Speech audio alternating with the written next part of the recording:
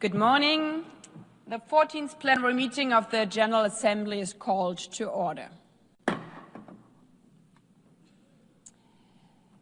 The Assembly will continue its consideration of Agenda Item 8, entitled General Debate.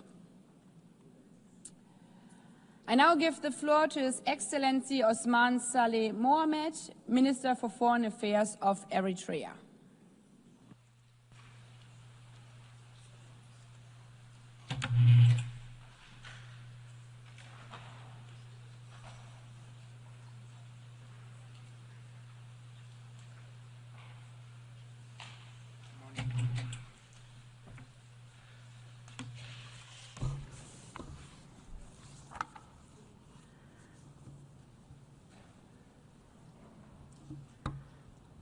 Good morning.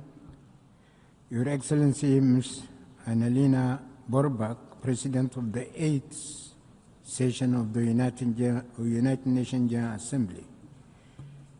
Your Excellency Antonio Guterres, Secretary General of the United Nations, honorable heads of delegation, distinguished delegates, ladies and gentlemen. Madam President, allow me to join previous speakers to congratulate Your Excellency for your election to the presidency of the 8th session of the United Nations General Assembly. During the 79th session of the United Nations General Assembly last year, I had briefly reflected as a backdrop and for purposes of historical reference to dwell on humanity's collective trajectory in the past 100 years. In this regard, the defining features of this century can be summed up by failure of the League of Nations, established in the aftermath of the First World War to guarantee the lofty objectives of peace, economic growth, and prosperity for humanity as a whole. Opportunities lost even after the United Nations was subsequently formed in 1945 and until the end of the Cold War, and reckless and dangerous trends set in motion in the prevalent unipolar world order in the last 30 years. As we all agree, the League of Nations and the United Nations were originally conceived as viable architectures of global governance to advance the pronounced lofty objectives that we all cherish. In this respect, and at a time when humanity is aspiring for a transition from the old, defunct global order to a new one, the overarching quest must revolve around finding outside tangential ideological acrimonies enduring solutions to fundamental and outstanding problems that our global community continues to grapple with.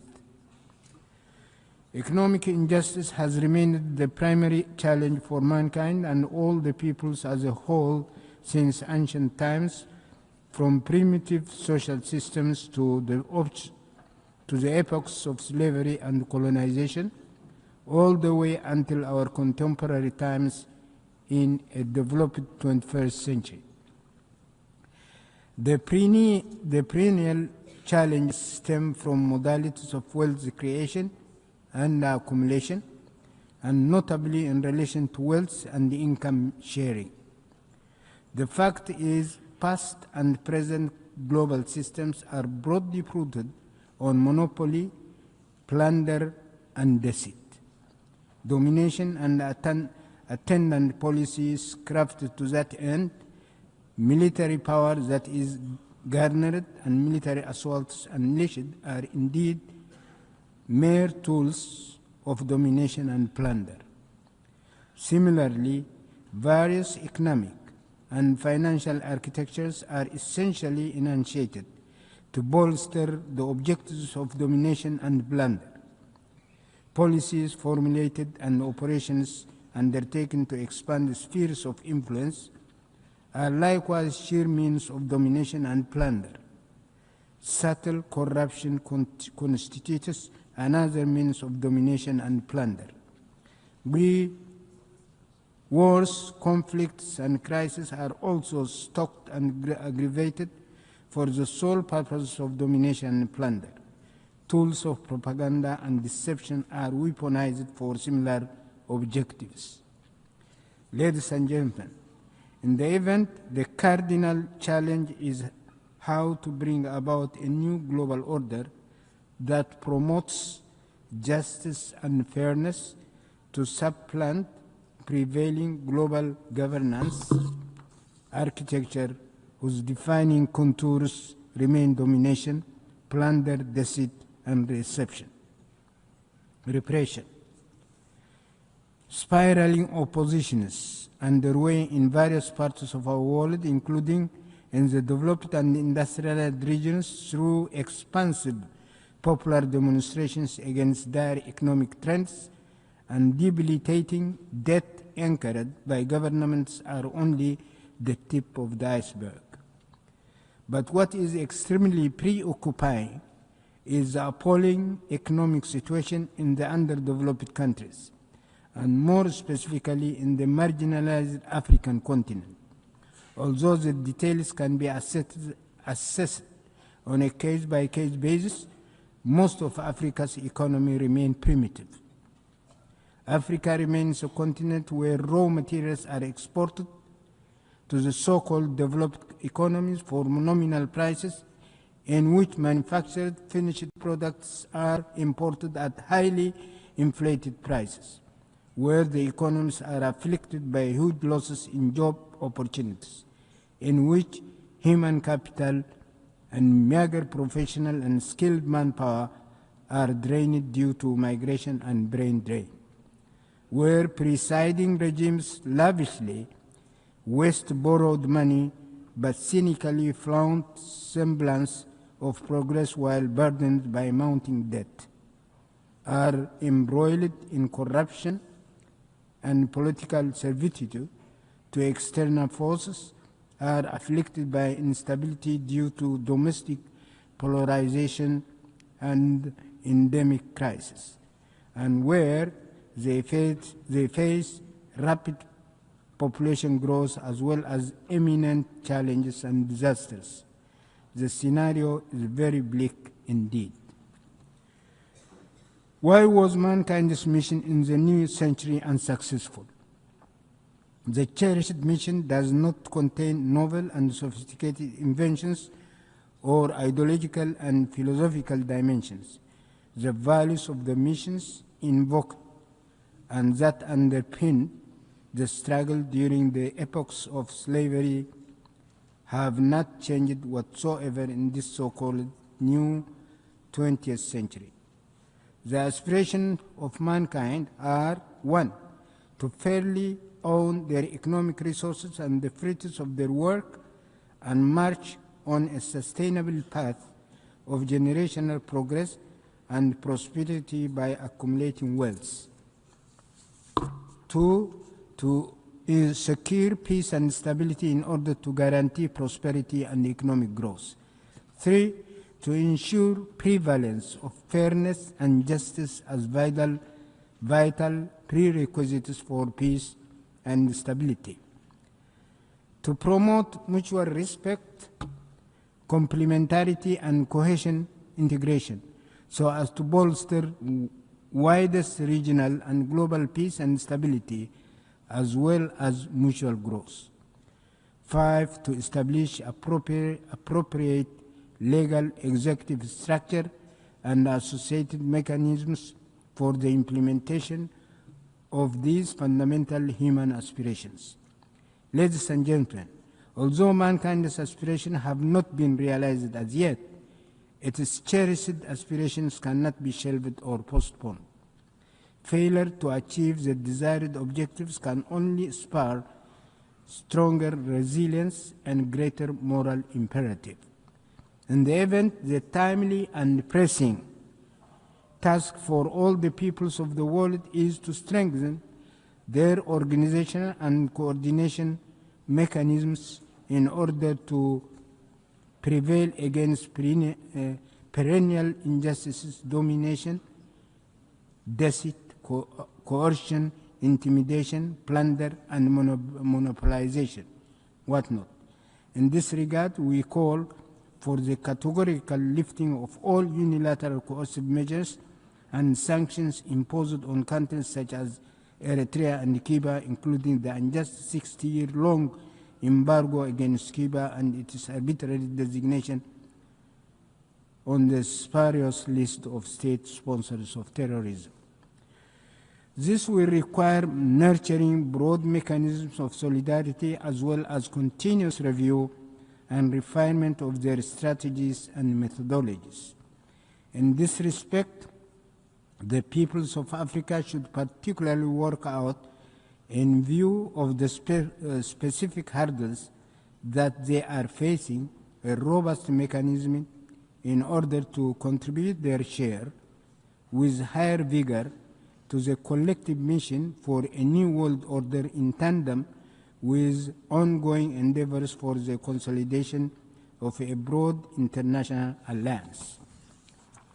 Ladies and gentlemen, on the occasion of the 80th session of the UNGA, I would like to mention that in the interest of time, I have chosen not to delve into vital issues pertaining to palpable shortcomings of the United Nations and its various agencies, along with possible remedial measures, as well as the various initiatives underway by several parties for the crystallization of a new global order. I thank you.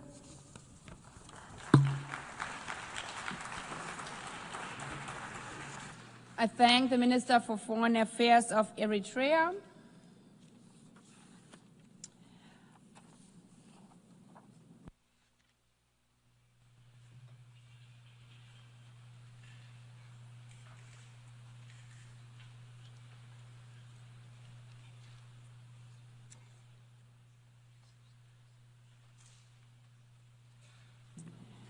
I now give the floor to His Excellency Alva Romanus Baptiste, Minister for External Affairs, International Trade, Civil Aviation and Diaspora Affairs of St. Lucia.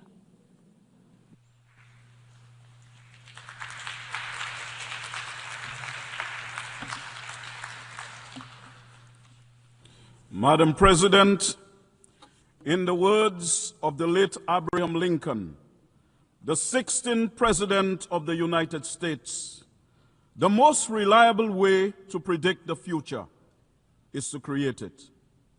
The words of the late President are illuminated by Buckminster Fuller, who said, and I quote, "You never change things by fighting the existing reality. To change something, build a new model that makes the existing model obsolete." Unquote.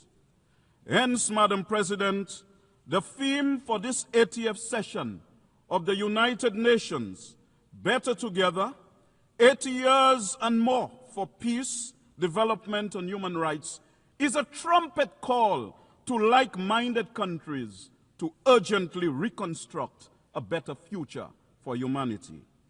Building that better future together emphasizes the importance of international cooperation and shared responsibility. It requires a framework defining a shared destiny, and that involves better coordination and coherence across multiple actors to deliver the most effective and sustainable responses. In this regard, Madam President, St. Lucia, as a small island developing state, has maintained its engagement in the various processes of critical importance to its domestic agenda at the United Nations, such as climate change and sustainable development, financing for development, international ocean governance, the proliferation of small arms and light weapons, revitalization of the General Assembly, and decolonization. These all have a real impact on our national plans and programs. In the context of our development challenges, the global economy is facing multiple shocks that are threatening to further retard and reverse progress on St. Lucia's sustainable development. The impacts of these compounding shocks is aggravated by an unfair global financial system that is short-term oriented and crisis-prone, which further exacerbates inequalities. Not to mention that small island developing states like St. Lucia face existential threats amplified by climate change. Despite some skeptics, Madam President, there is no doubt that climate change is the most consequential and formidable challenge facing seeds. In fact, the latest scientific projections portend a grim future. Consequently, addressing the climate crisis is imperative for the survival and well-being of humanity, transcending national borders regardless of size or wealth. Prioritizing climate action is not just an environmental issue, but a moral obligation to protect human life, uphold global stability, and ensure a sustainable and equitable future for all of humanity. The recent advisory opinion from the International Court of Justice, which was requested by this very General Assembly, now also frames climate action as a legal responsibility. Hence, there is an urgent need to accelerate global momentum towards the ambitious targets across various international agreements and development agendas.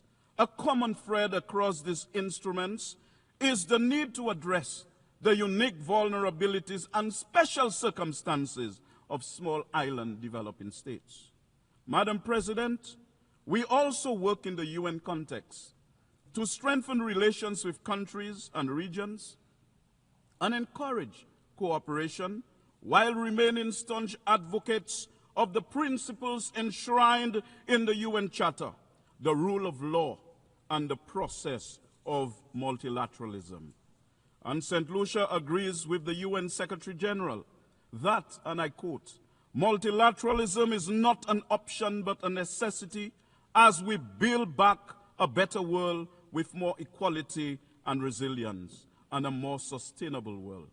For we are confronted with challenges and threats largely emanating from the unilateral actions of powerful developed countries. And it is through the multilateral system of the United Nations that we can find comfort and the support to meet these challenges. However, the erosion of global trust, intensified by geopolitical divisions, economic disparities, and ongoing crises, threatens international cooperation and stability. As nations prioritize self-interest over collective well-being, diplomatic relations weaken and multilateral efforts falter. Madam President, while global solidarity is essential to uphold human rights, it is also important to support self-determination, especially for marginalized and colonized nations. Recognizing the right to independence fosters justice, equality, and dignity, and builds inclusive, sovereign societies that reinforce the universal principle that all peoples deserve freedom and self-governance. It is for this reason, Madam President, that the world must act urgently to bring an end to the gruesome carnage and injustices being perpetrated against the Palestinian people. And this must start with the implementation of the scores of resolutions that have been passed by the UN since 1947, which call for the Palestinians to exercise their right to self-determination. Madam President, I draw attention in particular to Resolution 3246 of 1974, which reaffirmed the unassailable rights of the Palestinian people to self-determination, national independence and sovereignty, and the right of the Palestinians to return to their homes and property. In St. Lucia's reaffirmation of its commitment to human dignity, equality, and justice, Madam President, The ongoing Israeli military operations in Gaza and the West Bank raise serious concerns about the humanitarian impact on innocent civilians, which has exceeded disturbing, alarming, and unacceptable parameters. Madam President, dropping bombs on civilian populations, on defenseless men, women, and children cannot constitute a defense of oneself. Using starvation as a method of so-called warfare cannot constitute defense of oneself. Madam President, the destruction of hospitals, schools, and places of worship in Palestine in no way constitute self-defense and are completely unacceptable, inhumane, and atrocious. Is it surprising to anyone, therefore, that based on publicly available data from United Nations and other agencies, at least 66,053 Palestinians have been killed, 65,062 in Gaza, and 991 in the West Bank, and of the identified fatalities, at least 18,430 are children. Further, at least 247 journalists and 548 or humanitarian workers have been killed since October 7th, 2023. Madam President, in this morbid scenario, we must remind ourselves that this is not a video game. This is not science fiction, and Palestinians are not imaginary people. They are human beings deserving of our collective respect, independence, and protection. Recognizing the fact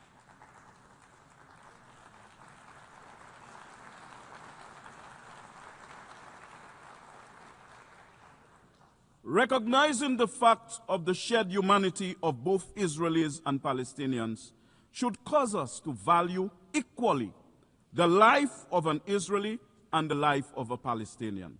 This would lead naturally to the fostering of dialogue and peaceful solutions to ensure security and stability for all parties involved, because respecting human rights and protecting all civilian lives must remain at the forefront of international efforts to resolve the conflict constructively.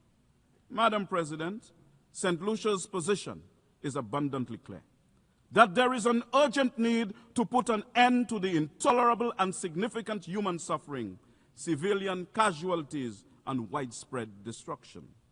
And St. Lucia joins with the majority of member states which continue to call for de-escalation, dialogue, and adherence to international law to prevent further loss of life and foster a sustainable path toward peace. The Palestinians must have their own state and full membership to the United Nations alongside the state of Israel. The only way for Israel to have secure borders is for the Palestinian people to live in their own internationally recognized homeland in accordance with the universal right to self-determination. Peace in the Middle East can only come from this, not from bombs and wars, and terrorism and genocide and illegal settlements. Madam President, clearly, lasting peace cannot be secured on the basis of extremism. It must be pursued on the premise of mutual respect for the lives of both Israelis and Palestinians.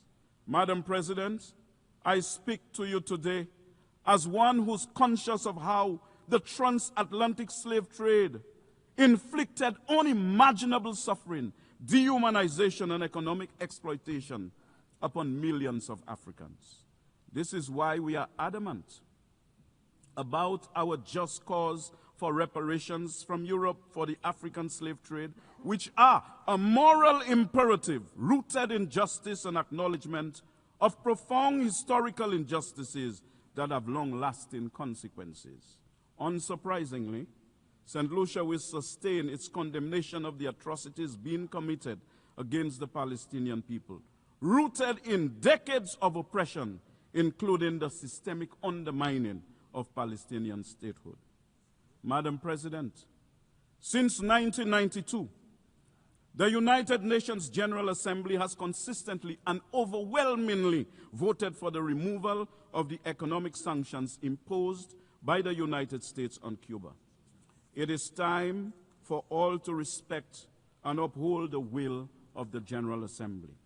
Madam President, St. Lucia has consistently called for an end to the U.S. embargo on Cuba and its removal from the list of state sponsors of terrorism, because we embrace the view that engaging Cuba diplomatically rather than isolating it would unlock opportunities to foster regional cooperation, critical for long-term peace and development in the Caribbean, as well as to create an improved security architecture for the entire hemisphere. This pragmatic approach aligns with global efforts to promote sovereignty, respect, and mutual understanding, demonstrating that diplomacy and constructive dialogue are more effective strategies than universal sanctions. Madam President, ending Russia's war in Ukraine is essential to restoring peace, respecting sovereignty, and preventing further humanitarian catastrophe. The ongoing conflict has caused immense loss of life, displacement of millions, and widespread destruction, destabilizing the region and threatening global security. Hence, ceasing hostilities would demonstrate respect for international law and sovereignty, encouraging negotiations over continued violence. Madam President, renewing our commitment to multilateralism also means that member states must take measures to reduce tensions and settle disputes in areas where, if not checked, conflict and war would prevail. It is for this reason that St. Lucia renews calls for the United Nations to allow Taiwan to meaningfully participate in the UN system. And I state categorically, Madam President, that UN Resolution 2758 of 1971 does not preclude Taiwan's inclusion and participation in the United Nations system. Madam President, Haiti faces an unprecedented humanitarian crisis marked by political instability, widespread poverty, environmental degradation, and a fragile healthcare system, all compounded by intractable gang violence. Hence, the urgent need for international support is critical to prevent further deterioration of living conditions, protect vulnerable populations, and restore law and order, as well as basic services like education and healthcare. Without immediate action, Haiti risks spiraling into deeper chaos, increased violence, and prolonged suffering that will destabilize the region and undermine global efforts for stability and development. This is why St. Lucia is extremely concerned that the multinational security support mission is woefully short of the personnel and equipment it needs to effectively pursue its mandate. Of the $900 million the UN anticipated raising for Haiti, only 9.2% of this has been received. The UN Secretary General has best described this, and I quote, as shamefully overlooked and woefully underfunded, unquote. Madam President, on the 29th of January 2014, the leaders of the Community of Latin America and Caribbean states declared our region as a zone of peace. It was a declaration based on a commitment to upholding the principles of the UN Charter. It was based on the understanding that peace was necessary for the development of the peoples of the region, and that peace in the region contributed to international peace and security. As recently as the 13th of June this year, at the Brazil-Caribbean Summit in Brasilia, the heads of government reaffirmed their commitment to maintaining the region as a zone of peace. It is in this context, therefore, that St. Lucia, like other CARICOM member states, views with concern recent developments in the region which have aggravated tensions between Venezuela and the United States. We pray, Madam President, that this tension does not degenerate into violence, hence maintaining our region as a zone of peace. It is also in the context of the Latin American and Caribbean region as a zone of peace that St. Lucia is concerned over developments between Venezuela and the CARICOM member state of Guyana in relation to the border dispute between the two countries. St. Lucia urges the non-use of force on that issue and reliance on the multilateral mechanisms that are in place for resolving it. St. Lucia prioritizes diplomacy over violence, believing dialogue fosters peaceful coexistence and safeguards sovereignty. Small nations like ours can advocate effectively through non-violent diplomacy, demonstrating its moral and pragmatic strength, Madam President. Consequently, Madam President, we have a moral obligation to promote peace, development, and human rights through collective leadership rooted in respect, diplomacy, and multilateral cooperation. However, Madam President, we have to accept that the UN's commission is being ignored and disrespected when we witness the undeniable genocide that is being committed against the people of Palestine. Further, the recent attacks on Iran, Syria, Lebanon, and Qatar speak to the violation of the UN Charter, which has now become normalized. We cannot deny that the UN's commission is being snubbed and disregarded when, after 3 years, Russia continues to flout international law and the UN Charter with its unprovoked invasion of Ukraine. Similarly, the UN's commission is also being ignored in the 63-year-old unproductive economic embargo that has been imposed on the government and people of Cuba, despite the many UN resolutions calling for its removal. And we have to agree that the UN's commission is being disregarded in the conflict in the Sudan. These shocks to the UN's commission should be of concern to all member states, but they are of particular concern to all small island developing states like St. Lucia, not just because these conflicts threaten world peace in general, but because they are symptomatic of a departure from multilateralism and the adoption of an outdated notion that might is right. Clearly, Madam President, violence is not in consonance with the requirements of our times. In fact, it is abundantly clear that military dominance, which is an expired currency of a bygone era, is not moral tender and cannot purchase peace and stability in the contemporary global political environment. The old military order, though fraught with contradictions, is pregnant with renewal. Without guidance, its offspring may be disfigured by conflict. But with diplomacy as the midwife, this troubled gestation can deliver a new era of peace and stability.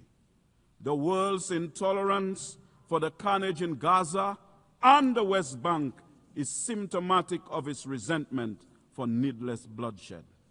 While military dominance enables death and destruction, it cannot resolve the spectrum of challenges that we as a global family are called upon to confront within the framework of our integrated whole. So, Madam President, the UN 80 initiative is essential to revitalize the UN's effectiveness amid crisis, enhancing multilateralism to restore trust and address issues like climate change and inequality. Madam President, despite challenges like limited enforcement, vetoes, and geopolitical interests, the UN remains a valuable conflict resolution tool. We should leverage the UN to advance economic and social priorities and a stronger international response to global issues. Hence, a new model for the United Nations should prioritize reforming its decision-making processes to enhance efficiency, accountability, and inclusivity, addressing current limitations like veto power and bureaucratic inertia. This model would shift towards a more equitable representation, empowering developing countries and marginalized groups, ensuring their voices influence global solutions. It would strengthen the UN's capacity for rapid response to crises, integrating innovative approaches like technology and multi-stakeholder partnerships. By fostering transparency and accountability, this new model would rebuild global trust, making the UN a more effective, responsive, and equitable platform for advancing peace, sustainable development, and human rights in an increasingly interconnected world. This model, Madam President, will give birth to an international environment of peace, of the absence of major conflicts and wars, of the decline of unilateralism, of a greater function in multilateralism that protects us from climate change and climate injustice, from the scourge of illegal weapons smuggled into our countries, an international environment where nations honor their financial commitments and responsibilities and respond and respect and promote human rights that supports our efforts at regional integration. Madam President, as I prepare to close, this model would be a fine testament that after 80 years, multilateralism would be in a good place, and that with the United Nations, we can expect that in the years ahead, there will be more peace, greater development, and the prevalence of human rights. Let us choose it, my dear brothers and sisters. Let us reach for it, my dear brothers and sisters, because after all, in the words of Buckminster Fuller, we are called to be architects of the future, not its victims. Madam President, I yield the floor.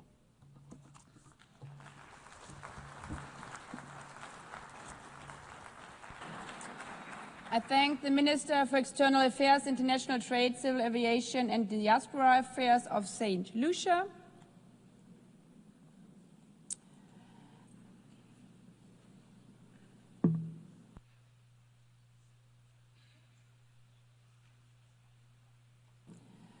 I now give the floor to His Excellency Mulambo Hamakuni Haimbe, Minister for Foreign Affairs and International Cooperation of Zambia.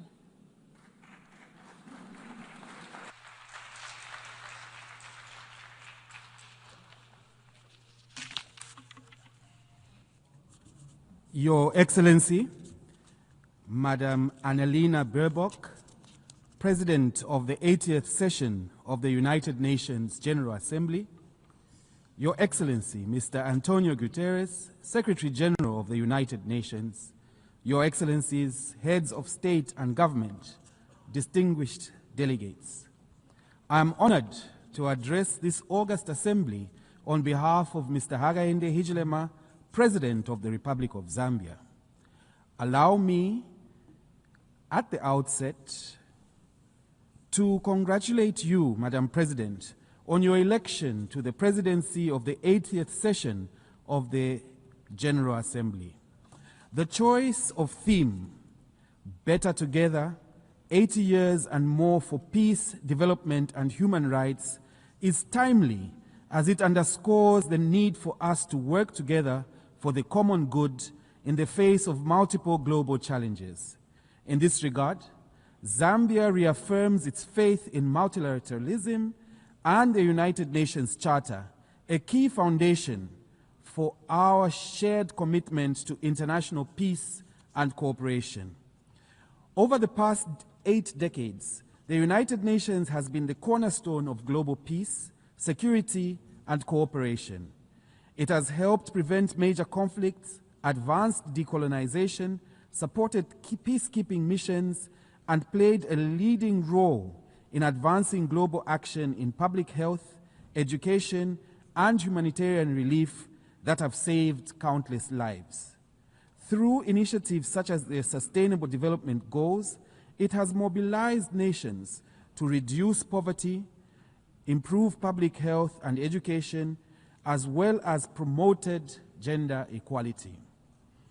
We also note that peace is intrinsically intertwined with development, as there can be no sustainable development in the absence of peace.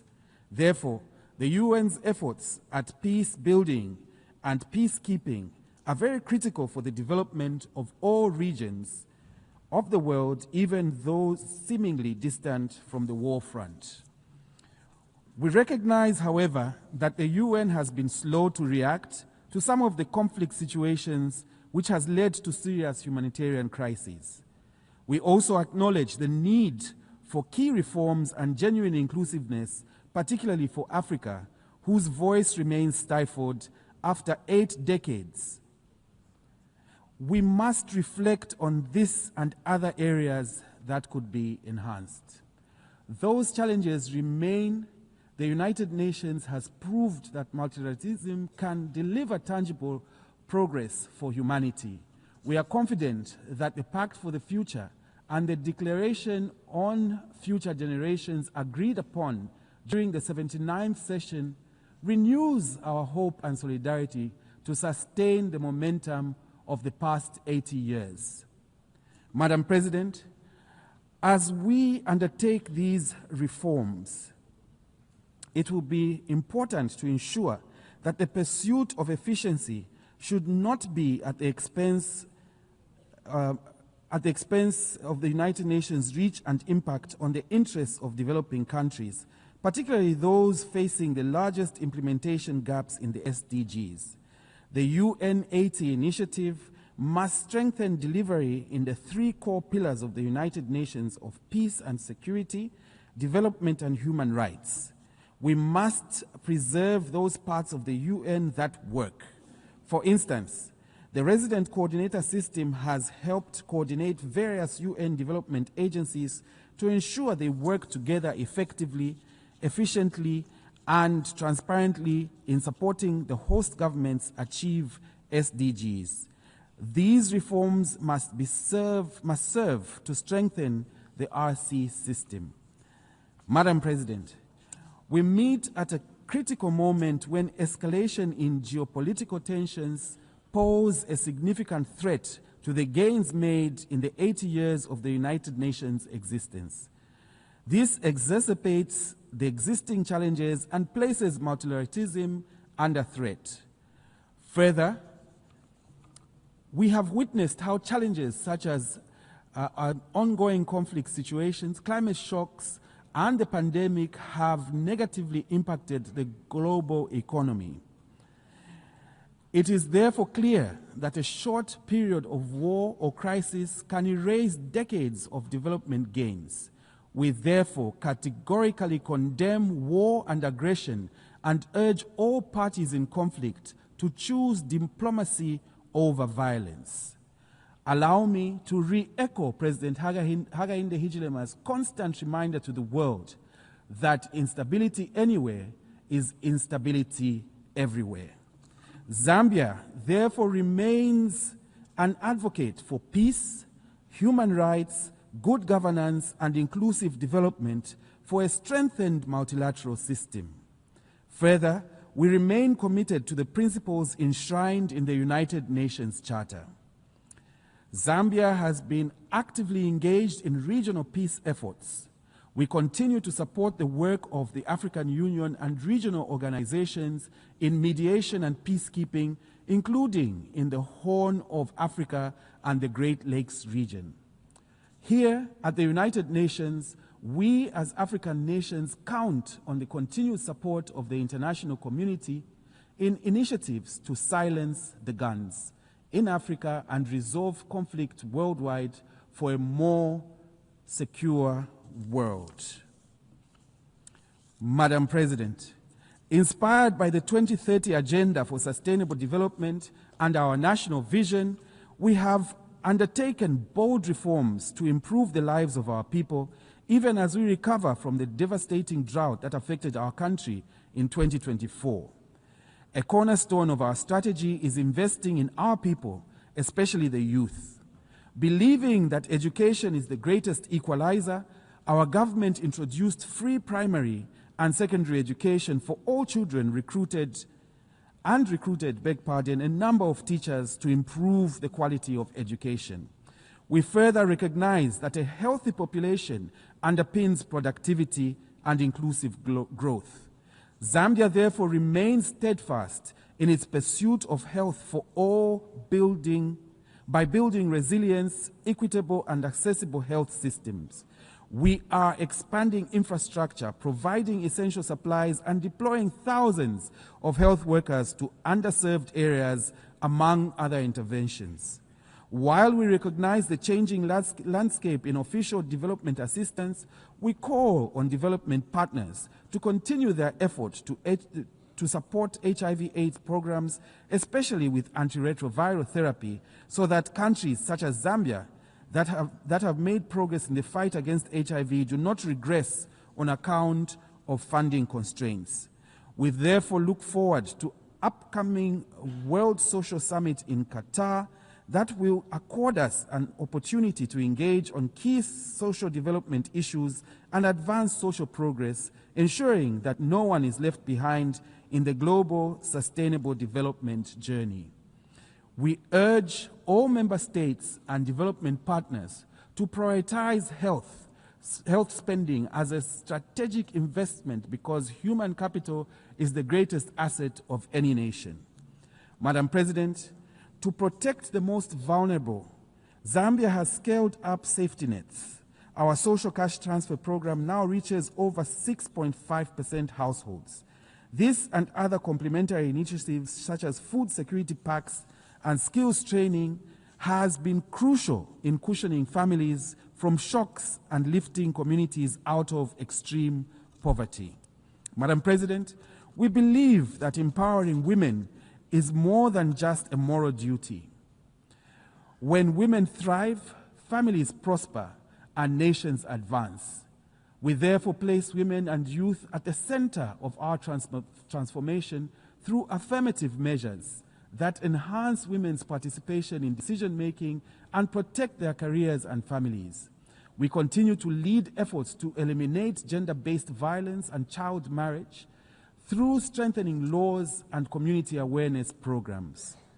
We call on the international community to redouble efforts towards gender equality, especially as we commemorate the 30th anniversary of the Women's Conference and Beijing Program of Action.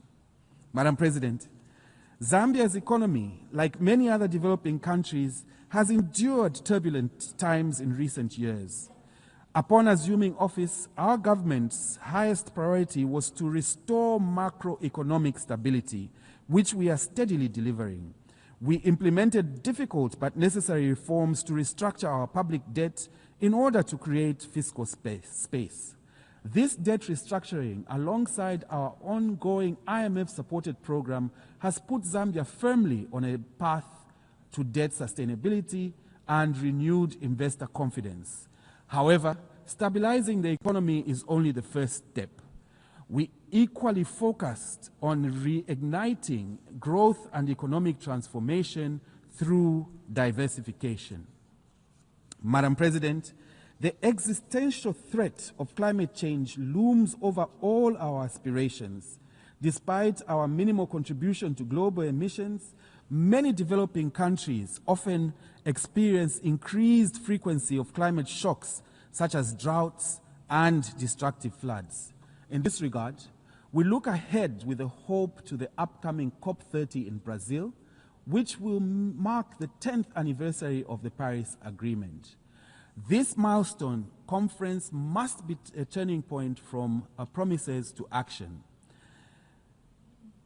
Zambia has submitted its revised National Determined Contribution, NDC 3.0, and we therefore encourage other countries to do the same with enhanced ambition to be within the reach of the 1.5 degrees Celsius goal. We must act now to limit global warming and to adapt to its effects. Let us summon the political will for bold action that safeguards the planet for future generations. Madam President, 5 years to the year 2030, only 17% of SDGs are on track.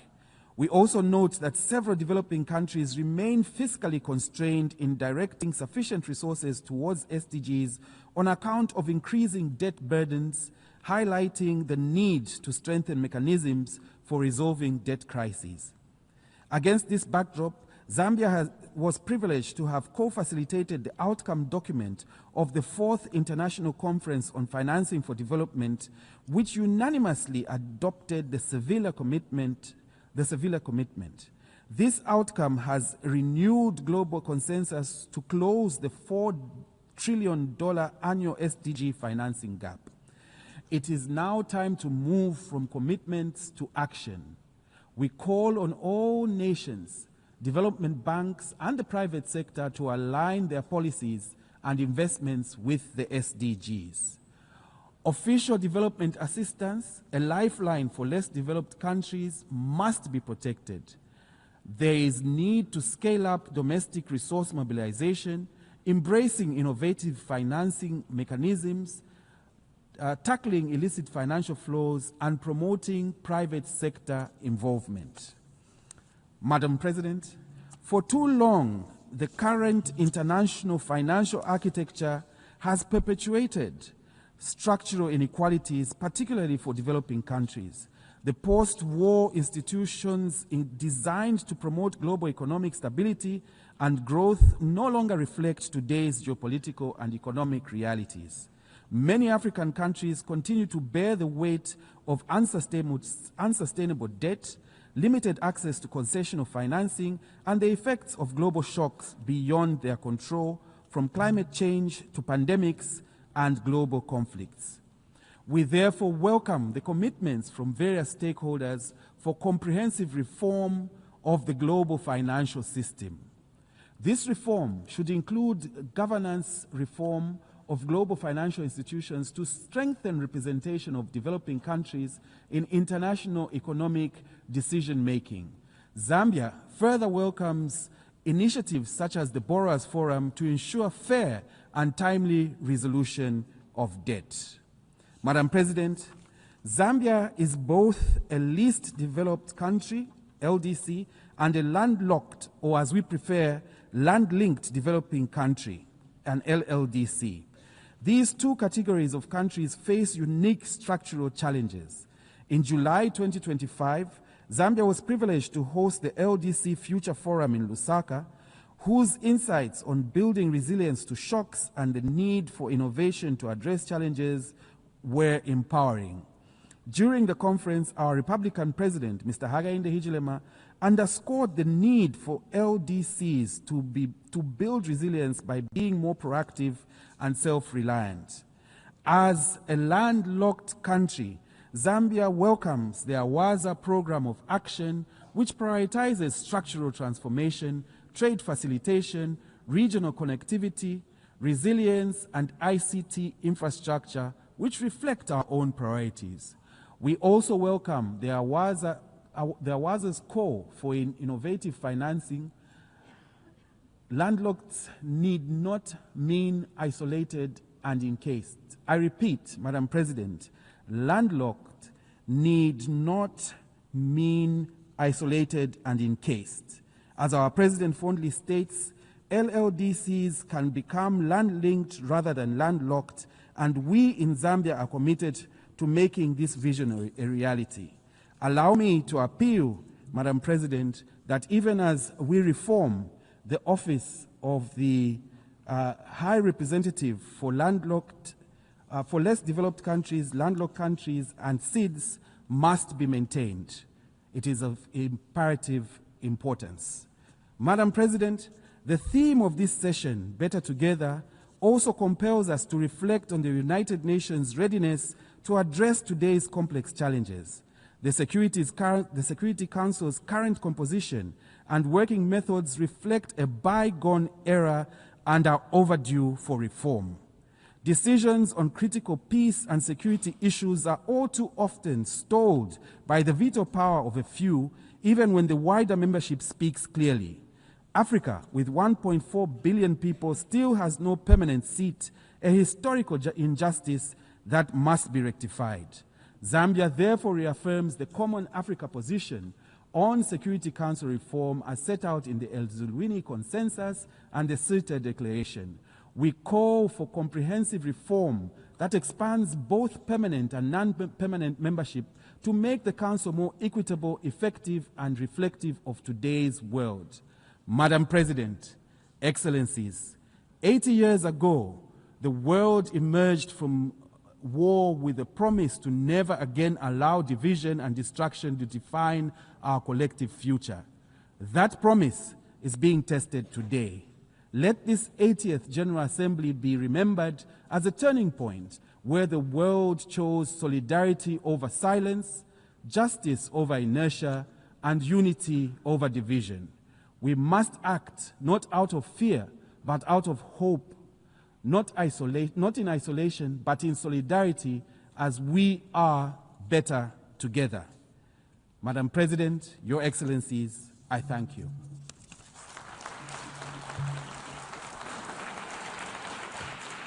I thank the Minister for Foreign Affairs and International Cooperation of Zambia.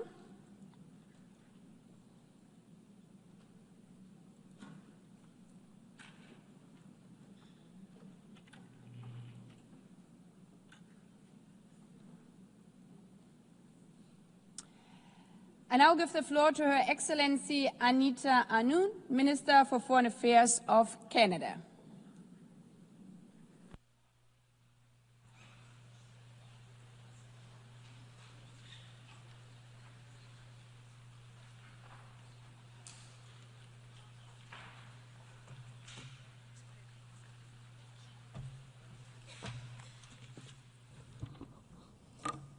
President, Excellencies, distinguished delegates, let me, Madam President, congratulate you on your election as President. Since the end of the Second World War, multilateral institutions have helped to make our world safer and more prosperous. More than 1 billion people have been lifted out of extreme poverty. Famine and disease have declined. We see shared effort leading to shared prosperity. Pourtant, aujourd'hui, ce système multilatéral est menacé, certains pays se tournant vers le protectionnisme et l'unilatéralisme.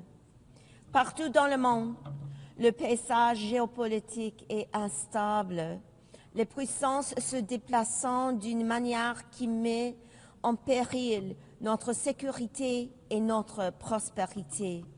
Nous sommes confrontés à des défis qu'aucun pays ne peut relever seul. Permettez-moi de commencer par le Canada lui-même, car la force que nous apportons à l'étranger commence par notre résilience chez nous.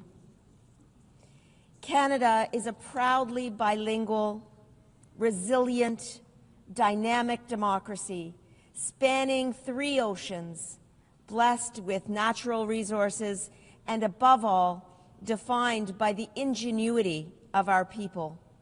Our scientists are leaders in artificial intelligence and clean technology. Our workers are partnering in the global energy transition. Our entrepreneurs are advancing critical minerals, agriculture, and digital innovation. Canada is home to Indigenous peoples and to immigrants from every corner of the globe. Let me say a few words about Indigenous peoples on the eve of Canada's National Day for Truth and Reconciliation. The voices of Indigenous peoples enrich our democracy at home and diplomacy abroad. Leur leadership façonne la voie suivie par le Canada et renforce notre place dans le monde. Le Canada défend depuis longtemps la coopération, la diplomatie et le droit international. Qu'il s'agisse de promouvoir les opérations de maintien de la paix de l'ONU pendant la crise de Suez ou de mener le traité d'Ottawa interdisant les mines antipersonnelles, le Canada a toujours été un leader innovant sur les questions mondiales. Cet esprit continue de nous guider. Canada does not shrink from global challenge. Canada does not retreat from duty. Canada does not walk away from building and strengthening peace. Even as the world changes, Canada remains a stable and reliable partner, both in business and collective security. At its core, our foreign policy rests on three pillars. First, defense and security, keeping Canadians safe, strengthening our sovereignty, being good allies and partners in NATO and NORAD. Second, economic resilience, diversifying trade, strengthening supply chains, being an attractive destination for capital, and an entrusted trading partner while advancing rules-based trade. And third, core values, promoting democracy and pluralism, balancing and maintaining human rights, fostering gender equality, protecting our environment, and working with Indigenous partners on sustainable development and prosperity while safeguarding our environment. But we face a changed reality. Rising unilateralism and protectionism weaken multilateral institutions and the rule of law, the very bedrock of the post-war order. À eux seuls, en 2024, 300 millions de personnes ont eu besoin d'aide humanitaire. 120 millions ont été déplacés. Plus de 40 millions étaient des réfugiés. Les conflits coûtent 14 000 milliards de dollars par an à l'économie mondiale. Chaque chiffre ne représente pas seulement une statistique, mais un enfant, une famille, une communauté. Chacun d'entre eux témoigne de la raison pour laquelle nous devons collectivement respecter la Charte des Nations Unies, les conventions de Genève, la Convention relative au statut des réfugiés et les droits de la personne. In the face of these stark realities, retreat is not an option. Canada will not turn inward.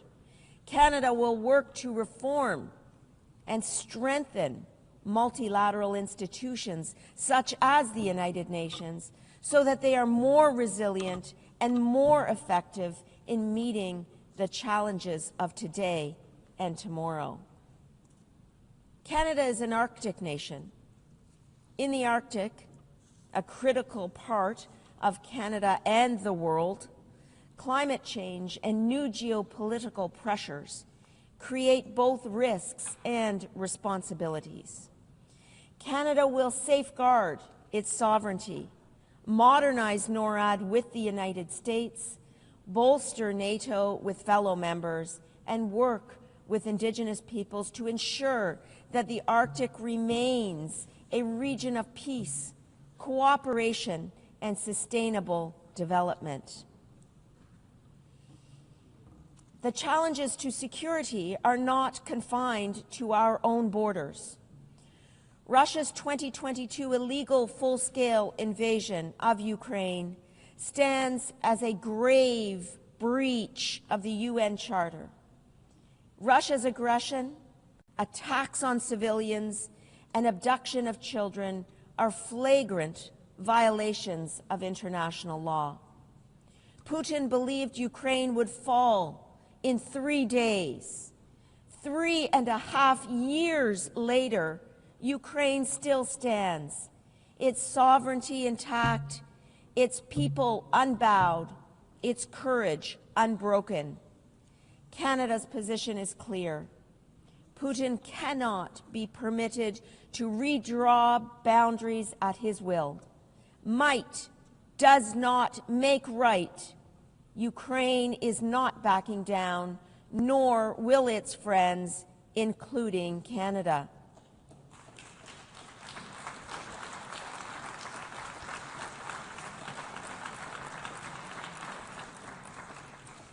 En soutenant l'Ukraine, nous ne défendons pas seulement une nation, nous défendons les principes fondamentaux de souveraineté, de dignité et de paix qui nous unissent tous. Le Canada s'est déjà engagé à verser 22 milliards de dollars en aide multiforme à l'Ukraine et ils peuvent compter sur notre soutien à long terme. Ici, à l'ONU, la semaine dernière, le Premier ministre Carney et le président Zelensky ont réaffirmé notre engagement commun, partagé par bon nombre d'entre vous, à ramener les enfants ukrainiens chez eux. In the Middle East, the October 7th terrorist attack by Hamas on Israeli civilians was absolutely horrific. Hamas is a terrorist organization and an impediment to peace. Canada calls on Hamas to lay down its weapons and to release all remaining hostages immediately. The scope of the humanitarian crisis in Gaza is catastrophic and requires urgent action. Canada has committed over $340 million in humanitarian aid, and our Canadian armed forces have participated in airdrops. We call on Israel to help protect the civilian population in Gaza, to open land corridors for unimpeded access of humanitarian aid at scale, and to ensure that healthcare facilities are fully protected. The two-state solution is eroding, as is evident in Israel's illegal expansion of West Bank settlements. Canada's recognition of Palestine last week reflects long-standing Canadian policy based on the right of the Palestinian people to self-determination and our commitment to a two-state solution, a future where Israelis and Palestinians live side by side in peace and security. We support partners in the region who continue their efforts to reach a ceasefire as soon as possible and to contribute to the political processes that must follow. Canada will participate in these processes in every way that we can. We are committed to efforts to strengthen the capacity of the Palestinian Authority, working collaboratively with partners in the region. En Haïti, la violence détruit des vies et de la stabilité. Le Canada appuie les efforts déployés au Conseil de sécurité des Nations Unies pour établir une nouvelle mission visant à éliminer la violence et des gangs, à rétablir la gouvernance et à ouvrir la voie à une démocratie stable et à une plus grande sécurité régionale. Ces luttes ne sont pas lointaines. Dans le monde interconnecté d'aujourd'hui, les conflits qui éclatent n'importe où dans le monde nous touchent tous. In today's uncertain global economy, Canada's diplomacy is also focused on delivering growth and economic resilience for our people. To grow our economy and create opportunities for our businesses, Canada is deepening partnerships in Europe, the Indo-Pacific, the Americas, and Africa.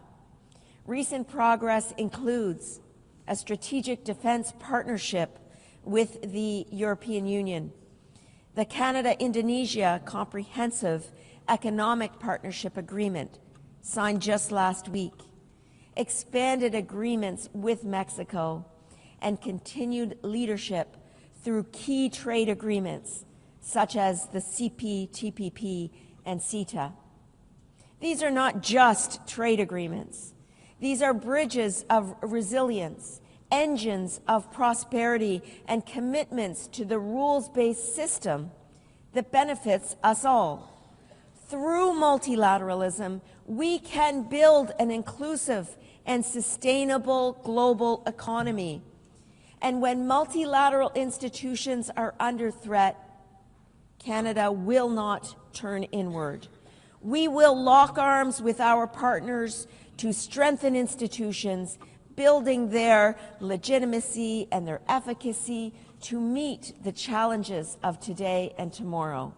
We are determined to forge new economic partnerships and leverage our competitive advantages in areas of economic strength. Canada will ensure that we utilize our diplomatic efforts abroad to the benefit of domestic interests as well. Alors que nous cherchons tous à renforcer la résilience, la sécurité et la croissance économique de nos peuples, nous ne pouvons pas renoncer aux institutions et aux processus multilatéraux. Le multilatéralisme reste notre meilleur espoir pour résoudre les défis mondiaux.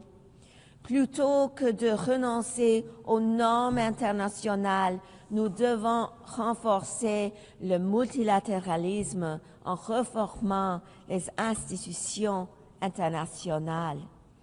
Ce n'est qu'ainsi que les institutions internationales pourront relever les défis auxquels nous sommes tous confrontés, tout en livrant des résultats pour nos nations et nos peuples. We all have an opportunity to act with pragmatism and flexibility in our efforts to deal with collective challenges. That is good advice for all of us in our chamber here today. We need to bring together the representatives of those countries and entities that are both relevant to and affected by the crises at hand. As we have seen with the Coalition of the Willing for Ukraine, these efforts in support of the UN Charter need to become the new norm so that we can move forward on urgent challenges at scale and at speed. A generation of Canadians, including Canada's fierce and inspiring ambassador to the United Nations, Bob Rae, who has provided a lifetime of dedicated service to our country, helped to build these multilateral institutions.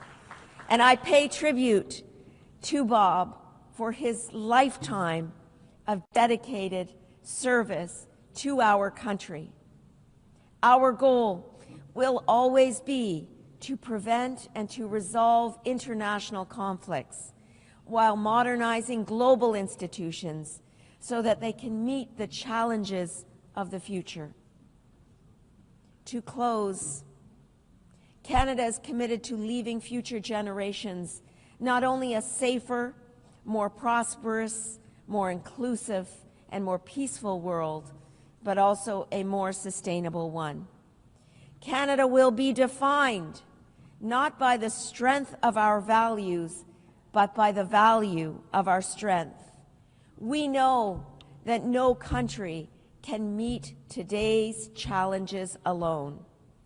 As former UN Secretary General Kofi Annan once said, in an era of global challenges, the world needs multilateralism now more than ever. No nation can solve its problems alone. This is the spirit of Canada, and Canadians are rising to the challenge.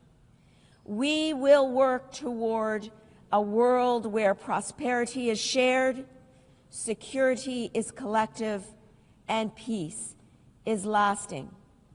This is Canada's pledge in this era of geopolitical challenge and change. Thank you. Merci beaucoup. Miigwech.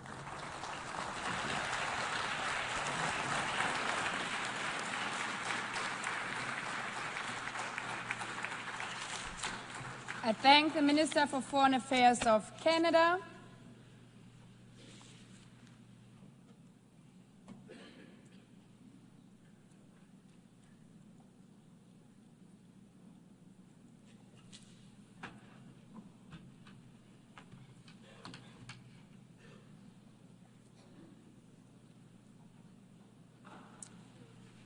I now give the floor to His Excellency Javier Bosoto, Secretary of State for Foreign Affairs and International Cooperation of Honduras.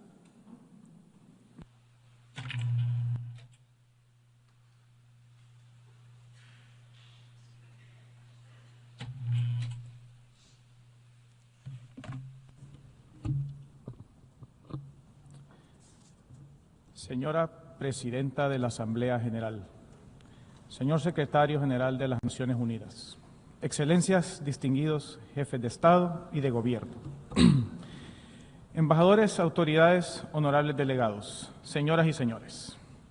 Inicio este mensaje en nombre del Gobierno de la República de Honduras y en voz de la Presidenta Iris Xiomara Castro Sarmiento, primera mujer en liderar los destinos de nuestra nación, quien con firmeza reconoce la trascendencia histórica de esta Asamblea General, que conmemora 80 años de existencia de la Organización de las Naciones Unidas. 8 décadas han transcurrido desde que la humanidad, tras el horror de 2 guerras mundiales, decidió levantar un nuevo edificio jurídico, moral y político para preservar la paz, proteger los derechos fundamentales y construir un desarrollo equitativo entre los pueblos. Hoy, en 2025, nos convoca la urgencia de revisar si aquella promesa fundacional sigue siendo cumplida o, peor aún, si corre el riesgo de ser vaciada de contenido frente a los desafíos inéditos del siglo XXI. Señora Presidenta, el mundo no está en paz. El genocidio en Gaza, la devastación en Ucrania, crisis persistentes y violentas especialmente en Oriente Medio, África y Haití, el peligroso negocio armamentista del capitalismo global son una muestra del fracaso del sistema multilateral para cumplir su mandato esencial de alcanzar la paz, prevenir la barbarie, detener el avance de la carrera nuclear que anuncian las grandes potencias como el apocalipsis de la humanidad. Denunciamos con firmeza que las decisiones más trascendentales sobre la paz y la seguridad internacionales siguen secuestradas en manos de 5 miembros permanentes del Consejo de Seguridad. Su poder de veto, convertido en un privilegio anacrónico, han paralizado la acción colectiva y los llamados a la paz en diferentes partes del mundo y permitido cubrir con impunidad a los que cometen crímenes de guerra. La ONU no puede seguir siendo rehén de intereses particulares, ni cómplice por omisión de la destrucción de pueblos enteros. Resulta moralmente inaceptable que mientras se gastan miles de millones en armas, se recorten fondos para operaciones de paz, ayuda humanitaria y desarrollo sostenible.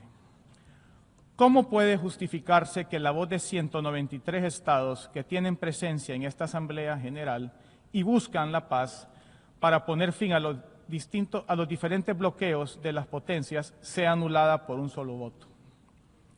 No podemos continuar sosteniendo un orden global cimentado en el privilegio y la desigualdad que provoca el sufrimiento de millones de pobres en el mundo. Si queremos que las Naciones Unidas sobreviva como garante de la paz y no como un espectador imponente, es imperativo reformar su Carta Constitutiva. Por ello, Honduras se une al clamor del sur global que exige una transformación estructural de la Carta de Naciones Unidas, democratizando el Consejo de Seguridad para devolverle legitimidad, eficacia y justicia a la cumbre de las naciones del mundo. Proponemos con claridad, como primer punto, ampliar la composición de miembros permanentes y no permanentes, asegurando una representación regional equitativa. Segundo, eliminar el derecho a veto, sobre todo cuando se busca la paz, se exige el alto al fuego o se impide actuar frente a genocidios, crímenes de guerra o violaciones masivas de derechos humanos. Tercero, fortalecer el rol de la Asamblea General, dotándola de un mayor poder vinculante en las decisiones sobre paz, seguridad y desarrollo. Y por último, abrir los espacios de decisión a mujeres, pueblos indígenas, juventudes y diásporas, cuya voz sigue siendo marginada. Honduras no acepta más excusas. No callaremos ante la injusticia. Las normas del orden internacional no pueden seguir siendo definidas por la lógica de la guerra, la hegemonía del capital o la conveniencia estratégica de los más poderosos. Tienen que reflejar el anhelo universal de los pueblos de vivir en paz, en democracia, con dignidad y libertad. Señoras y señores, desde Honduras hemos abrazado con convicción estos principios.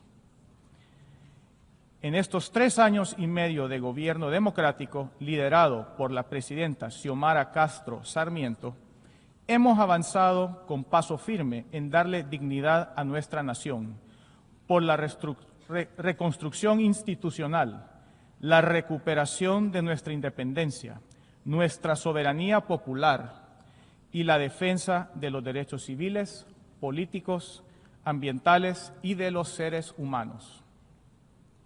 Después de 12 años y 7 meses del golpe de Estado contra el presidente democrático Manuel Zelaya, en Honduras se instaló una narcodictadura, cuyo titular, Juan Orlando Hernández, fue sentenciado en Nueva York y condenado a 45 años de prisión por formar un cartel de narcotráfico para traficar droga hacia Estados Unidos. La corrupción público-privada, la violencia y el deterioro institucional fueron los instrumentos que usó la oligarquía hondureña para continuar explotando nuestros recursos naturales y al pueblo. Nuestro gobierno ha iniciado un proceso de refundación de la patria, una transformación profunda, orientada al bienestar de las mayorías sacrificadas por la narcodictadura e históricamente excluidas por el modelo económico neoliberal. Refundar el Estado ha significado poner la vida por encima del negocio, la educación y la salud por encima de los privilegios. Los avances son claros. La pobreza bajó del 73% en 2021 al 63% en 2024 y la pobreza extrema se redujo del 54% al 40%. Eso significa que más de 1 millón de hondureños dejaron de ser pobres en estos 3 años. La desigualdad también se redujo en casi 6 puntos del índice de Gini, un avance que duplica los gobiernos de la narcodictadura. Mientras tanto, los ingresos del 20% más pobre habían sido sacrificados por el saqueo y el indolente endeudamiento del 600% después del golpe de Estado. En esta administración del socialismo democrático de Xiomara Castro, mejoraron en 150% sus ingresos, al tener acceso a salud, deporte, seguridad, educación, carreteras, agricultura y energía gratis para los pobres. En seguridad, Honduras cerró el 2024 con una tasa de 26 homicidios por cada 100.000 habitantes, la más baja en 20 años. En la lucha contra la corrupción, abrimos las finanzas públicas a la auditoría social. Eliminamos fideicomisos corruptos, recuperamos los bienes públicos. La Ley de Justicia Tributaria enviada al Congreso Nacional es un impulso de una reforma fiscal progresiva que busca redistribuir la riqueza en favor de la educación, la salud, el agro y la protección social, y elimina los privilegios de los 25 grupos económicos y las 10 familias que monopolizan el 80% del Producto Interno Bruto y las exoneraciones fiscales. En materia de género, se amplió la igualdad en la toma de decisiones, al integrar un gabinete con igual representación de hombres y mujeres, así como programas para erradicar la violencia de género. Distinguidos delegados, Honduras está haciendo un gran esfuerzo para recuperar sus bosques con el programa Cero Deforestación al 2030, por el cual hemos creado 3 batallones militares de protección forestal. Honduras no es uno de los países más golpeados, es uno de los países más golpeados por el cambio climático, a pesar de ser entre los que menos contaminan el planeta. Sequías, tormentas devastadoras, pérdida de biodiversidad, desplazamientos forzados, son heridas abiertas que no hemos provocado, pero que pagamos con vidas y con futuro. Esta no es una lucha que podamos enfrentar solos. De la misma manera, rechazamos la visión criminalizante de la migración. Leyes más duras y fronteras más militarizadas. Esa ruta no resuelve nada. Solo perpetúa la tragedia, multiplica el sufrimiento y niega la corresponsabilidad internacional frente a un fenómeno humano y global. Las personas migran por sistemas desiguales que les han fallado por años, no por elección. Criminalizarlas es condenarlas 2 veces, primero a la miseria y luego al destierro. Colegas, nuestra política exterior se sustenta en el respeto irrestricto a la soberanía, la autodeterminación de los pueblos y los derechos humanos. Por ello, denunciamos las sanciones unilaterales e ilegales que estrangulan economías y condenan pueblos a la miseria.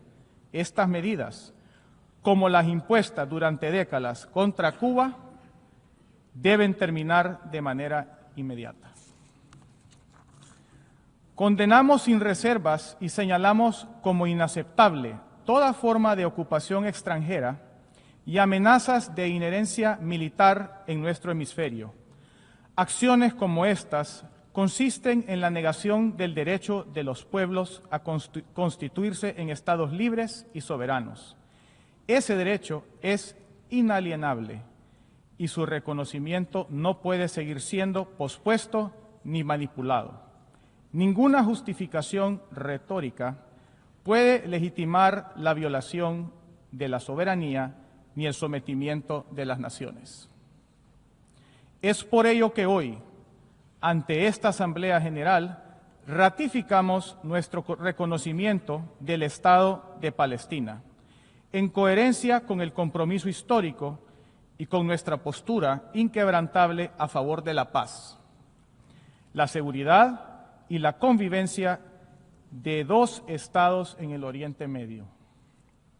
Señora Presidenta, señoras y señores delegados, este noviembre, Honduras celebrará elecciones generales en el marco de un proceso transparente, inclusivo y democrático, El gobierno de la presidenta Xiomara Castro garantiza la participación libre de todos los sectores políticos, el respeto a las libertades públicas y el acompañamiento de misiones de observación electoral internacionales y regionales. Señora Presidenta, las Naciones Unidas deben atreverse a cambiar para no ser eco del pasado, sino la voz del porvenir. A 80 años de su creación, no basta con conmemorar lo recorrido, es hora de abrir espacios de diálogo, de esperanza, en un mañana mejor que todavía es posible. Muchas gracias.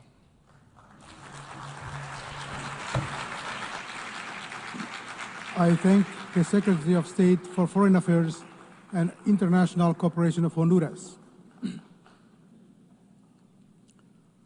I now give the floor to His Excellency Edouard Bizimana, Minister of Foreign Affairs, Regional Integration and Development Cooperation of Burundi.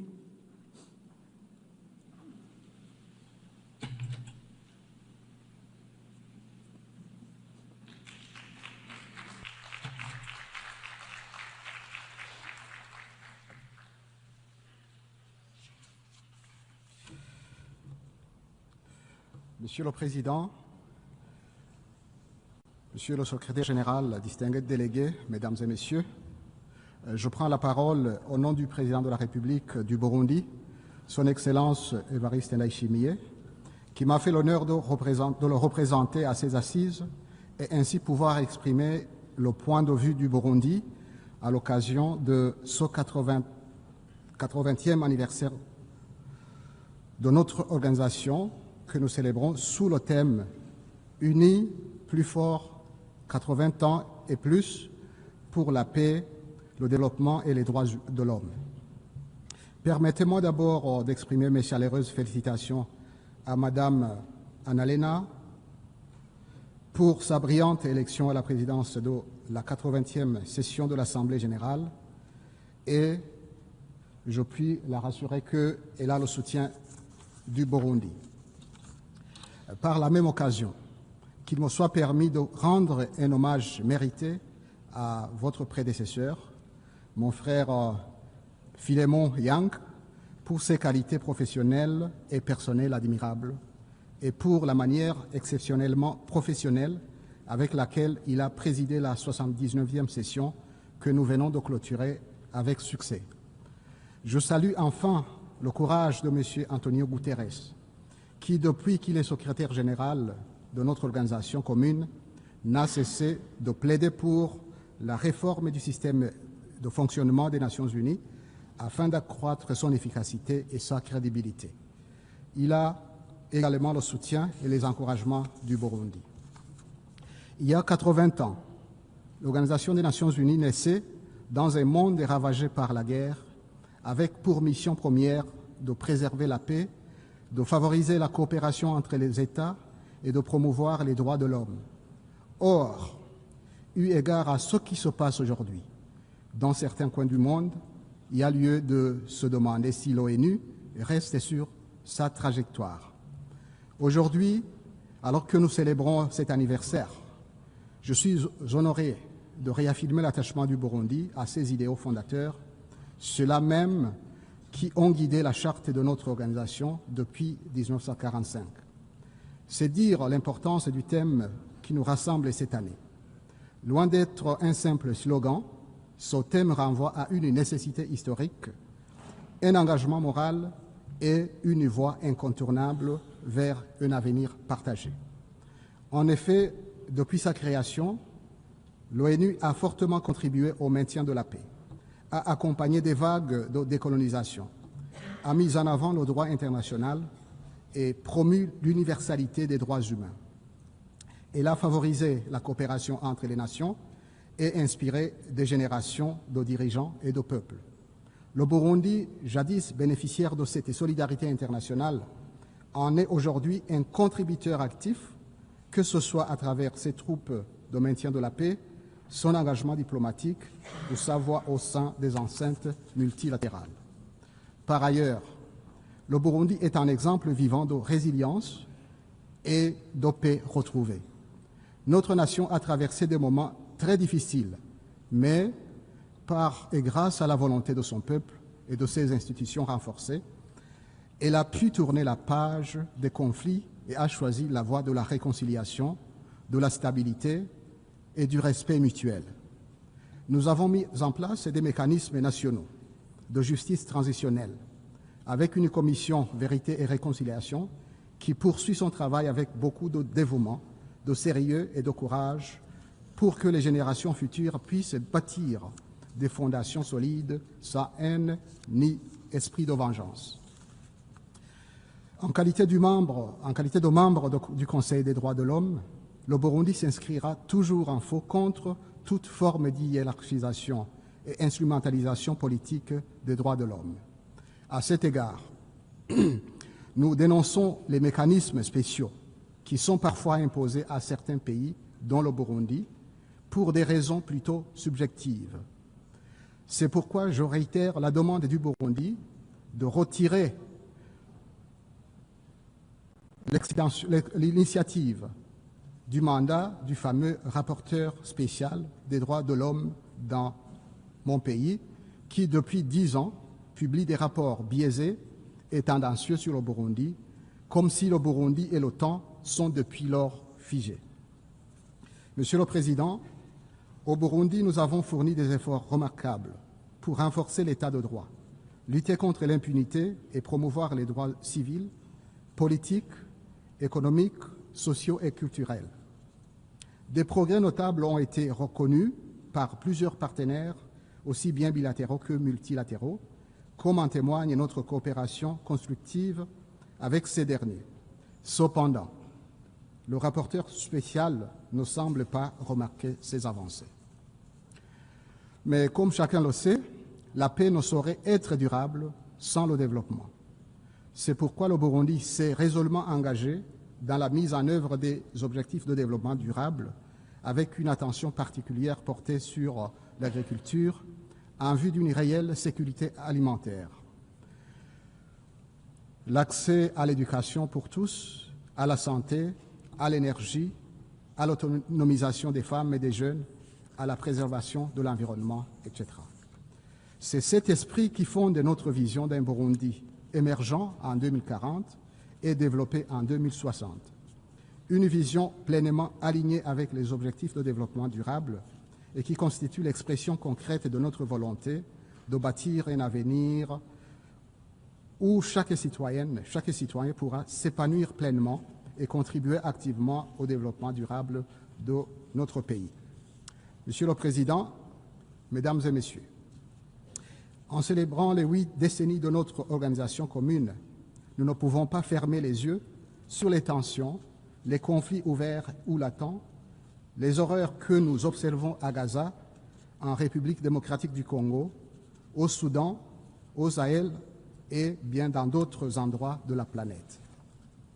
La violence à laquelle nous assistons ces derniers temps, et surtout l'indifférence et le cynisme qui l'accompagnent, ont atteint un tel degré qu'on peut parfois se demander où est passée notre humanité, notre empathie, notre sens du devoir, notre engagement de coopérer pour un monde meilleur. Il faut avoir à la place du cœur une pierre pour rester insensible face aux souffrances qu'endure la population de l'Est de la RDC et de Gaza. Face à cette situation, le Burundi croit profondément que seul un multilatéralisme rénové et équitable peut apporter des réponses durables aux multiples crises auxquelles nous faisons face. Les calculs géopolitiques poussant à l'indifférence, à l'inaction, aux 2 poids 2 mesures ou à l'égoïsme nous conduisent tout droit à l'abîme. C'est pourquoi le Burundi appelle à la paix, à une paix véritable, c'est-à-dire celle qui n'est ni sélective ni sujette à des intérêts égoïstes. La paix que souhaite le Burundi, c'est celle fondée sur le droit international, sur le dialogue, sur le respect de la souveraineté des États. Monsieur le Président, ni la paix, ni les droits de l'homme ne sauraient prospérer sans justice sociale, sans équité entre les nations. C'est pourquoi le Burundi se tient aux côtés de ses partenaires africains et plaide pour une représentation plus juste de l'Afrique au sein des instances décisionnelles, notamment au Conseil de sécurité. C'est une condition de légitimité et d'efficacité. Comment tout un continent qui contribue tant à la vie et aux efforts de l'ONU peut être ignoré? L'Afrique reste le seul continent qui, depuis 80 ans, ne dispose pas d'un siège permanent au sein du Conseil de sécurité. À cet égard, le Burundi salue l'ambition portée par l'initiative UNGA de renforcer l'efficacité, la cohérence et la pertinence du système des Nations Unies. Nous partageons la conviction que 80 ans après sa fondation, notre organisation a besoin d'une modernisation lucide et audacieuse. Toutefois, nous tenons à souligner les préoccupations exprimées par de nombreux pays du Sud global et en particulier d'Afrique. Il est essentiel que cette réforme reste pilotée par les États membres dans un esprit d'équité géographique, de transparence, de multilinguisme et de respect des priorités régionales. Le développement des droits économiques et sociaux, la lutte contre les inégalités, l'action climatique et la solidarité internationale ne doivent en aucun cas être relégués au second plan au nom de la rationalisation. Une ONU plus efficace, oui. Une ONU réduite à une logique technocratique ou budgétaire, non. Par ailleurs, aucune réforme du système des Nations Unies ne pourrait faire l'impasse de la question de sa gouvernance politique. Nous rappelons que la réforme du Conseil de sécurité, attendue depuis des décennies, demeure une exigence de justice. L'Afrique, forte de sa voix unie à travers le consensus des UNGA, exige de corriger cette injustice historique et d'être représentée équitablement au sein des instances de décision. Ce n'est pas une faveur, mais un droit absolu si l'ONU veut rester cohérente avec elle-même. En résumé, le Burundi appuie une réforme ambitieuse à condition qu'elle soit inclusive, juste, équilibrée et orientée vers les besoins réels des peuples et non façonnée par des priorités extérieures. Monsieur le Président, dans cet élan de refondation du multilatéralisme basé sur la justice, le dialogue et la vérité, la reconnaissance des injustices historiques s'impose comme un socle essentiel pour bâtir une paix durable. C'est pourquoi le Burundi tient à réaffirmer l'importance de la reconnaissance du génocide commis contre les Hutus du Burundi en 1972. Une question déjà portée à l'attention de cette Assemblée générale des Nations unies lors de sa 79e session. La mémoire, la vérité et la réconciliation sont des leviers puissants pour la reconstruction des sociétés et la consolidation de la paix. Le silence ne saurait être une option lorsqu'il s'agit de restaurer la dignité des victimes et de prévenir la répétition des tragédies du passé. Ainsi, le Burundi sollicite humblement le soutien de tous les États membres des Nations unies au processus de reconnaissance de ce génocide.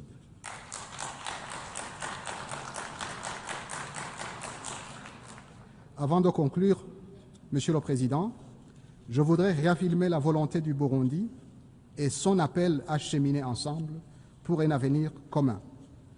Cette 80e session représente bien plus qu'un anniversaire. Elle est un appel. Nous sommes à la croisée des chemins et la 80e session de notre Assemblée générale doit être le moment du sursaut moral, de la refondation solidaire et du rappel de notre humanité commune. L'ONU de demain doit être celle de l'équité, de la justice et de l'action. Elle doit refléter les réalités du monde contemporain, entendre toutes les voix et construire une paix durable pour les générations présentes et à venir, comme le stipule le préambule de la Charte des Nations Unies. Le Burundi est prêt à continuer à apporter sa contribution active à la recherche et au maintien de la paix, à la consolidation des valeurs de développement équitable et inclusif, de la solidarité, de respect mutuel et de coexistence pacifique. Car oui, c'est ensemble, mieux ensemble, que nous pourrons préserver la paix, garantir les droits de l'homme et assurer un avenir digne à nos enfants. Il en va de la crédibilité et du sérieux de notre organisation commune. Je vous remercie, mesdames et messieurs.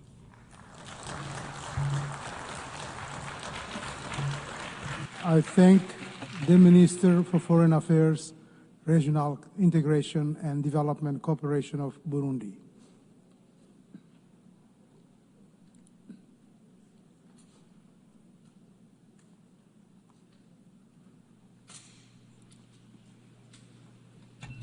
I now give the floor to His Excellency Ahmed Attaf, Minister of State, Minister for Foreign Affairs, National Community Abroad and African Affairs of Algeria.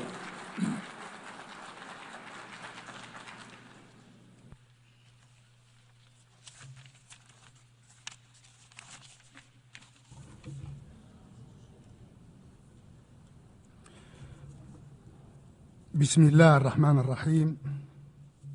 سيادة الرئيس، تطفئ منظمتنا الأممية شمعة العقد الثامن من عمرها، وتطفئ الجزائر معها شمعة العقد السابع لتسجيل القضية التحررية الجزائرية على جدول أعمال جمعيتنا هاته. إننا نحيي هاتين الذكرتين وسط واقع دولي بالغ الاضطراب وبالغ الخطورة وبالغ الدقة، واقع دولي تراكمت فيه الأزمات والصراعات في حين غابت الحلول والتسويات، واقع دولي تسارعت فيه الثورات التكنولوجية في شتى أنواعها في حين تعمقت واتسعت الهوة التنموية بين الشمال والجنوب، واقع دولي تكاثرت فيه المواثيق والعهود والالتزامات في حين شح الامتثال لنصها وروحها على حد سواء. أمام هذا المشهد المتأزم تقف منظمتنا الأممية مكبلة الفعل، مغيبة الصوت ومهمشة الدور. مبادئها المكرسة تنتهك، وقراراتها المعتمدة لا تجد طريقا للنفاذ، وتعددية الأطراف التي أرستها يلتف عليها بممارسات أحادية الجانب وبالنزعات الانطوائية والانكفائية.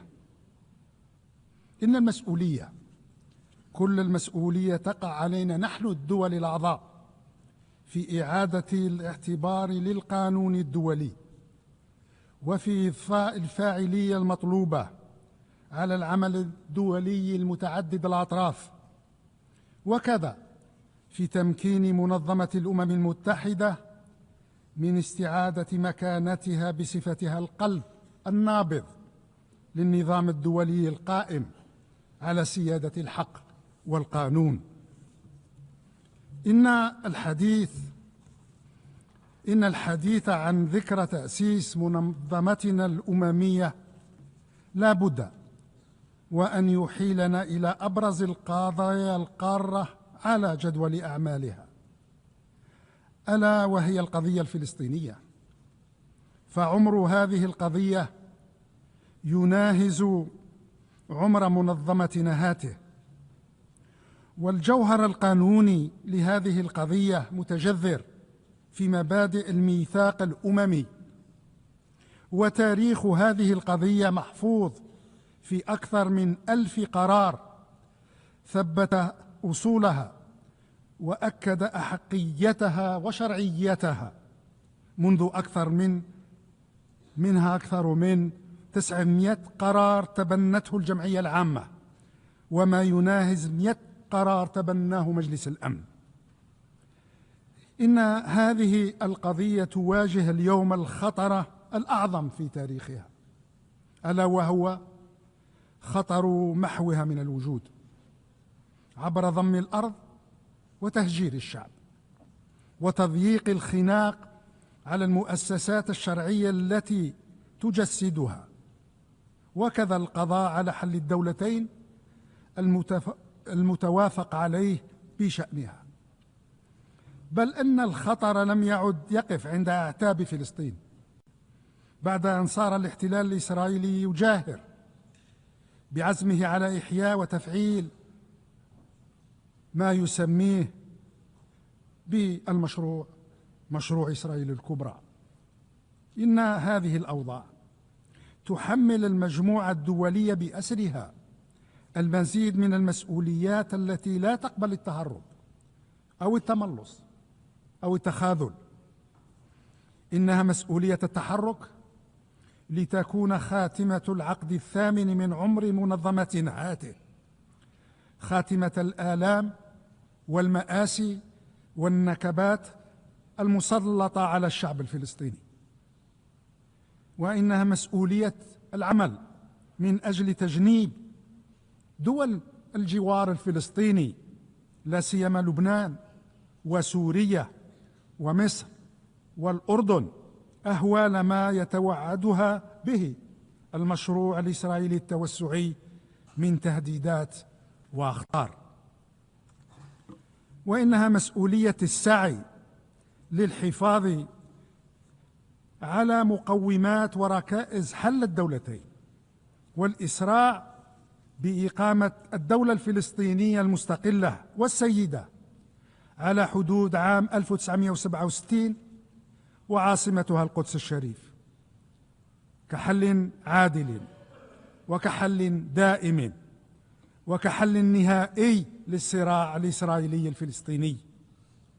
إننا وإذ نثمن زخم الاعترافات الدبلوماسية بدولة فلسطين نجدد الدعوة التي أطلقها رئيس الجمهورية السيد عبد المجيد تبون لتمكين دولة فلسطين من العضوية الكاملة بمنظمتنا الأممية.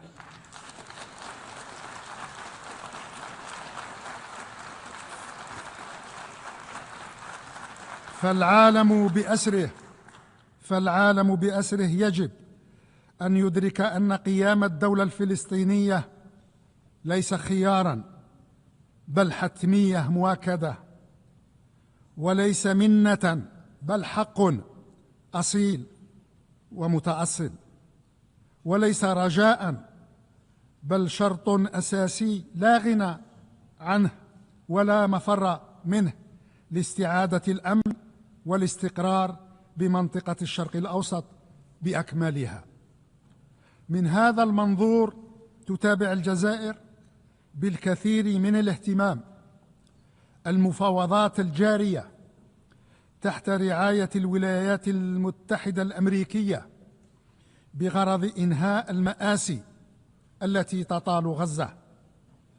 إن الجزائر تشجع هذه الجهود وتأمل كل الأمل أن تفضي إلى وضع حد للنكبة في غزة على درب التكفل الحقيقي بكل جذور الصراع الإسرائيلي الفلسطيني.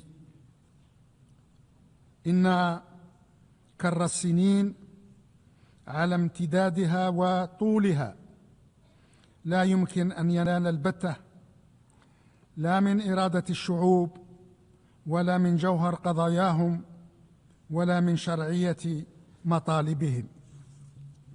62 عاما مرت على قيام الجمعية العامة بإدراج الصحراء الغربية ضمن قائمة الأقاليم التي تطالب شعوبها بتصفية الاستعمار فيها و50 عاما مرت على اعتماد مجلس الأمن لأول قرار بشأن الصحراء الغربية، و34 عاما مرت على نشر بعثة الأمم المتحدة للاستفتاء في الصحراء الغربية. الزمن قد يطيل تحقيق الحق، لكنه لا يلغيه، والزمن ليس مسوغا لشرعنة الباطل وإبطال الحق. وهذا المحفل الموقر أصدق شاهد على ذلك من خلال إنصافه لبلدي وشعبه منذ 7 عقود خلت. إن قضية الصحراء الغربية تبقى مطروحة كقضية تصفية استعمار، والشعب الصحراوي يبقى مؤهلا لممارسة حقه غير القابل للتصرف أو التقادم في تقرير مصيره. والأمر الواقع المفروض بالأراضي الصحراوية يبقى احتلالا في نظر القانون الدولي والعقيدة الثابتة للأمم المتحدة. إن الحل الحقيقي المنشود لهذا الصراع لا بد أن يحتكم من وجهة نظرنا إلى 5 ضوابط رئيسية. أولا، أن يتم هذا الحل تحت رعاية كاملة ودائمة من قبل منظمة الأمم المتحدة. ثانيا، أن يقوم هذا الحل على مفاوضات مباشرة بين طرفي النزاع، المملكة المغربية وجبهة البوليزاريو. ثالثا، أن يكون هذا الحل من صنع وبلورة طرفي النزاع، لا من إملاء أو فرض أحدهما أو أي أطراف أخرى. رابعا، أن يتماشى هذا الحل في مضمونه مع مقتضيات العقيدة الأممية لتصفية الاستعمار وإنصاف الشعوب التي ترزح تحت نيره. خامسا وأخيرا، أن يفضي هذا الحل إلى تمكين الشعب الصحراوي من الممارسة الفعلية لحقه في تقرير المصير وفقا لما تؤكده قرارات الأمم المتحدة ذات الصلة. وفي ذات الجوار المباشر لبلدي تتعمق الأزمة الليبية وتتعقد يوما بعد يوم في ظل فتور الاهتمام الدولي بها وغياب أي أفق فعلي للتسوية السلمية المنشودة لها. بعد 14 عاما من نشوب هذه الأزمة، لا يزال هذا البلد الشقيق أسير الانقسامات التي تذكيها وتغذيها وتستثمر فيها التدخلات الأجنبية وفق مخططات لا تمت بصلة لخير ليبيا ولا لأمنها ولا لاستقرارها. ولو كان الأمر بين أيدي الليبيين وأيدي الليبيين وحدهم لكانوا توصلوا إلى وأد الخلافات بينهم وشق الطريق نحو إنهاء الأزمة منذ أمد طويل. لقد آن الأوان لوضع حد نهائي للتدخلات الأجنبية في الشأن الليبي حتى يتمكن هذا الشعب الأبي من تضميد جراحه ولم شمله واستعادة الوحدة بين أبنائه. إذ ذاك وإذ ذاك فقط نكون قد مهدنا الدرب واسعا أمام تسوية توافقية قائمة على إجراء انتخابات رئاسية وبرلمانية يختار عبرها الليبيون ممثليهم ممن يؤمنون ويلتزمون بالمشروع الوطني الليبي الموحد والجامع.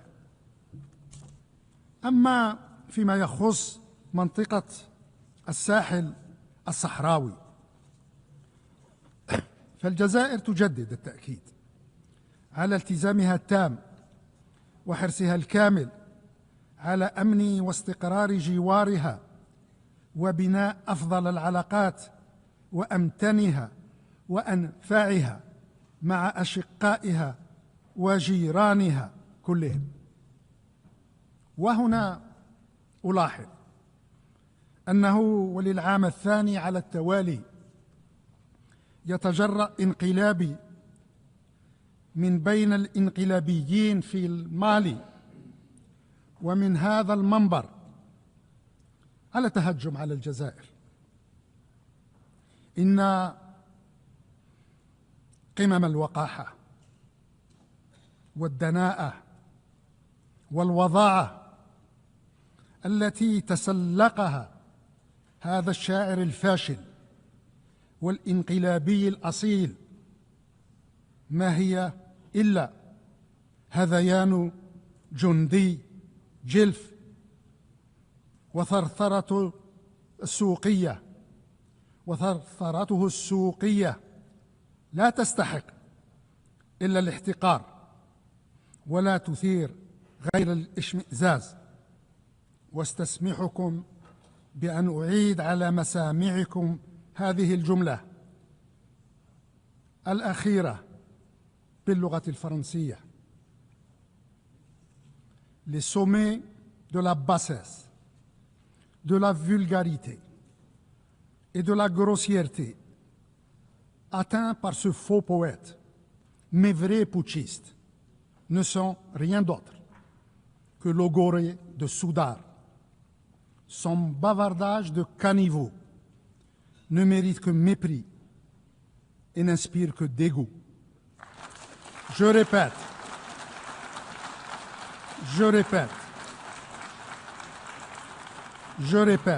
les sommets de la bassesse, de la vulgarité, de la grossièreté, atteints par ce faux poète, mais vrais putschistes, ne sont rien d'autre que logoré de soudard. Son bavardage de caniveau ne mérite que mépris et n'inspire que dégoût.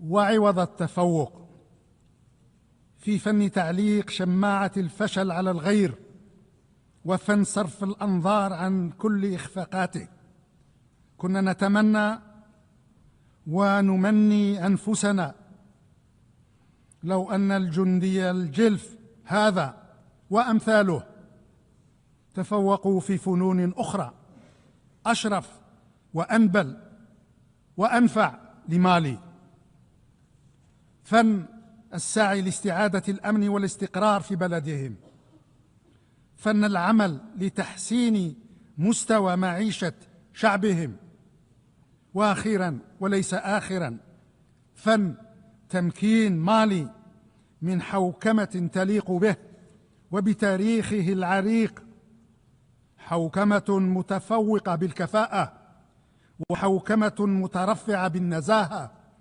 وحوكمة متميزة بالأمانة والوفاء. جمهورية مالي تستحق أحسن وأرقى من هؤلاء الانقلابيين المتآمرين كلهم. والجزائر تدرك تمام الإدراك أن هذا البلد الشقيق لا يمكن اختزاله في طغمة لا ترى لمستقبل بلدها أفقا إلا من خلال منظار تشبثها بالسلطة والتسلط على شعبها. يد الجزائر تبقى ممدودة ومساعيها تظل قائمة، ومخزون صبرها لم ولن ينضب في سبيل إعلاء ما يجمعها بشقائها الماليين من أواصر لا تهتز بمثل هذه العوامل العرضية على سوءها وعلى وضاعة القائمين عليها. وعلى النطاق القاري الأوسع تجدد الجزائر التزامها بالمساهمة كطرف فاعل في العمل الإفريقي المشترك، لا سيما وأن إفريقيا تقف اليوم على أعتاب مرحلة مفصلية من تاريخها مرحلة تتنازعها التحديات التي تثقل كاهلها من جهة، والفرص التي تؤسس لنهضتها المستدامة من جهة أخرى. فالواقع الإفريقي يلح أولاً على ضرورة التكفل بالأزمات والنزاعات والصراعات التي لم يسلم منها أي ركن من أركان قاراتنا الخمس التي باتت أكثر عرضة لآفة الإرهاب. والواقع الإفريقي يلح ثانياً على ضرورة استغلال فرص التعاون والتكامل التي تتيحها منطقة التجارة الحرة القارية والانخراط التام في الثورات التكنولوجية التي يشهدها عالمنا اليوم في كل مكوناتها. والواقع الإفريقي يلح ثالثاً وأخيراً على حتمية إنهاء عقود من التهميش المجحف الذي يطال قارتنا في مختلف مراكز صنع القرار الدولي، بدءاً بمجلس الأمن الأممي ومروراً بالبنك العالمي وصندوق النقد الدولي ووصولاً إلى منطقة التجارة الحرة. في ظل هذا الواقع فإنه من مدعاة القلق البالغ أن يتم استهداف عمليات حفظ السلام في إفريقيا بجملة من القيود التي لا تحد أو التي تحد من قدراتها وتفرغها من مضامينها باسم ضرورة ترشيد النفقات. إن عمليات حفظ السلام هاته تمثل أبرز وأصدق وجه من أوجه التزام المجموعة الدولية بدعم الأمن والاستقرار في قاراتنا، وإن المساس بها يعني تقويض هذا الالتزام وتهديد أسس وأركان الأمن الجماعي الذي تقوم عليه منظمتنا هاته. وفي الفضاء الأورو متوسطي تواصل الجزائر الاطلاع بالمسؤوليات الملقاة على عاتقها كشريك بناء وكشريك موثوق وكشريك منخرط تمام الانخراط في كافة الجهود والمساعي التي تصبو لتحقيق الأمن والرخاء في هذا الفضاء المشترك. إن التحدي الأبرز في هذا الفضاء والمتمثل في ثلاثية الأمن والتنمية والهجرة غير الشرعية يفرض على دول الضفتين تجاوز منطق المقاربات المجزئة وتبني نهج شامل ومتكامل نأمل أن يشكل صلب ما يسمى بمبادرة العهد الجديد للمتوسط، نهج يعيد للعلاقات الأورو متوسطية التوازن المنشود في مقاربتها ومحتواها، ونهج يجعل من التنمية الاقتصادية في الضفة الجنوبية أولوية مشتركة ذات طابع استراتيجي واستعجالي، ونهج يعيد صياغة الأدوار حتى تطلع الضفة الشمالية بدورها كقاطرة للنمو والتنمية في إطار شراكة متوازنة تقوم على الاستثمار ونقل التكنولوجيات وفتح آفاق حقة للرخاء المشترك. منذ عامين حظيت الجزائر بشرف نيل ثقة جمعيتنا العامة هاته بانتخابها عضواً غير دائم بمجلس الأمن الأممي، وها نحن اليوم نقف على مشارف اختتام هذه العهدة، والأمل يحدونا في أن نكون قد وفقنا ولو بالقصد اليسير في الوفاء بالأمانة التي حملتمونا إياها. لقد أراد رئيس الجمهورية السيد عبد المجيد تبون أن تكون عهدة الجزائر في مجلس الأمن عهدة الوفاء، الوفاء للقيم والمبادئ المكرسة في ميثاق الأمم المتحدة، والوفاء لانتماءات الجزائر العربية والإسلامية والإفريقية، والوفاء لهوية الجزائر وتاريخها النضالي من أجل الحرية والانعتاق.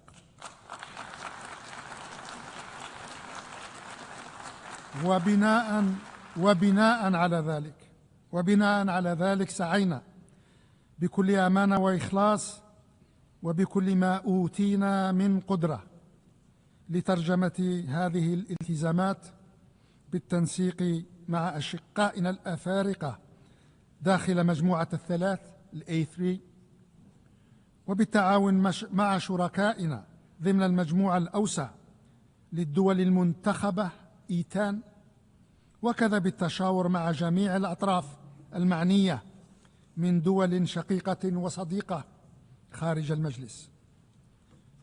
حاولنا وبذلنا قصارى جهدنا، وفقنا في محطات، ولم نبلغ غاياتنا في محطات أخرى، لكننا لم نستسلم أو نسلم يوما للأمر الواقع.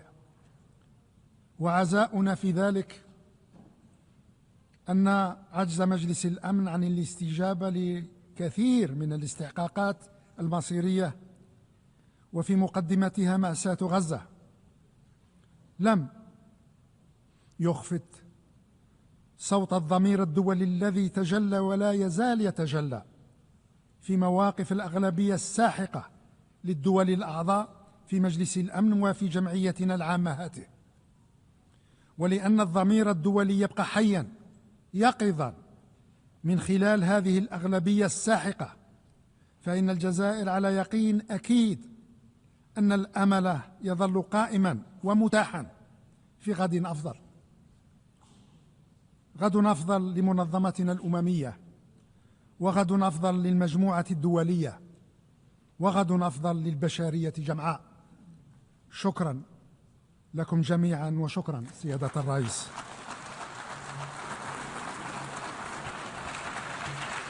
I thank the Minister of State, Minister of Foreign Affairs, National Community Abroad and African Affairs of Algeria.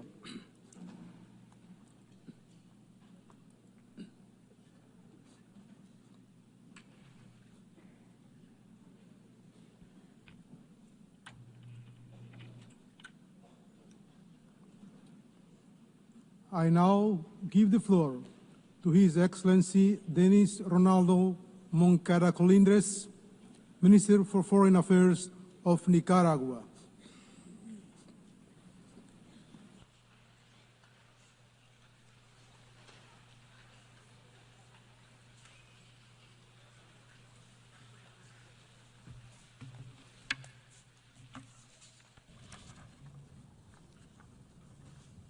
Señor Presidente, estamos nuevamente en este escenario que dice representarnos a los pueblos y gobiernos de todo el mundo. Aquí traemos, como siempre, el saludo afectuoso y luchador de nuestro heroico pueblo nicaragüense que, como sabemos y decimos, sabe de batallas, de honor y de la gloria de defender nuestros principios y valores, nuestra dignidad soberana, nuestros derechos y particularmente el sagrado derecho de ser libres y por lo tanto de elegir nuestros modelos culturales, sociales, económicos y políticos para avanzar contra la pobreza frente a todos los desafíos de estos momentos inclementes de la historia de la humanidad. Nos presentamos aquí una vez más, orgullosas y orgullosos de nuestras hermandades con pueblos combativos, íntegros, decentes, como son todos los pueblos del mundo, pueblos y familias que defendemos, resguardamos y sostenemos nuestras prerrogativas y creencias desde culturas y prácticas que los colonialistas e imperialistas del mundo han querido asaltar y de las que nos han pretendido despojar sin que pudieran, y sabemos que no podrán. En estas circunstancias cruciales de la historia humana se repite la disyuntiva, la dualidad eterna, el conflicto nunca resuelto entre la paz y la guerra, entre la vida y la muerte, entre la pretensión supremacista de aniquilar, someter y apropiarse de nuestras culturas y nuestro deber de defender nuestros patrimonios espirituales, sociales y materiales. Estos son momentos que nos definen. O estamos por la paz y la vida, o cobardes promotores de la guerra, la miseria y la muerte. Para Nicaragua, bendita y siempre digna, soberana, libre, no hay disyuntiva. Somos vida, salud, fuerza, fortaleza. Somos luz y verdad, como decía nuestro inmortal general Sandino, y somos conciencia y valentías alzadas, dispuestos a servir a las causas sublimes y superiores de la humanidad, al bien supremo de todas y todos, a la concordia, al entendimiento, a la comprensión, a la fraternidad, a la convivencia y a la cooperación entre todas y todos para compartir los bienes que son de todas y todos. El futuro está hecho del vigor y la gloria de nuestros pueblos, que sabemos que luchar y vencer son sinónimos, y que siendo la lucha el más alto de los cantos, luchar es crear las necesarias victorias del bien común. La familia humana exige respeto y paz. La familia humana exige encuentro solidario entre seres que somos iguales en todos los sentidos y complementarios también en todos los sentidos. La familia humana exige respeto a todos los acuerdos que hace 80 años se tomaron al crear las Naciones Unidas para detener las guerras y hacer de la paz firme, duradera, de la justicia, un tesoro y un patrimonio de todas y todos. La familia humana espera, confía, propone y al mismo tiempo reclama, demanda, requiere unión para alcanzar la plenitud de la inteligencia, la serenidad, la sabiduría, la calma y la humildad indispensables para construir, ya no para destruir. Nos referimos a todos los temas que resultan prioritarios en nuestros tiempos: la justicia climática, las indemnizaciones o reparaciones a quienes han sufrido y padecido las desgracias y los males generados por el egoísmo y la avaricia del colonialismo, el imperialismo, el racismo y todas las formas abominables y oprobiosas de opresión, discriminación, esclavitud y negación de nuestra condición y calidad de seres humanos. Denunciamos y condenamos como pueblos agraviados por la discriminación xenófoba y la barbarie, la brutalidad y la falta completa de compasión con la que hemos sido y somos tratados en países cuya riqueza está construida sobre el expolio y el saqueo de las nuestras. Denunciamos y condenamos junto a todos los pueblos del mundo las horrorosas, odiosas y execrables políticas de criminal bloqueo económico, agresiones con medidas coercitivas, arbitrarias, unilaterales y las terribles políticas migratorias que desconocen el derecho humano, que violan los derechos humanos y que son reflejo y espejo del egoísmo y el desprecio de quienes se creen dueños del mundo.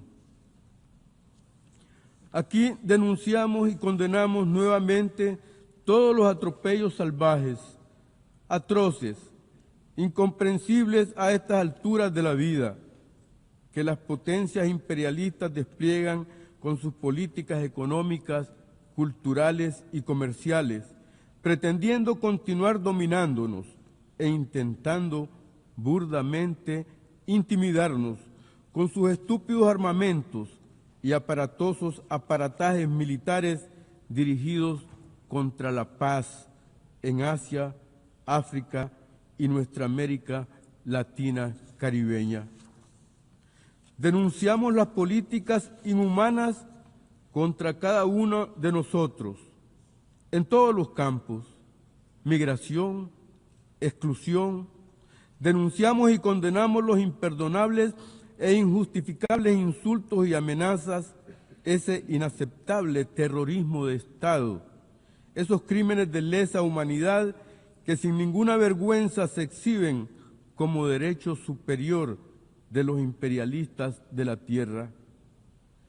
Denunciamos y condenamos todas las insultantes y vulgares agresiones, atrevimientos y vulgares agresiones, atrevimientos verbales, políticos, económicos, comerciales y guerreristas que constituyen también delitos de lesa humanidad, crímenes contra la seguridad, la tranquilidad, la justicia y la paz, bienes supremos de nuestros pueblos que no pueden ni deben manosear o arrebatar. Como hermanas y hermanos revolucionarios en la patria grande, hijos e hijas de grandes próceres nuestroamericanos y protagonistas de revoluciones victoriosas, ratificamos aquí nuestra plena e inequívoca solidaridad y hermandad con Cuba y Venezuela. Nicaragua y la Revolución Popular Sandinista nos identificamos plenamente con las batallas y las victorias indispensables que estamos construyendo desde estas tierras de libertad, dignidad y soberanía, sabiendo que ni nos vendemos ni nos rendimos jamás. Aquí también denunciamos y condenamos la inseguridad ciudadana y humana, el uso ilícito de pretextos inverosímiles y acusaciones falaces, falsas y estrafalarias, que solo son más injerencia, amenazas de más invasiones y ocupaciones. Denunciamos y condenamos las absurdas manipulaciones con acusaciones disparatadas, descabelladas, desde el pretexto del narcotráfico, que es plaga y comercio de los países ricos donde habitan millones de consumidores, esos países potencias que alientan a los empobrecidos a más producción y comercio de sustancias, traficando miserias. Denunciamos el hambre como arma de dominio, el abandono, la desnutrición, las enfermedades, el trato indecoroso, impúdico e inmoral contra las familias, las mujeres, los jóvenes, los niños, los adultos mayores, que son vistos cada vez más como estorbo y desterrados de la vida, promoviendo nuevos exterminios. Reiteramos nuestra histórica y permanente condena al genocidio, a la bárbara política de negación del pueblo palestino. Condenamos todas las salvajes, brutales masacres que se perpetúan, que se extienden a vista y paciencia de todo el mundo. Condenamos al Estado de Israel, así como hemos condenado y condenamos las políticas y prácticas de las potencias coloniales, imperiales, neocoloniales y fascistas. Condenamos, por tanto, el exilio del bien y todos los ataques a la vida, las libertades, la convivencia y la civilización que creíamos haber construido. Exigimos más políticas y programas para la seguridad, la salud, la educación, la vida digna, el agua, las viviendas, las tecnologías, la vida tranquila en comunidad, el trabajo y el progreso al alcance de todas y todos, para el bien de todas y todos. En el 80 aniversario de fundación de las Naciones Unidas, promovamos más y más coherencia de la conciencia humana. Debemos seguir alzando voces, uniendo manos y corazones, clamando y luchando, exigiendo y combatiendo, para que esta etapa de vida en este planeta que compartimos deje de estar marcada por la muerte en todas sus formas, por el secuestro del alma inteligente, y sea más bien aliento, ánimo, fuerza de esperanza. Nos llamamos a trabajar en unión sensible y sostenible, capaz, ingeniosa y creativa. Nos llamamos a seguir caminando convencidos, fuertes, construyendo unidad, construyendo hermandad, afinidad, unidad que es la verdadera fuerza, cumpliendo con el siempre más allá que como divisa espiritual profunda debería ser himno y acción cotidiana de cada una y de todas y todos. En el 80 aniversario de Naciones Unidas nos urgimos a cambiar la lógica, cambiar las actitudes, cambiar la acción, ser humanos verdaderamente, dejar de repetir y repetir sin resultados. La unidad y la hermandad deben ser el camino que asumamos juntos, con valentía y orgullo, para que sigamos creando este otro mundo que ya se perfila como otro amanecer. La pobreza, la violencia, la arrogancia son ignorancias. Amar es combatir, luchar, luchar, luchar, vencer, vencer, vencer. Patria y dignidad, patria y humanidad. Gracias por escucharnos. Muchas gracias. I thank the Minister of Foreign Affairs of Nicaragua.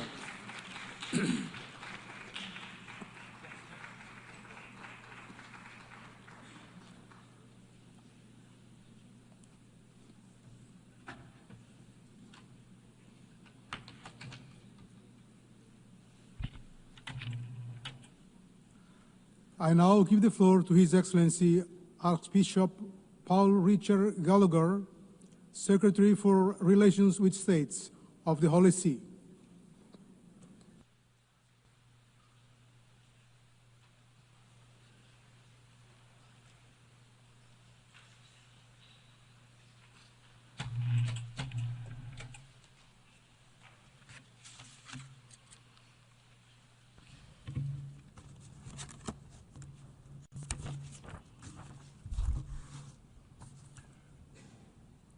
Mr. President, I am pleased to convey the warm greetings and blessings of Pope Leo XIV to you and the representatives of the nations gathered here, and to congratulate you on your election to lead this assembly. At the outset, I would like to thank this General Assembly for the tribute paid to Pope Francis following his demise last April. As you may all know, when Pope Leo XIV was elected, his first words to the world were, "Peace be with you all." A peace that is unarmed and disarming, humble and persevering. In a word torn by wars and conflicts, he made peace to be his first message.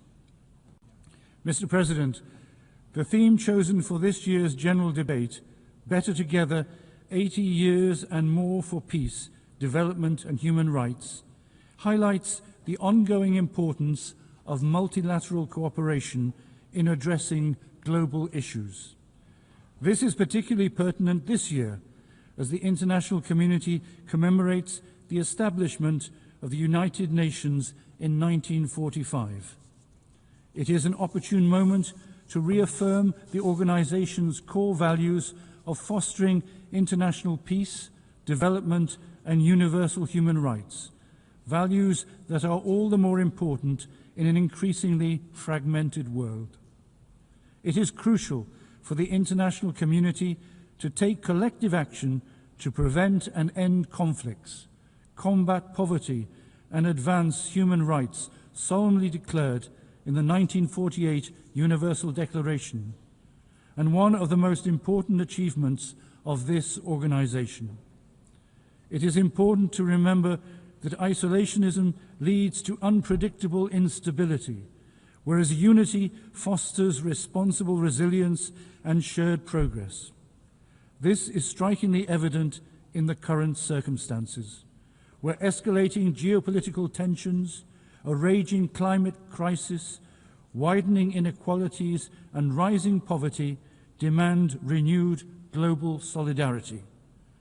The United Nations must adapt itself to a transformed world and maintain its effectiveness in the face of emerging threats such as environmental degradation and technological disruption, which no single country can tackle alone. As representatives of all the nations of the globe, we are united by our shared humanity, created in the image and likeness of God, called to live in fraternity, solidarity, and mutual respect. In a world grappling with mounting challenges, it is necessary to recommit to the foundational pillars of peace, justice, and truth. It is imperative to explore and build on these pillars, while drawing lessons from history to forge a more equitable future. Mr. President, of the many crises currently affecting the international community, the war in Ukraine is one of the most profound and painful. Its prolonged existence is turning once vibrant cities into piles of rubble and extinguishing the smiles of children who should be growing up playing games instead of living amid the constant sound of sirens and in shelters. This war must end now. The Holy See renews the appeal made by Pope Leo XIV for an immediate ceasefire, which will pave the way for sincere and courageous dialogue. The Holy See is paying close attention to the situation in the Middle East with a view to achieving a just and lasting peace between Israel and Palestine based on a two-state solution in accordance with international law and all relevant United Nations resolutions. Pope Leo XIV implored that all the hostages be freed, that a permanent ceasefire be reached, that the safe entry of humanitarian aid be facilitated, and that humanitarian law be fully respected, especially the obligations to protect civilians as well as prohibitions of collective punishment, indiscriminate use of force, and the forced displacement of the population. Moreover, an equitable solution to the issue of Jerusalem based on international resolutions is essential for achieving a just and permanent peace. Any unilateral decision or action which alters the special status of Jerusalem and the status quo is morally and legally unacceptable. With regard to Syria, the Holy See supports the importance of a peaceful and just transition in the country, as well as the protection of the rights of Syrians of all ethnic and religious backgrounds without discrimination. The instability afflicting many African states generates profound and interconnected challenges. In this scenario, the Sahel, Cabo Delgado, and some areas of the Horn of Africa emerge as zones of instability. In fact, the jihadist threat, endemic poverty, illicit trafficking, the climate crisis, and internal conflicts converge in a spiral that puts the lives of millions of people at risk, despite the efforts of local governments. In the face of these challenges, the resilience of African communities, especially young people, remains an essential resource that must be supported with targeted investments in education, health, infrastructure, and inclusive governance models. More than ever, a coherent and lasting commitment by the international community is essential to support African countries on their path to stability, peace, and economic development. The deterioration of the situation in Eastern Democratic Republic of Congo is a source of concern for the Holy See. The provinces of Ituri, North Kivu, and South Kivu are experiencing ethnic tensions, violence perpetrated by rebel groups, armed clashes, serious human rights violations, and disputes over the exploitation of natural resources. The Holy See welcomes the signing of the Comprehensive Peace Agreement between the DRC and the M23 armed group, as well as the peace agreement signed by the Congolese and Rwandan foreign ministers, which aims to end the decades of fighting in the east of the country. However, new waves of violence are feared. Last July, the Alliance Democratic Forces carried out a brutal terroristic attack on a church in Komanda, Ituri, resulting in the death of more than 40 worshippers. The withdrawal of MONUSCO raises questions about its ability to fulfill its mandate and address ongoing challenges. It is essential to strengthen the support of the international community and diplomatic and political mediation efforts to ensure that the parties fulfill their commitments and find a stable and appropriate solution to the ongoing situation. The fratricidal conflict in Sudan is also a source of grave concern. The Holy See strongly renews its appeal for an immediate cessation of hostilities and the commencement of genuine negotiations, the only means by which all Sudanese people can forge a future of peace and reconciliation. The Holy See is monitoring developments in South Sudan closely and is calling on all political actors to commit to the path of dialogue and collaboration and to implement the 2018 peace agreement with sincerity and responsibility as the foundation for building a peaceful and just coexistence. In many parts of the world, particularly in Latin America, drug trafficking is corroding societies and causing extreme violence. The Holy See is deeply concerned about this complex phenomenon, which is often linked to unresolved social issues in different countries. Alongside joint efforts by states to combat drug trafficking, the Holy See emphasizes the importance of investing in human development such as education and job creation to prevent people from unwittingly becoming involved. The Holy See is also worried about the rising tensions in the Caribbean Sea and is calling for restraint to prevent any actions that could destabilize the coexistence between nations and undermine international law. The dramatic situation in Haiti is also being closely followed by the Holy See. The country is plagued by violence of all kinds, human trafficking, forced exile, and kidnappings. The Holy See hopes that with the necessary and concrete support of the international community, the social and institutional conditions can be created to enable Haitians to progress towards peace and security. The Holy See is paying close attention to the situation in Nicaragua and hopes that religious freedom and other fundamental rights of individuals and society will be adequately guaranteed. The Holy See reiterates the need for sincere, respectful, and constructive engagement in dialogue aimed at finding solutions that will foster peace and harmony in the country. Turning to Southeast Asia, numerous situations of instability and conflict are further exacerbating long-standing humanitarian concerns. In Myanmar, 4.5 years of internal conflict have left the local population devastated. In this situation of enduring conflict, transnational crime is on the rise.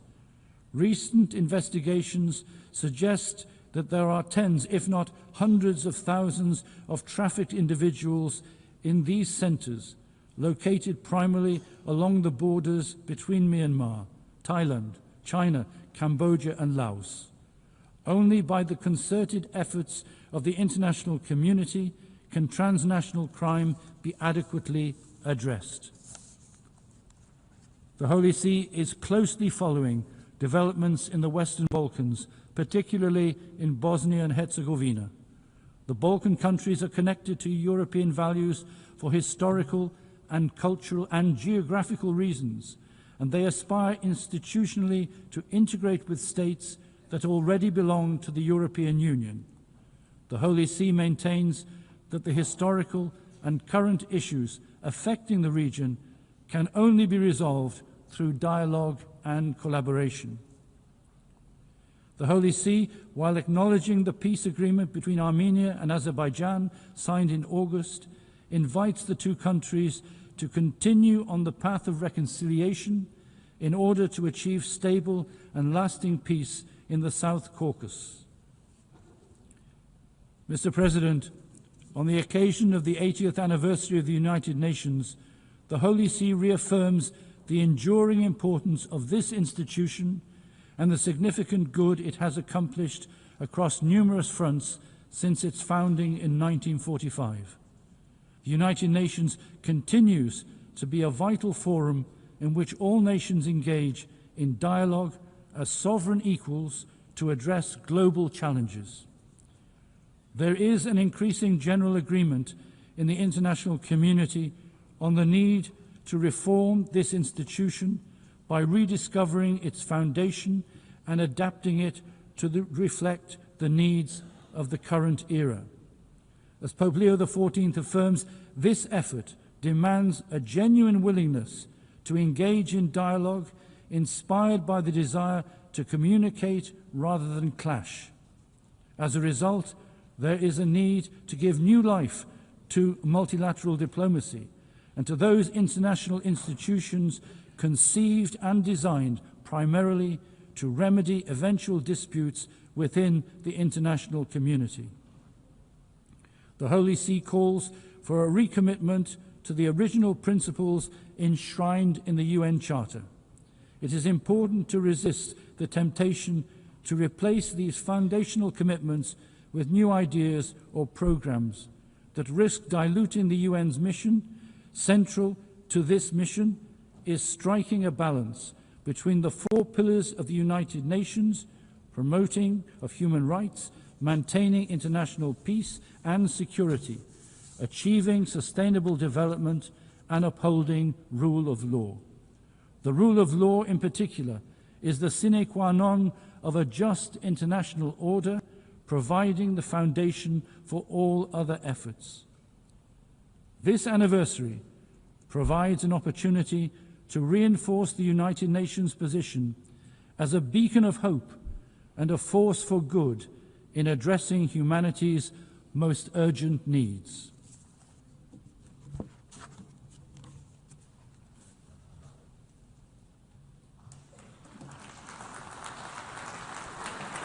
I thank the Secretary for Relations with States of the Holy See.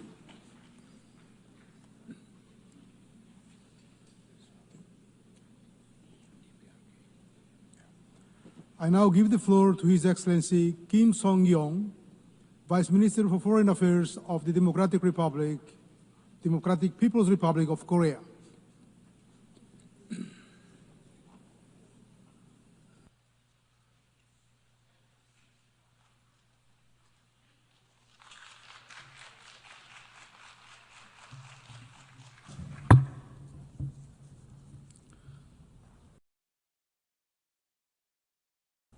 의장 선생, 사무총장 선생, 각국 대표 여러분, 나는 먼저 유엔 창립 80돌 시대는 뜻깊은 해 열린 유엔 총회 제80차 회의가 참가자들이 각별한 관심 속에 훌륭한 결실을 거두리라는 기대를 표명하는 바입니다.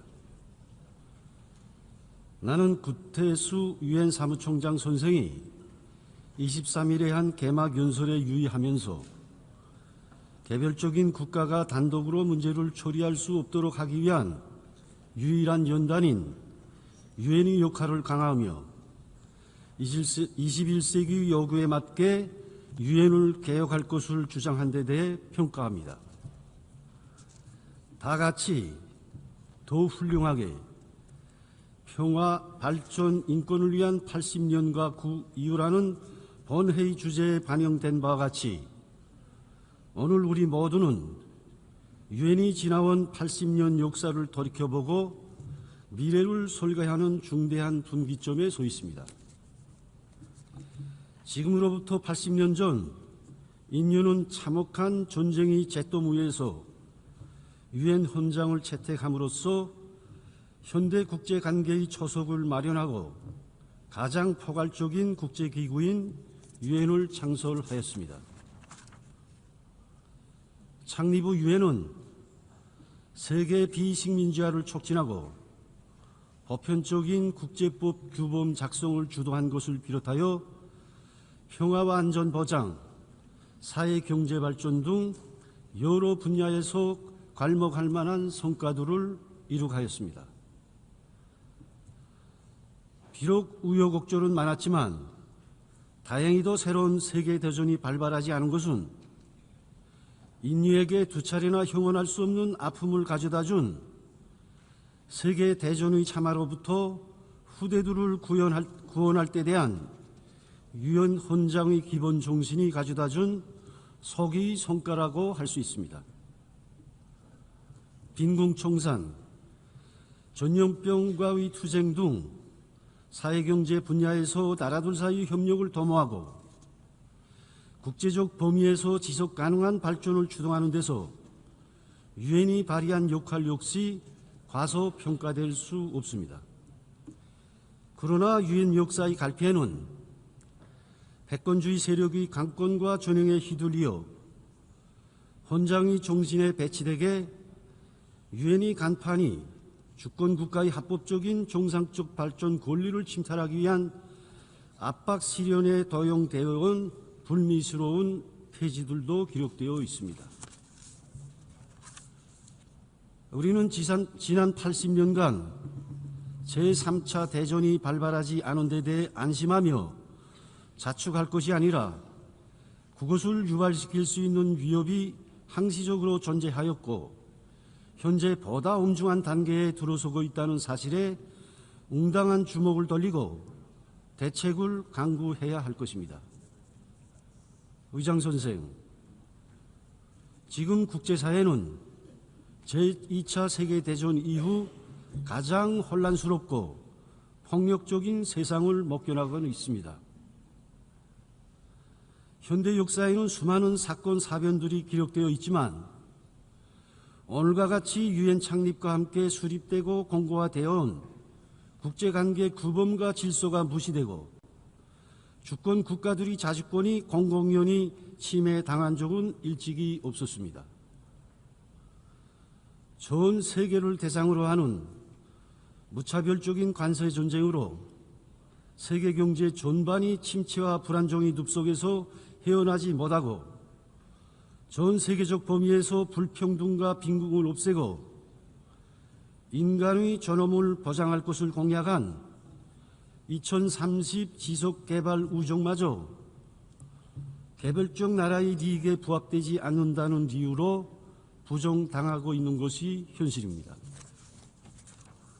영토와 인구수, 국력의 차이를 불문하고 지구상의 모든 대소국가들이 평등하게 한자리에 모여 세계 도전에 공동으로 대응하기 위한 방도를 토의하는 다무적 연단으로 자리매감하여 온 유엔은 일찍이 있어본 적이 없는 엄중한 위기에 직면하였습니다.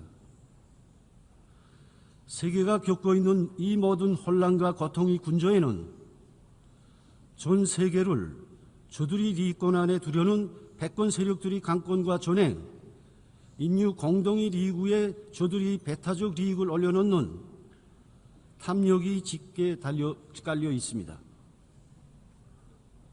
의장 선생, 오늘의 복잡다단한 국제 정세는 국제 평화와 안전 보장의 책임을 지는 유엔의 역할을 재조명해 볼 필요성을 더욱 부각시켜주고 있습니다. 지구상의 모든 주권 국가들을 망라하고 있는 세계적으로 가장 보편적인 국제기구인 유엔을 그 어떤 개별적 국가나 소수 집단이 대표할 수 없습니다. 특히 국제 평화와 안전이 중대한 사명을 지닌 유엔 안전보장리사회에서 유엔 성원국들의 절대 다수를 차지하는 발전도상 나라들이 대표권을 확대 강화하고 서방 주도의 불합리한 구도를 바로잡는 것은 특정 세력들이 강권과 전횡을 막기 위한 필수적 요구입니다.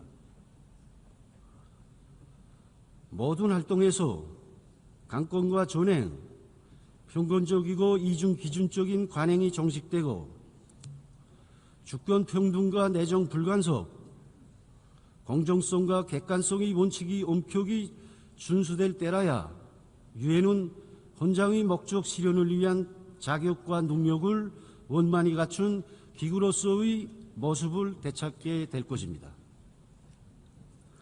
의장 선생, 평화와 안전은 인류의 수건이며 유엔이 초청하는 의정입니다. 평화와 안전을 떠나 지속 개발 목표를 달성할 수 없으며 인간의 존엄과 번영이 담보되는 훌륭한 미래에 대해서도 생각할 수 없습니다. 그러나 조선반도의 현 객관적인 안보 상황은 그 어느 때보다 심각한 도전에 직면하여 있습니다. 조선민주주의인민공화국을 종저준한 미한, 미일 군사동맹과 미일한 삼각 군사공조체제가 핵요소가 포함된 보다 공격적이고 침략적인 군사블록으로 급속히 진화되고 있는 속에 우리 국가를 반대하는 전쟁 연습 소동과 군사력 중각 책동은 그 규모와 성격, 빈도수와 포괄 범위에 있어서 종전의 모든 기록을 돌파하고 있습니다.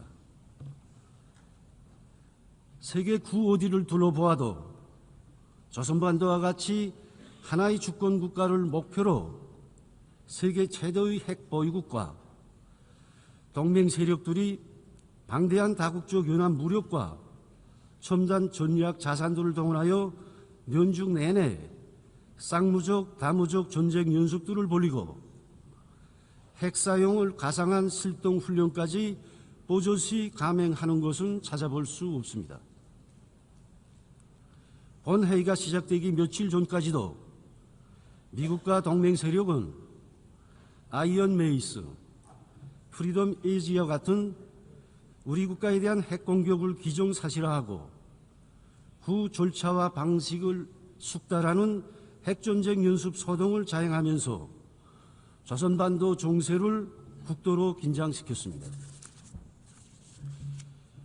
그러나 조선민주주의인민공화국에 가해지고 있는 엄청난 군사적 위협과 그로 하여 조성된 험악한 안보 환경 속에서 조선반도에서는 전쟁의 포성이 울리지 않고 있으며 평화와 안전이 굳건히 지켜지고 있는 것이 부인할 수 없는 현실입니다.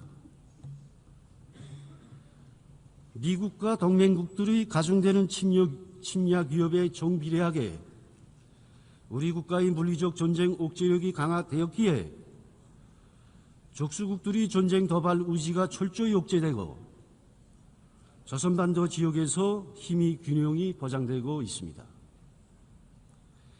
이 균형 상태를 연구하고 조선반도 평화를 영원 불멸한 것으로 만들기 위하여 우리는 헌법의 핵을 절대로 다칠 수도 변화시킬 수도 없는 신성하고 절대적인 것으로 고착시켰습니다.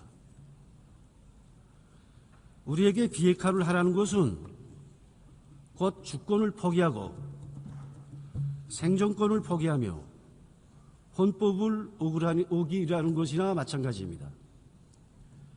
우리는 절대로 주권 포기, 생존권 포기, 위헌 행위를 하지 않을 것입니다.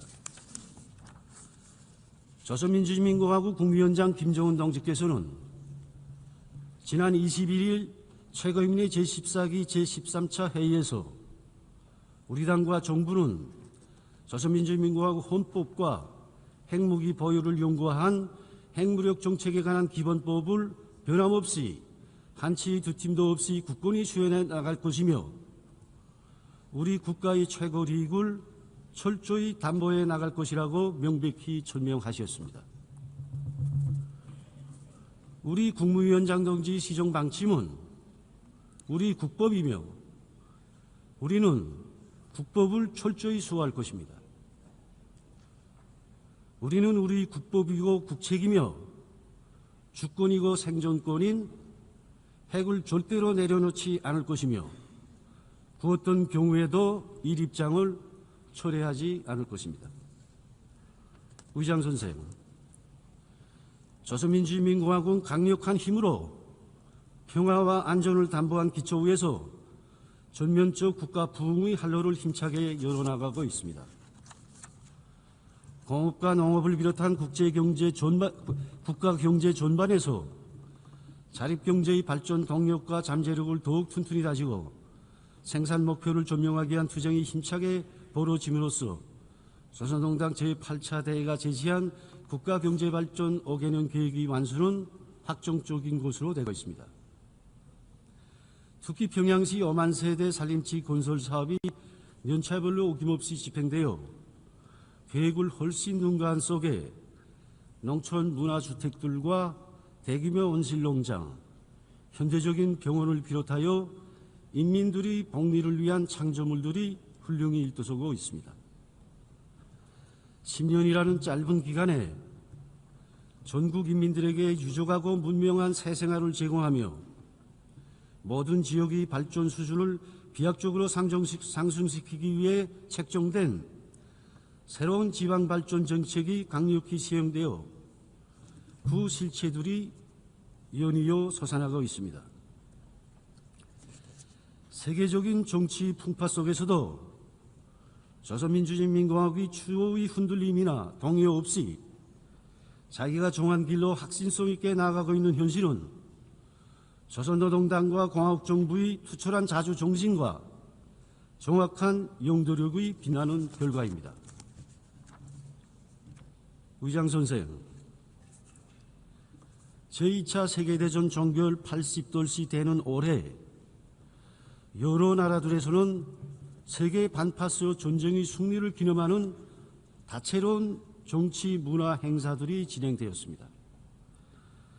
이는 막대한 희생의 대가로 이루어진 세계 반파스 전쟁과 민족 해방 투쟁의 결과를 부정하려는 시도들을 용납하지 않으려는 정의로운 국제사회의 확고부동한 의지의 발현입니다. 제2차 세계대전이 끝난 지도 80년이 흘렀지만 오늘 중동에서는 히틀러도 무색해할 집단 대학살과 반인륜 범죄 만행이 공공연히 자행되어 세계를 경악해 하고 있습니다. 지난 2년간 6만 명이 넘는 팔레스티나 민간인들을 대량 학살한 이스라엘은 전체 가자지대를 무력으로 점령하고 팔레스티나 인구를 완전히 멸살시키려 하고 있습니다. 우리는 이스라엘이 반인륜 범죄 행위를 당장 중지하고 가자지대에서 철수할 것을 강력히 요구하며 팔레스티나가 동부 꾸두스를 수도로 하는 독립국가를 창설하고 유엔의 정성원국으로 가입하는 것을 전폭적으로 지지합니다. 의장 선생, 자주, 평화, 친선은 조선민주주의인민공화국의 변함없는 대외 정책적理念입니다. 조선민주주의인민공화국은 지난 시기와 마찬가지로 앞으로도 침략과 간섭, 지배와 예속을 반대에 배격하고 자주와 정의를 지향하는 모든 나라, 민족들과 사상과 제도의 차이에 관계없이 협조할 것이며 우리나라를 존중하고 우호적으로 대하는 나라들과의 다방면적인 교류와 협력을 발전시켜 나갈 것입니다. 감사합니다.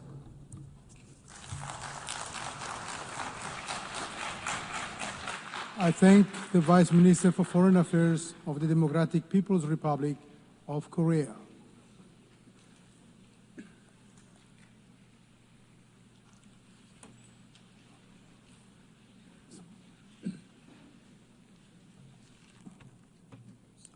I now give the floor to His Excellency George Luka, Chair of Delegation of Republic of Moldova.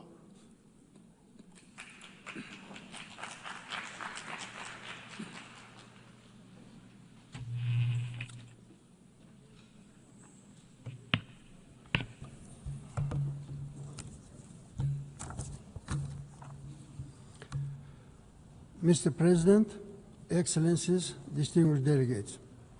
Yesterday, the citizens of the Republic of Moldova made their choice in the most important election in our country's history. They spoke with clarity, courage, and dignity, despite unprecedented pressure, disinformation, and interference from the Kremlin. The Moldovan people defended democracy through free and fair elections. This was not merely a political contest.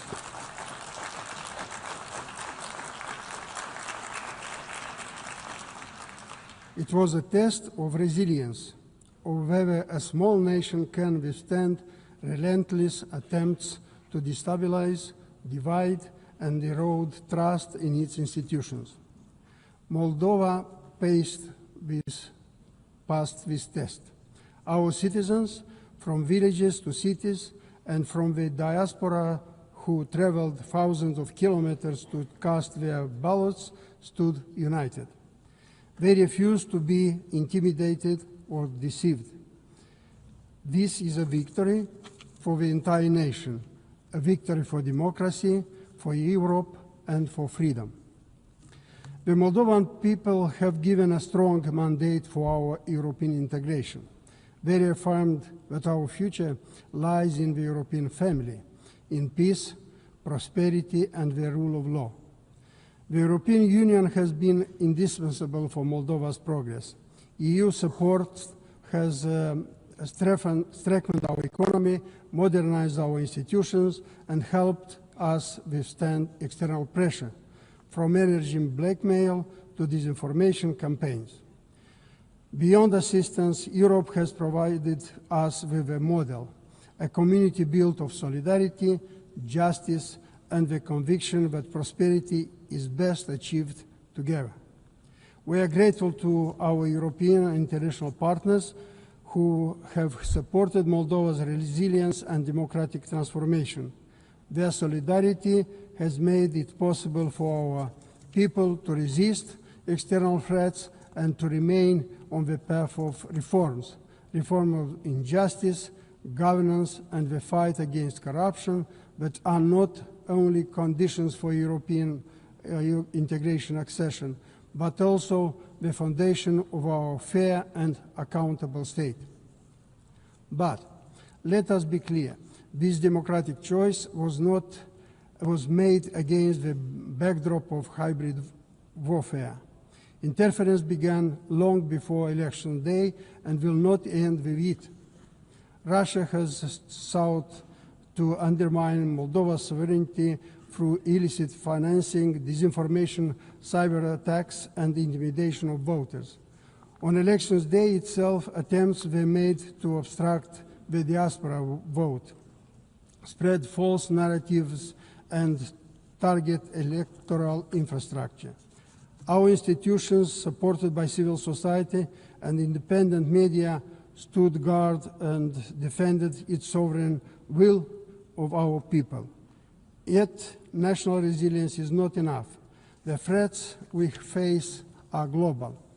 Democracies everywhere are being tested by increasingly sophisticated tools designed to manipulate information, erode trust, and distort elections. That is why Moldova calls for stronger cooperation to safeguard democracies. We urge the Assembly and UN members to join forces in protecting democracies from novel threats with novel means.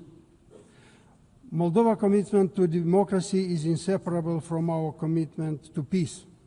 We share a 1,200 kilometers border with Ukraine, which continues to resist Russia's brutal aggression. We know how fragile is peace, and we know why Moldova can stand here today in peace, because Ukraine stands. We resolutely condemn Russia's war of aggression. We support Ukrainians' sovereignty and territorial integrity within its internationally recognized borders, including its territorial waters. Every missile that strikes homes and civilian infrastructure violates international law. Accountability must follow, and Moldova supports the international community's effort to document and prosecute such crimes. This war is not only against Ukraine, it is a war against Europe, against freedom, and against the international order established by the United Nations Charter. Moldova will continue to stand with Ukraine and with all those who defend peace. The Republic of Moldova is committed to an exclusively peaceful reintegration based on our sovereignty and territorial integrity within international recognized borders. We once again call for complete, unconditional and immediate withdrawal of Russian troops and ammunition from Moldovan territory, in line with Russia's own international obligations. This withdrawal must be transparent and under international monitoring. Excellencies, Moldova's election was a national choice, but its meaning is global. It showed that democracy can prevail even under relentless pressure. Yet, democracies cannot stand alone. They need solidarity, resilience, and support. As the United Nations marks its 18th anniversary, Moldova reaffirms its commitment to the United Nations Charter. We support this organization's effort to secure peace, advance the Sustainable Development Goals, address climate change, protect human rights, and establish global norms against corruption, disinformation, and foreign interference. Distinguished delegates, the people of Moldova have chosen freedom. They have chosen Europe. They have chosen peace. We are fully aware that consolidating our democracy and advancing towards European membership will be a demanding journey that made more difficult by Russia's persistent threats. But it is a journey we are determined to pursue. With unity at home and solidarity from our partners, above all the European Union and the United Nations family, we continue to build a democratic, resilient and prosperous Moldova, a Moldova that contributes to peace in Europe and to the work of these United Nations. I thank you.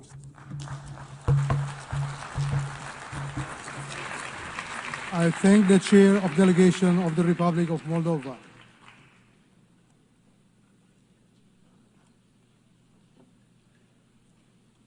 I now give the floor to Her Excellency Agnes Mary Chimbiri Mulande, Chair of Delegation of Malawi.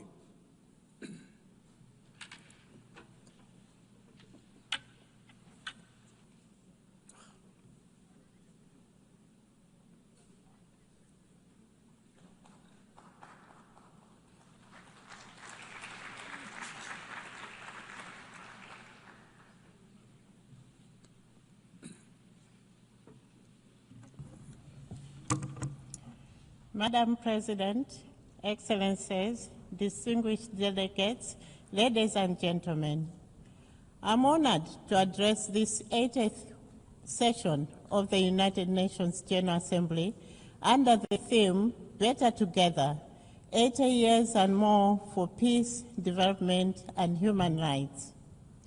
This milestone stands as a testament to the United Nations' extraordinary legacy of fostering peace, advancing sustainable development, and championing human dignity. It affirms humanity's enduring journey to build a world where every generation can flourish, where nations rise above division to resolve their differences with wisdom, and where the pursuit of justice and harmony binds us as a one global community. Malawi commits to strengthening multilateralism to ensure a prosperous, equitable, and secure world for current and future generations. Madam President, the theme Better Together aligns closely with Malawi's foreign policy, our blueprint for advancing national interests through economic diplomacy, protection of sovereignty, and global cooperation. Anchored in the Malawi 2063, our long-term vision, we aspire to become a self-reliant, industrialized, middle-income nation by 2063, driven by agriculture, tourism, mining, and manufacturing. Achieving this goal demands both unwavering national commitment and active engagement with the global community in a peaceful world. While sovereignty remains the cornerstone of our identity to ensure the protection of territorial integrity and natural resources, our policy equally recognizes that global collaboration is essential. In this spirit, Malawi will continue to uphold the principles of the UN Charter, promote good neighborliness, and respect the sovereign equality of all states to advance peaceful coexistence and regional, continental, and global stability. Madam President, building on our unwavering commitment to sovereignty and collaborative partnerships, the Republic of Malawi firmly acknowledges that peace and security serve as fundamental pillars for sustainable development. Guided by the principle of Ubuntu and recognizing our shared humanity, the Republic of Malawi has consistently demonstrated her dedication to international peace and contributing a significant number of troops and police personnel to various United Nations missions across the globe. The Republic of Malawi is resolute in its commitment to preventive diplomacy and actively promoting dialogue, impartiality, and effective conflict resolution as essential strategies for fostering stability. This commitment is reflected in our active engagement and unwavering support for peace initiatives led by the United Nations, African Union, and the Southern African Development Community. We believe that collaborative efforts are essential in addressing multifaceted challenges that threaten global peace and the rules-based order.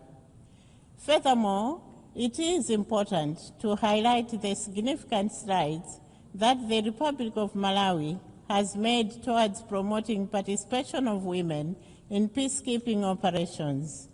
The Republic of Malawi actively prioritizes the deployment of female peacekeepers in operational roles, recognizing their unique ability to connect with and address the specific needs and experiences of women in conflict zones.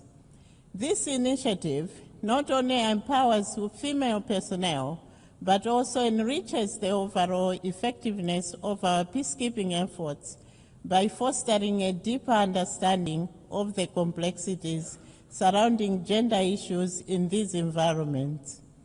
On that note, Madam President, I'm pleased to report that the positive outcomes of this approach are becoming increasingly evident.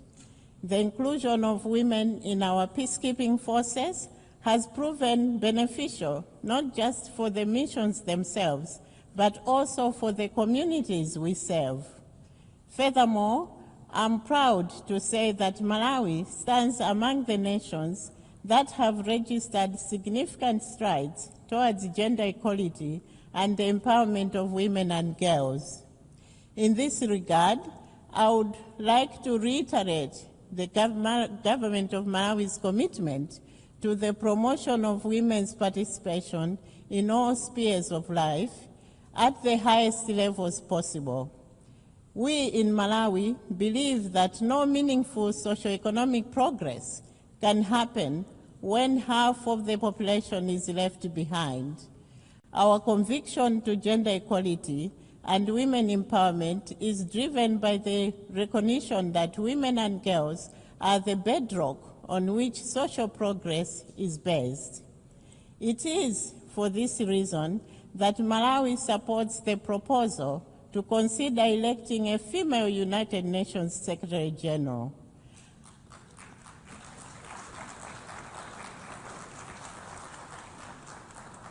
At this juncture, let me express gratitude to all cooperating partners, including the United Nations, who have supported our efforts and initiatives on women empowerment, helping us to end child marriages, to reduce early pregnancies, to increase school completion rates for girls, and to ensure that increasing numbers of women participate meaningfully in our nation's affairs.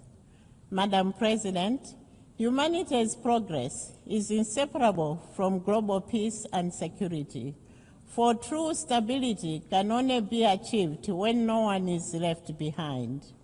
Yet we have fallen short in narrowing inequality as the gap between rich and poor nations continues to widen, and developing countries like Malawi struggle with limited fiscal space, limited technology transfer, low productivity, and limited participation in global trade. Last year, we adopted the Pact of the Future, reaffirming our collective commitment to inclusive, resilient, and sustainable global governance and development.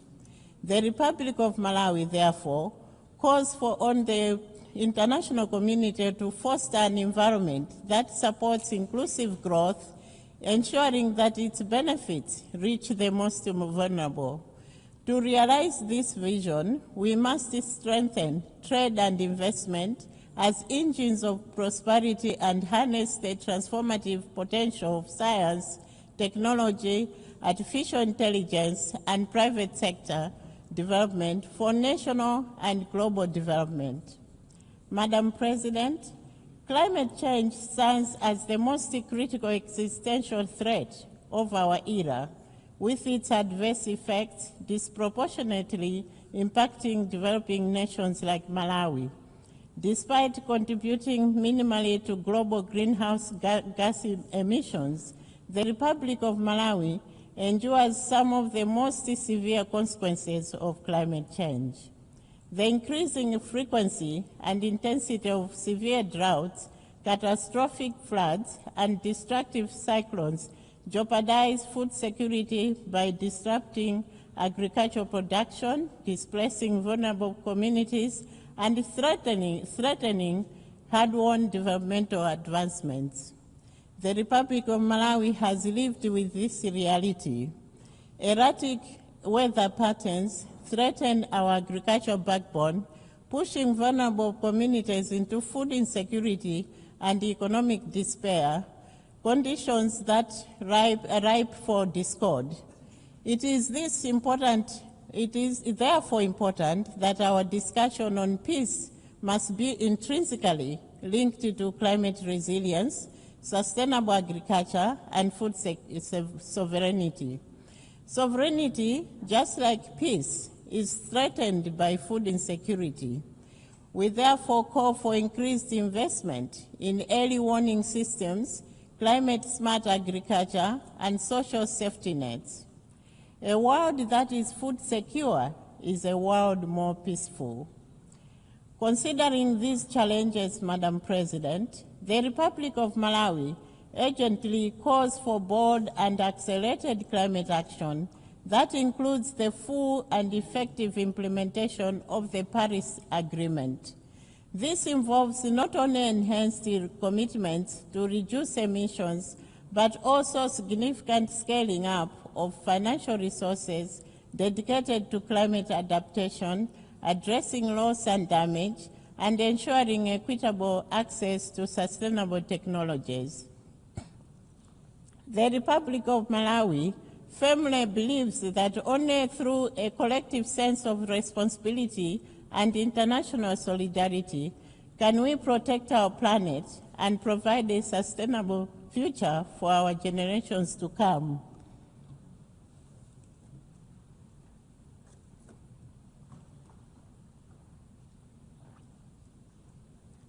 Beyond various agreements and boardroom meetings, time for action is now.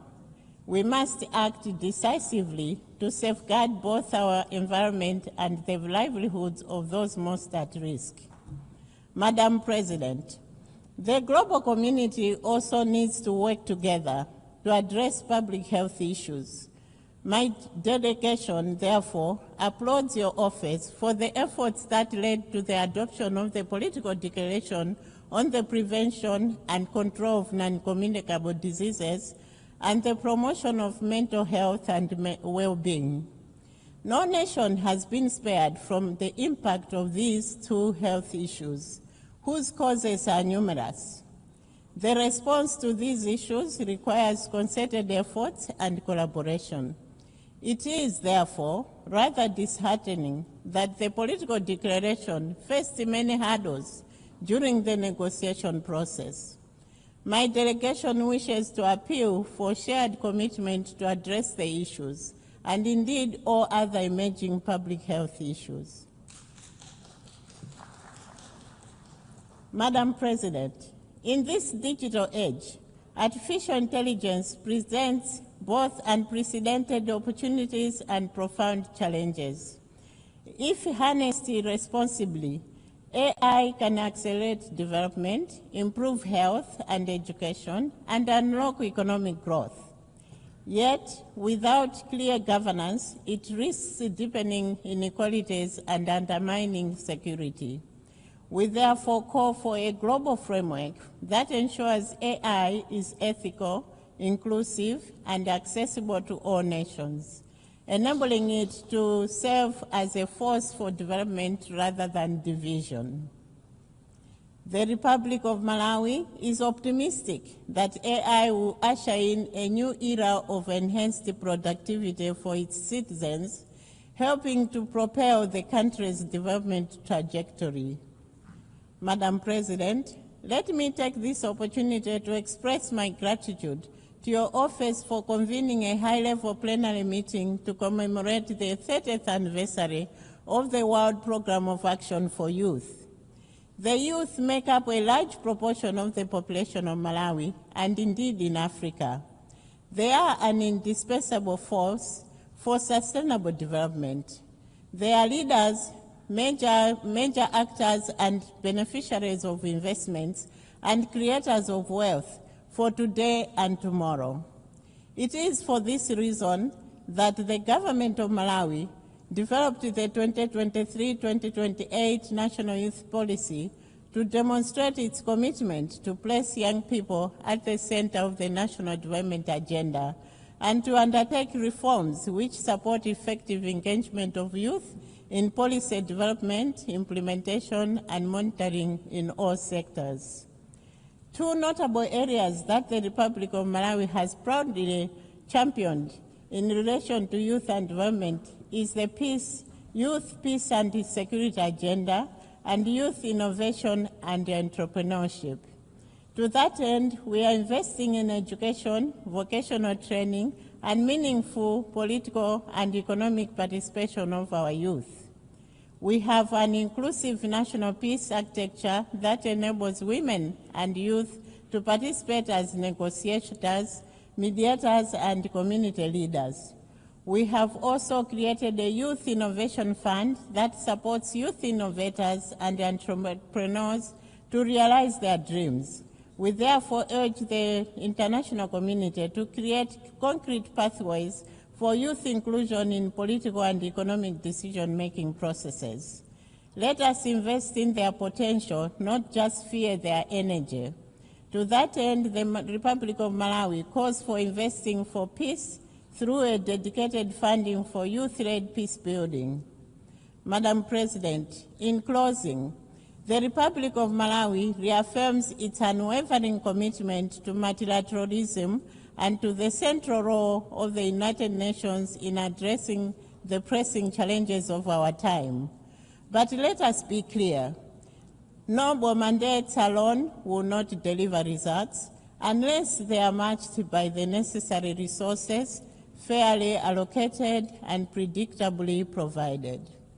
Let us match our ambition with the resources required to deliver. Let us ensure fairness to those who contribute to the work of the United Nations. Let us pursue reforms that strengthen accountability and inclusivity. And let us build an organization that reflects the diversity of our membership and the hopes of our people.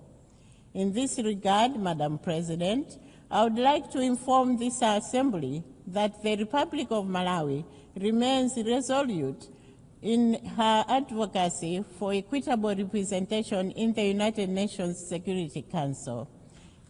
This crucial reform is essential as it will ensure that diverse voices of capable nations are heard and considered in the decision-making processes that impact not just specific regions, such as the global north or global south, but the entire world.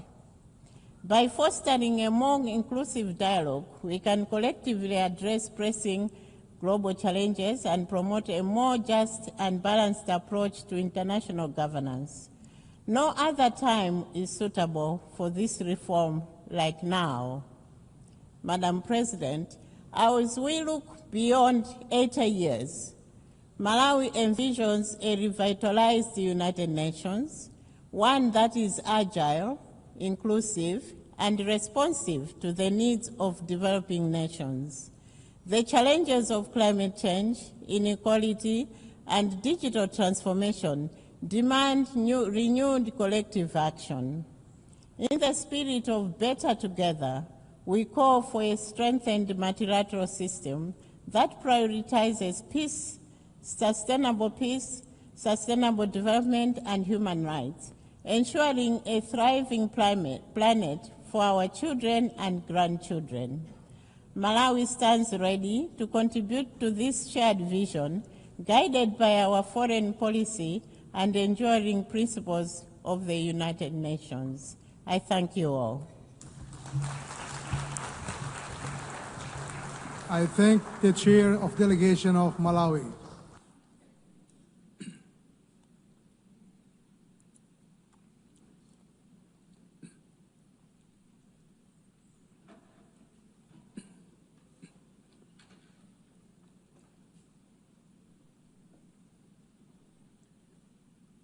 I now give the floor to His Excellency Lok Bahadur Thapa, Chair of Delegation of Nepal.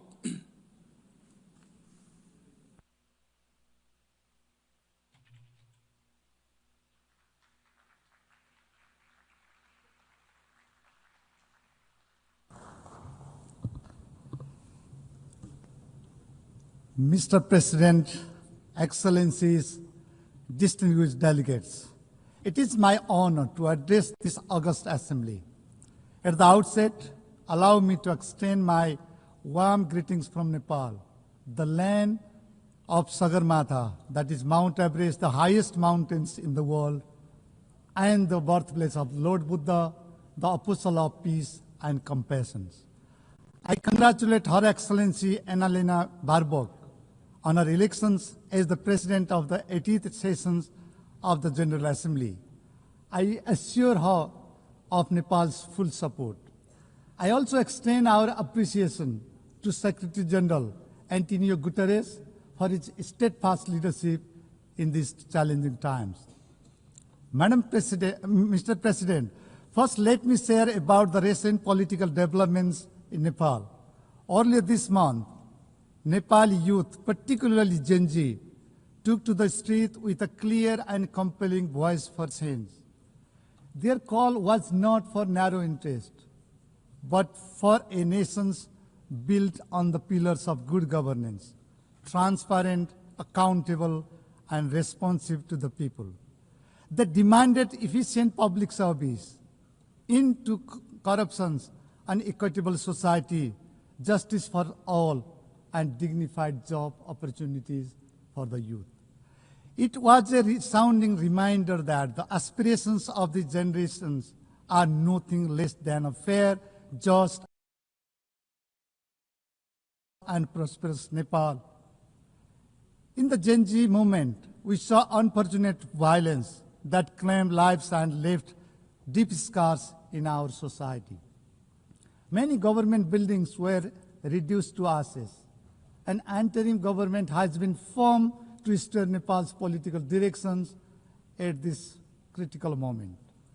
For the first time in its history, Nepal is led by a woman as Prime Minister, herself a former Chief Justice.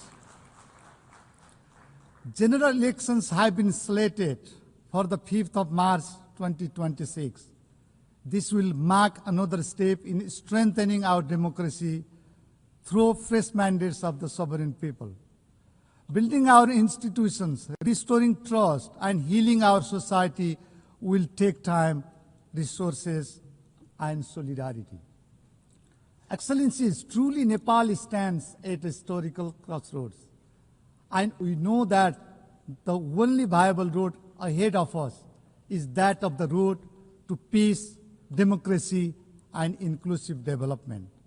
We are determined to continue our democratic journey, and we appreciate goodwill and continued support from the international community as we move forward in these directions. Mr. President, the world itself stands at a crossroads. Peace is in peril. Militarization is mounting.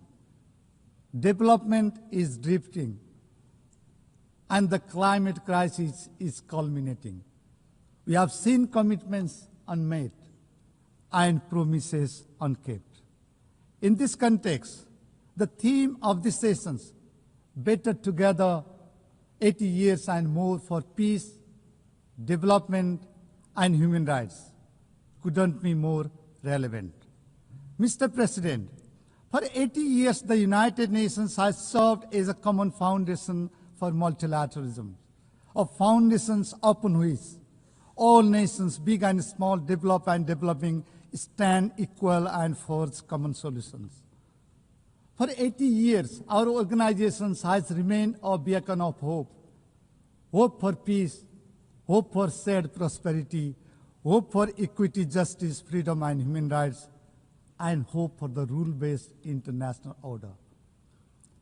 And today, as crisis converges from climate catastrophe to widening inequality, from digital disruption to violent conflicts, that beacon must shine brighter than ever. It is time to renew our collective resolve to fortify the founding values of the United Nations. Mr. President, Nepal attaches profound enduring value to the United Nations. The UN Charter is bedrock of our foreign policy. It is a compass that guides our actions on the global stage.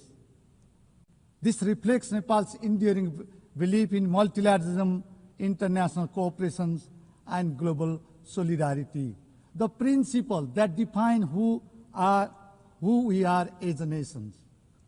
And this year marks 70 years since Nepal joined the United Nations.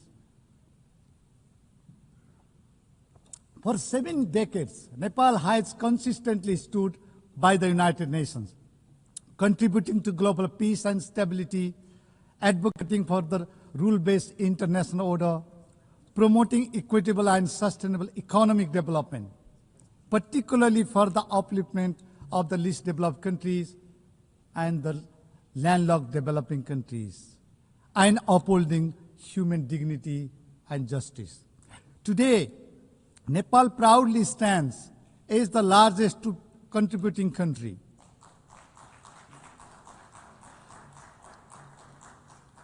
Our highly professional peacekeepers have served with a deep sense of duty to secure peace and stability in the conflict-ridden parts of the world. Nepal remains a steadfast advocate for complete and general disarmament. The lasting peace and safer world depends on the reductions of all weapons, conventional and emerging alike. Nepal strongly condemns terrorism in all its forms and manifestations, which stands for peace, security, and the protections of innocent lives everywhere. As the chair of the Global Coordination Bureau of the least developed countries, Nepal is leading the group to ensure equitable, inclusive, and sustainable development guided by the spirit of no one is left behind. As co-facilitator of the 4th International Conference on Financing for Development, held in Sevilla, Spain, Nepal contributed to advancing key priorities, catalyzing investment for sustainable development, addressing the debt crisis, reforming the international financial architecture, and revitalizing multilateral cooperations. Nepal is deeply honored to serve as the President of the Economic and Social Council this session.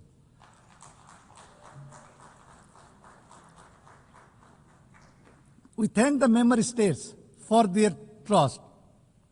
As the President of the ECOSOC, I am deeply committed under the motto of delivering better to bring coherence, to bring credibility, and to bring measurable impact to the Council's work.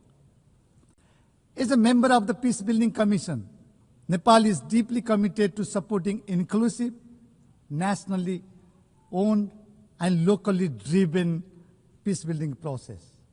Mr. President, the world today faces challenges of profound gravity and urgency. Many parts of the world are witnessing protracted crisis. War is raging relentlessly in Ukraine. Suffering is deepening in Gaza, where civilians bear the heaviest toll. We support a two-state solution where Israel and Palestine coexist peacefully and securely with internationally recognized borders in line with the relevant United Nations resolutions. Nepal is deeply concerned about the innocent civilians held hostage by Hamas. We call for the immediate release of Bipin Joshi, a Nepali student who has been held hostage by Hamas since October 7, 2023. Excellencies, crises in Sudan, Sahel, and beyond have left millions displaced, hungry, and vulnerable. The architectures of the global peace has been under severe pressure, unseen since the Second World War. Institutions designed to prevent conflict and uphold human dignity are tested as never before. It is frustrating that the defense budget is skyrocketing while development cooperation is shrinking. Global military spending has reached unprecedented levels, $2.7 trillion in 2024, the highest since the Cold War. We have witnessed gross violations of human rights in various parts of the world. Children and most vulnerable are caught in the crossfire. Climate-driven disasters are compounding human suffering, deepening vulnerabilities, displacing communities, and straining already fragile systems. The very institutions we build to confront these global challenges are under immense strain. Confidence in multilateral frameworks is weakening. This is a clear and urgent call to reassess, strengthen, and revitalize our multilateral institutions and to fortify global solidarity and actions. Mr. President, let me highlight a few areas that deserve urgent global attention. First, peace and security. Beyond words, peace demands actions. It demands courage, and it demands the commitment. In these turbulent times, dialogue must triumph over hostility, diplomacy over conflict, and cooperations over divisions. We must take urgent and coordinated actions to prevent conflict, uphold justice, and foster inclusive development. It is incumbent upon us to address the root causes of the conflicts, including poverty, inequality, and marginalizations. Second, we must strengthen multilateralism and rebuild trust. Multilateral institutions must deliver not just promises, but results. They must be representative, transparent, and accountable. In this interdependent world, no single nation, however rich and powerful, can resolve global problems alone. We must uphold multilateralism for fostering global cooperations and coordinations. We must repose our trust in multilateralism, anchored in sovereign equality, territorial integrity, and national independence. Third, accelerating the implementations of the 2030 Agenda is critical. As the progress on the Sustainable Development Goals is far off track, the world must act with greater urgency and solidarity. We strongly call for the timely and effective implementations of the Compromiso de Sovia. Sustainable investment must be boosted to deliver on our promises. Development assistance is critical for making progress in sustainable development. We appreciate the developed countries that meet the ODA target and strongly urges others to fulfill the commitment. We must make development finance adequate, easily accessible, predictable, and aligned with national priorities. Institutional and human capacity support tailored to the needs and priorities of the countries, particularly in the global south, should be prioritized. We must reform trade systems to be fair, to be inclusive, and to be responsive to the developing countries. It is incumbent upon us to address the debt burdens facing by many developing countries. Debt relief, including debt restructuring and debt swap, should be scaled up to ease debt distress. Priorities should be given to inclusive development. We must invest in youth and promote gender equality and empowerment of women and girls. The rights, safety, and dignity of migrant workers must be fully respected and protected. Fourth, climate justice and climate actions. Climate change has disproportionately affected vulnerable populations such as low-income communities and developing nations. Nepal is deeply concerned about the disproportionate impact of climate change, particularly in the mountain regions. We have first-hand experience of glaciers melting in our Himalayas that are seriously threatening the lives and livelihoods of millions downstream. To discuss the climate crisis and chart out the way forward, we convened the Sagarmatha Samvad, that is Mount Everest Dialogue, in May this year under the theme Climate Change, Mountains and Future of Humanity. The Samvad adopted the Sagarmatha call for action, reaffirming our shared commitment to the Paris Agreement and 2030 Agenda. Nepal is proud to be among the few countries to have submitted our third nationally determined contributions, NDC 3, By 2035, we aim to reduce emissions by nearly 27% and expand renewable energy eightfold. Excellencies, as the world confronts a climate catastrophe, we must act with urgency and resolve. This is not a crisis of emissions. It is a crisis of equity, of survival, and of justice. Nepal calls for urgent, fair, and ambitious actions to protect vulnerable communities. Polluters may take responsibility with actions. We reiterate our call for scale-up, predictable, and accessible climate finance, technology transfer, and capacity building for countries on the front line, particularly the least developed countries and mountainous nations. The loss and damage fund must be capitalized, and biodiversity finance must be increased to match the scale of the crisis. Nepal urges the international community, especially developed countries, to demonstrate genuine solidarity and moral clarity by delivering on the ICJ advisory opinion and upholding their obligation to protect the climate systems. Fifth, digital transformations. Technology must be inclusive, secure, and right-based. We must narrow the digital divide within and among countries to create a peaceful and equitable society. Nepal advocates for a global digital cooperation framework that ensures access to infrastructures, digital literacy, and data protections for all. Technology transfer must be accelerated and scaled up. Finally, the United Nations must be reformed to reflect the present-day realities. Focus should be laid on coherence, coordinations, and accountability across the UN development system. We need to prioritize LDCs and LLDCs across all global commitments and partnerships.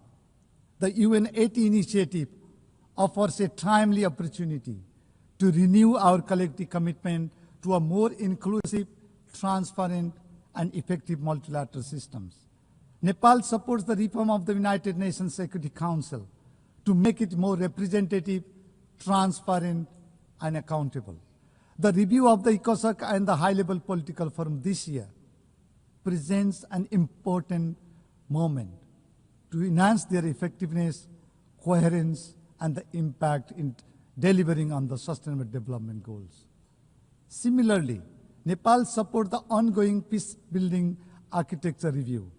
This is an opportunity to enhance synergy, streamline efforts, and drive results where they matter the most. We also underline that the global financial architecture must meet today's realities. Mr. President, the global community has time and again reaffirmed its determinations to tackle challenges before us. And we have shown that we can achieve more when we act in genuine partnership, when we choose collaborations over confrontations, and when we replace disagreements with dialogue, and we are committed to peace, prosperity, and sustainable future. Mr. President, Excellencies, distinguished delegates, ladies and gentlemen, for 8 decades, the United Nations has stood as a beacon of hope for peace, for justice, for human rights, and for development. Today, that legacy calls upon us more urgently than ever. The world watches us at a moment of great trial. Let us stand together, united and determined, to ensure enduring peace and prosperity in the world. When the United Nations succeeds, humanity as a whole succeeds. When it falters, it is the innocent and vulnerable who bear the heaviest cost. Let this 80th anniversary remind us of our shared duty to safeguard peace, to uphold justice, to protect human dignity, and to build a world that is fairer, safer, and more human for all. Nepal stands firmly committed to doing its part in shaping a safer, more prosperous, and more sustainable world.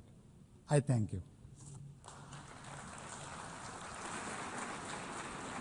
I thank the Chair of Delegation of Nepal.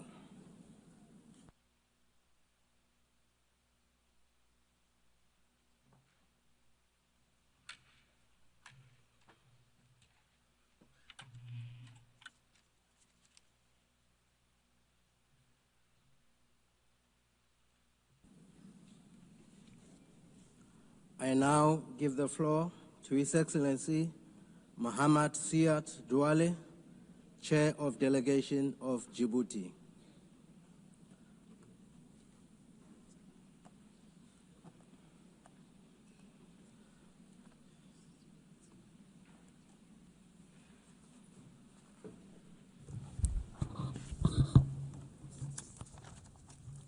Madame la Présidente, je souhaiterais d'abord réitérer nos vives félicitations à Son Excellence Madame Anna Book, Présidente de l'Assemblée générale, pour cette session historique qui coïncide avec la commémoration du 80e anniversaire de la création des Nations Unies. Le thème que vous avez retenu pour cette session, Mieux ensemble, bâtir la paix, promouvoir le développement et garantir les droits humains, définit d'une manière éclairante la quête patiente, méticuleuse et scrupuleuse de la communauté internationale depuis la signature de la Charte des Nations Unies il y a 80 ans. Nous pouvons être fiers des résultats obtenus et de nombreux succès enregistrés par notre organisation. En dépit d'un contexte difficile, rien ne doit entamer notre détermination à construire un monde moins inégalitaire, plus solidaire, pacifié et prospère. Notre gratitude va à l'endroit de votre prédécesseur, M. Philemon Young, pour son ouverture, son leadership et ses efforts continus tout au long de la session qui vient de s'achever. Madame la Présidente, Monsieur le Secrétaire général, au cours de ces 8 décennies passées, le rôle des Nations Unies a été déterminant dans le soutien au processus de décolonisation en Afrique et en Asie, la résolution de conflits, la prolifération nucléaire, le combat contre la pauvreté et le changement climatique, la promotion des droits de l'homme ainsi que la gestion des risques de pandémie. Les Nations Unies, conscientes de la nécessité d'affiner ces outils, a continuellement entrepris les réformes nécessaires afin de toujours mieux s'acquitter de son mandat et de répondre aux défis du moment. Sous le leadership du secrétaire général actuel et à la demande des États membres, devant le constat de la lenteur dans la mise en œuvre des objectifs de développement durable et dans le but de bâtir un multilatéralisme plus inclusif, plus efficace et plus interconnecté, nous avons adopté les recommandations contenues dans le rapport majeur intitulé « Notre agenda commun ». Devant l'imprévisibilité de l'avenir et l'aggravation de certaines tendances de nature à miner la coopération internationale ainsi que l'émergence de défis nouveaux, les contractants que nous sommes ont adopté un pacte pour l'avenir qui comprend un pacte pour le numérique et une déclaration sur les générations futures. Convaincus qu'il nous faut bâtir un monde meilleur où nous serons mieux ensemble, nous avons convenu d'un programme ambitieux couvrant des questions aussi importantes que la paix et la sécurité, le développement durable, le changement climatique, la coopération numérique et en particulier veiller à faire de l'intelligence artificielle une technologie qui profite à tous, les droits humains, l'égalité des sexes, la jeunesse et les générations futures, ainsi que la transformation de la gouvernance mondiale. Ces accomplissements ne peuvent cependant masquer les conséquences dévastatrices causées par la fragmentation géopolitique et géoéconomique en cours. Les conflits prolifèrent et s'enlisent de l'Ukraine au Soudan, en passant par le Sahel. L'horreur indicible continue à Gaza. Les enfants y sont impunément assassinés au quotidien et la famine est utilisée comme arme de guerre, sans que la communauté internationale ne puisse efficacement arrêter le génocide en cours. Comme vient de le rappeler le rapport de la commission d'enquête des Nations Unies en date du 16 septembre, élaboré sous la direction de la juge Navi Pillay. Les normes régissant l'usage de la force sont violées avec une régularité effrayante, comme l'illustrent les bombardements, les raids et les assassinats extraterritoriaux conduits par Israël. Nous condamnons l'agression terroriste contre le Qatar et la violation de sa souveraineté et intégrité territoriale. Au nom du président de la République, son Excellence M. Ismaël Omar Guelleh, nous réaffirmons notre solidarité à l'émir, son Altesse, Cheikh Tamim Ben Hamad Al Thani, ainsi que le gouvernement et peuple frère du Qatar. Le Conseil de sécurité est paralysé par le recours devenu systématique du veto. Les droits internationaux et les normes qui nous ont guidés jusqu'à là sont dangereusement remis en cause. La crise de confiance entre États est aggravée par la grave crise de liquidité due à la persistance d'arriérés de contributions. Madame la Présidente, Monsieur le Secrétaire général, la République de Djibouti salue l'adoption récente du compromis de Séville issu du Forum sur le financement du développement. Cet accord constitue à nos yeux une étape importante dans la quête d'un système financier international plus équitable, plus solidaire, au service des objectifs de développement durable. Les chiffres sont tout aussi éloquents qu'alarmants. Le monde est confronté à un déficit annuel de 4 000 milliards de dollars pour atteindre les ODD.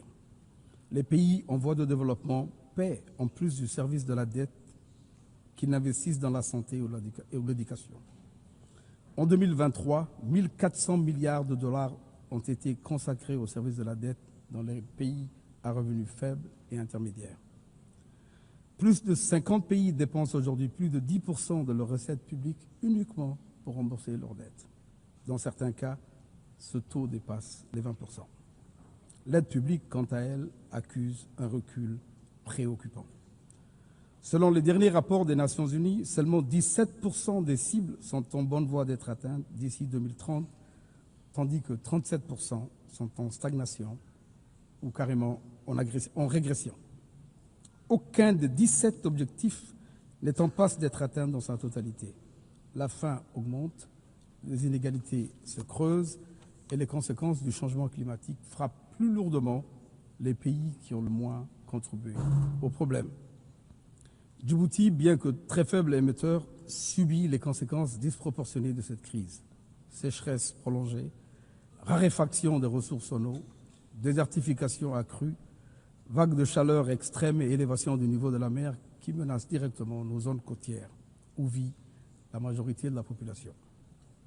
Nous sommes convaincus, comme nous l'avons rappelé récemment lors du 2e sommet africain sur le climat à Addis Abeba, que l'urgence appelle d'abord à une stratégie d'adaptation efficace. À Djibouti, le Sovereign Carbon Agency collecte les contributions carbone sur la base du principe pollueur-payeur et les transforme en projets d'adaptation pour les communautés affectées.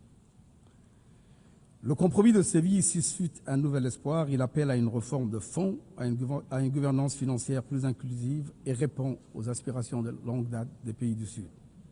Les engagements qu'il contient doivent être honorés. Il ne faut pas qu'il devienne un texte de plus dans les archives du multilatéralisme. Il doit servir de base à un nouveau contrat mondial fondé sur une solidarité concrète, la responsabilité et l'ambition partagée. Madam President, Mr. Secretary General, Djibouti is committed to transforming its strategic, geographic, and infrastructural advantages from primarily a transit leader to a fully integrated industrial partner for East Africa and beyond.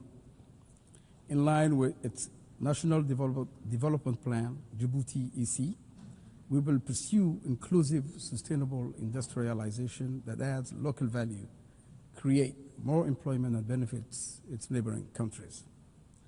Djibouti will leverage its free trade zones, ports, and logistics infrastructure to attract light manufacturing, agro-processing, packaging, and assembly industries that serve regional demand. Djibouti is a strong believer in regional integration, where each country develops and leverages its comparative advantage to contribute to shared growth and stability. Djibouti is and will always remain a serious, reliable, committed, and constructive partner to countries in the region and its many friends all around the world. Just 2 days ago, on September the 27th, Djibouti achieved its first UNESCO Biosphere Reserve status with the designation of the Archipel des Sept Frères, Rassian, Korangar, and Godoria Biosphere Reserve. This major historic step, which underlines our country's commitment to environmental stewardship, strengthens our resolve to develop Djibouti's potential to become a premier destination for eco-tourism. Madame la Présidente, Monsieur le Secrétaire général, nous nous félicitons des progrès accomplis en Somalie dans les efforts de mise en œuvre de priorités nationales, le programme de développement national et le plan de stabilisation. Nous demeurons cependant préoccupés par la menace que continue à poser la milice terroriste Al-Shabaab. Nous saluons la contribution des forces somaliennes, de l'Union africaine et des autres forces opérant légalement dans la lutte contre Al-Shabaab et reconnaissant les sacrifices immenses consentis. Nous soulignons l'importance cruciale de garantir aux forces africaines de l'EUSOM les ressources prévisibles en volume suffisant afin de leur permettre de s'acquitter de leur mandat dans les meilleures conditions.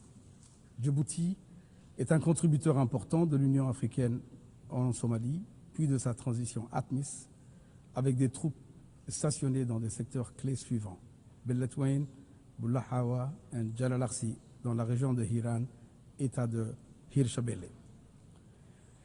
Face à la montée des attaques terroristes, Djibouti a répondu à l'appel de la Somalie en signant un nouvel accord en juillet 2025 permettant le déploiement additionnel de forces djiboutiennes afin de renforcer les efforts de stabilisation dans le pays. Il nous faut collectivement apporter un soutien robuste au gouvernement somalien afin de l'assister dans ses efforts. Nous ne pouvons tolérer que ces milices terroristes poursuivent leur campagne meurtrière contre les populations civiles, les forces somaliennes et les partenaires internationaux et ferment les couloirs humanitaires. Madame la Présidente, nous sommes extrêmement préoccupés par la poursuite des hostilités au Soudan dans ce conflit fratricide qui dure plus de 2 ans. Le bilan en perte de vies humaines est lourd. La destruction d'infrastructures civiles coûteuses perturbe les services essentiels tels que l'eau, la santé et l'électricité. La détérioration continue de la situation sécuritaire et humanitaire cause des déplacements massifs de population. Le Soudan, avec plus de 30 millions de personnes en besoin d'assistance selon les chiffres des Nations Unies, est confronté à une situation humanitaire catastrophique qui exige une réponse immédiate et coordonnée de la communauté internationale. Nous appelons à la fin immédiate des opérations militaires et à l'instauration d'un cessez-le-feu durable en écho aux précédentes résolutions régionales visant à désamorcer le conflit. Djibouti enfin réaffirme son attachement à la souveraineté, à l'intégrité territoriale, à l'unité nationale et à la stabilité du Soudan, conformément aux engagements régionaux et internationaux. Nous réaffirmons notre volonté de travailler en partenariat avec les acteurs régionaux et internationaux désireux de trouver une issue pacifique et durable à la crise et appelons en tout temps à placer au centre de nos efforts les intérêts de la population soudanaise et la stabilité régionale. Madame la Présidente, lors de la signature de la Charte des Nations Unies et de la création des Nations Unies, la communauté internationale, tirant les leçons de la Ligue des Nations, s'était engagée à tout mettre en œuvre afin d'épargner à l'humanité le fléau d'une nouvelle guerre. Il semble que la promesse d'un monde sans guerre ne soit pas tenue car nous faisons face aujourd'hui à un certain nombre de situations de conflit, certaines d'entre elles particulièrement horribles. Le conflit le plus dévastateur, aussi vieux que les Nations Unies, demeure l'agression continue d'Israël et l'occupation des terres de Palestine. L'horreur indicible qui y règne exige une action urgente de la communauté internationale, au-delà des mots et des condamnations sans conséquence. À Gaza et au West Bank, pour les Israéliens, tuer semble être la plus innocente des occupations. Pendant que la communauté internationale s'attelle à la revitalisation de la solution à deux États, Israël, elle, est occupée à enterrer non seulement l'idée de deux États, mais également la possibilité future d'un État palestinien viable et souverain. Leur vœu le plus cher, c'est de compromettre la solution à deux États et d'enterrer la paix sous les décombres de la colonisation et de la militarisation. Mais c'est bien sûr une mission vouée à l'échec. Le peuple palestinien est résilient, courageux. La communauté internationale est tout aussi déterminée, comme l'illustre la résolution adoptée par une vaste majorité des États membres à l'Assemblée générale, ainsi que les résultats très encourageants de la conférence internationale du 22 septembre, coprésidée par l'Arabie saoudite et la France. Nous ne le répéterons jamais assez, la solution à deux États est la seule capable de répondre aux aspirations légitimes du peuple palestinien et de faire advenir une paix durable. Djibouti encourage les efforts en cours afin qu'ils puissent produire les résultats escomptés. Madame Judge Navi Pillay admonished, the Security Council must not be the graveyard of conscience, and to this, President Gele recently added, neither must the General Assembly nor any of its member states. Madam President, Mr. Secretary General, the dispute concerning the Ras Dumera area and Dumera Island and Mount Dumera on the land/maritime border with Eritrea, as well as the situation of its prisoners of war held incommunicado, remain unresolved. As we did in previous years, we renew our readiness to work with our neighbors in order to find a peaceful and negotiated solution on the basis of international law. The Republic of Djibouti solemnly reaffirms in this anniversary year, when we celebrate the 80th anniversary of the signing of the Charter of the United Nations, and as required by Article 33 of this fundamental document, its proposal to negotiate either through bilateral means, mediation, conciliation, recourse to the International Court of Justice, or arbitration to settle the dispute in a legally binding and definitive manner. Madame la Présidente, Monsieur le Secrétaire général, les Nations Unies, 80 ans après sa création, continuent d'offrir une plateforme et des outils adéquats que nous pouvons affiner davantage, bien sûr, afin de mieux vivre ensemble et répondre aux défis complexes auxquels notre monde fait face en matière de paix, de sécurité collective, de développement et de droits humains. Nous devons tout mettre en œuvre afin que les Nations Unies ne restent un théâtre symbolique, vigilant sur son image, mais sourd aux exigences de réforme, y compris celles du Conseil de sécurité, en accordant à l'Afrique la place qu'elle mérite, réparant ainsi une injustice historique. Les Nations Unies demeurent plus que jamais essentielles. Nous ne devons pas en faire une victime expiatoire, sacrifiée sur l'autel de nos différences et notre incapacité à instaurer entre nous des liens de confiance solides. Nous devons travailler ensemble afin de donner au multilatéralisme un sens renouvelé et renforcer la coopération internationale dans l'intérêt de tous les États, petits et grands. Je vous remercie pour votre attention.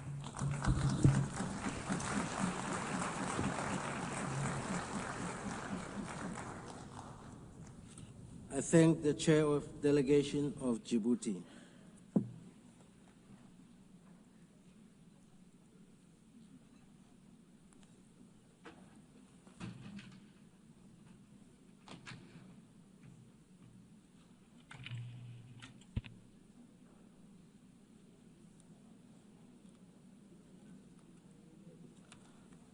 I now give the floor to Her Excellency Christina Marcus Lassen, Chair of Delegation of Denmark.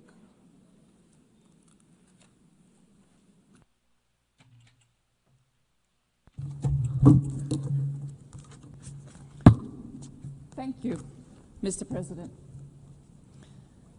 Mr. President, distinguished delegates, friends, and colleagues.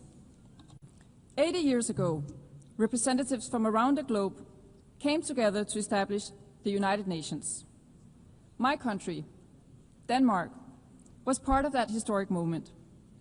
But many other nations were not given that opportunity. In 1945, the world was still a world of empires, of colonies and dependent territories that were not free to choose their own political destiny. The establishment of the United Nations did not change that overnight. Yet, it set the world on a course toward a radically different order. An order based on the equal rights and self-determination of peoples and of nations, large and small, a rules-based international order. As this order grew into being, the world saw tremendous progress.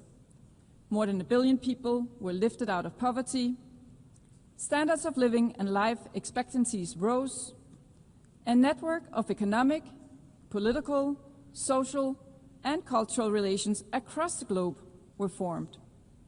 It even seemed that wars between states were becoming a thing of the past. In recent years, this path has been broken. Wars are back. Extreme poverty is on the rise. International law is under pressure. Does this mean that the United Nations has become irrelevant? Of course not. The conclusion is the opposite. The UN is as essential as ever. Without the UN, the world would be in a much worse state. But as the world is changing, so must the United Nations. Excellencies, last year we agreed on the Pact for the Future. We committed to updating global governance, doing away with historical injustices of the existing system, expanding the Security Council and reforming the international financial architecture, bringing about a system that delivers for all. This year, the Secretary-General presented his UNGA reform initiative. I thank the Secretary-General for his bold act of leadership. I encourage and expect more concrete proposals on how to adopt the UN system to new realities, making hard choices. And I ask fellow member states to engage constructively in the process. Excellencies, as an elected member of the Security Council, Denmark works towards ensuring that the Council fulfills its vital mandate towards safeguarding international law, including international humanitarian law, and ensuring that the voices of those affected by conflict are heard by the Council. At times, we succeed with fellow members through a shared sense of purpose. Too often, however, results are not possible. Too often, the Security Council is divided, unable or unwilling to act. The costs of inactions are felt around the world, from the raging war in Sudan to the erasure of women's rights in Afghanistan, from the spiraling gang violence in Haiti to the crisis in Myanmar, to the instability across the Sahel, not to mention the horrible situation in Gaza. Almost 2 years have passed since the horrific terrorist attack by Hamas on October 7, 2023, an attack that tore through Israeli families and left the nation wounded to its core. Denmark has repeatedly and consistently condemned the attack and called for the immediate release of all hostages. We've also said from day one that Israel has a right to self-defense. But what is going on in Gaza right now has nothing to do with self-defense. A man-made famine is spreading. Thousands of civilians are being killed. The humanitarian catastrophe is of unbearable scale. It must be brought to an end immediately. Israel must comply with international law, including international humanitarian law. The war in Gaza needs to stop.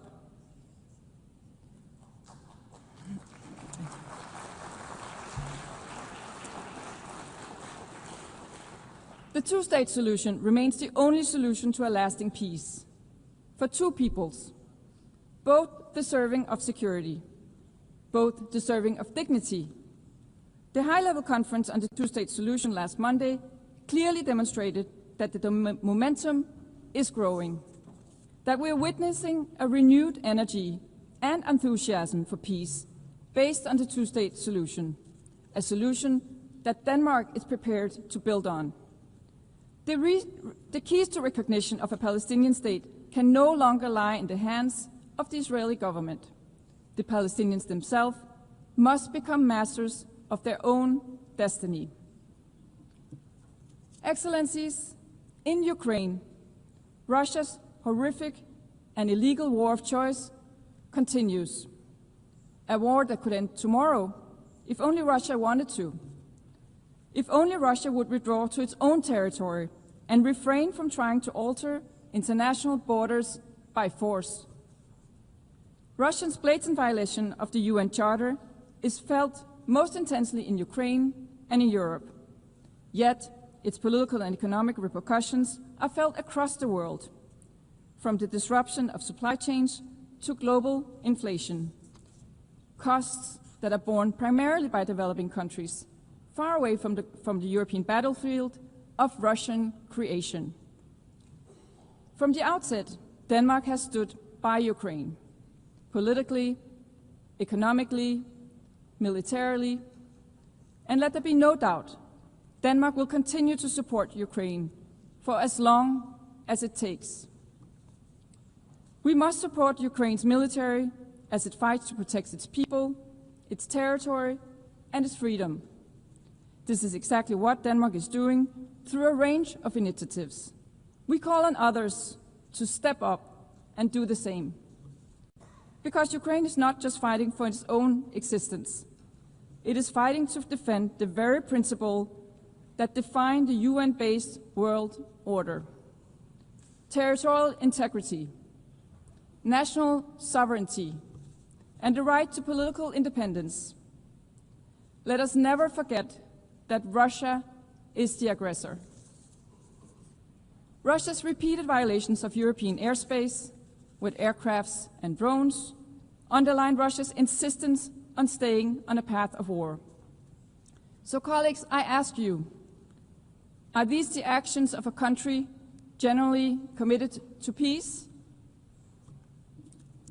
Excellencies, our collective inability to halt the killings, suffering, and injustices in Gaza, Ukraine, Sudan, and beyond must not prompt us to submit to a world ruled by brute force.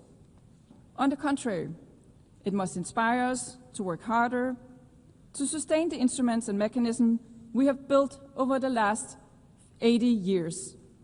To Denmark, this includes maintaining our firm support for the International Court of Justice and the International Criminal Court as core international justice institutions.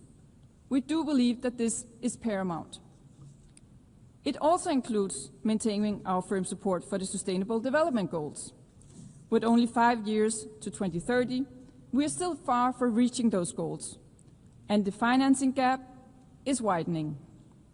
For 45 years, Denmark has delivered on the UN target of 0.7% in official development assistance. We call on other fellow member states to join us, not as an act of altruism, but as a long-term investment in our shared future. Excellencies, in a world of competing crises, climate change and its impact remain real. Flooding, drought, heat waves.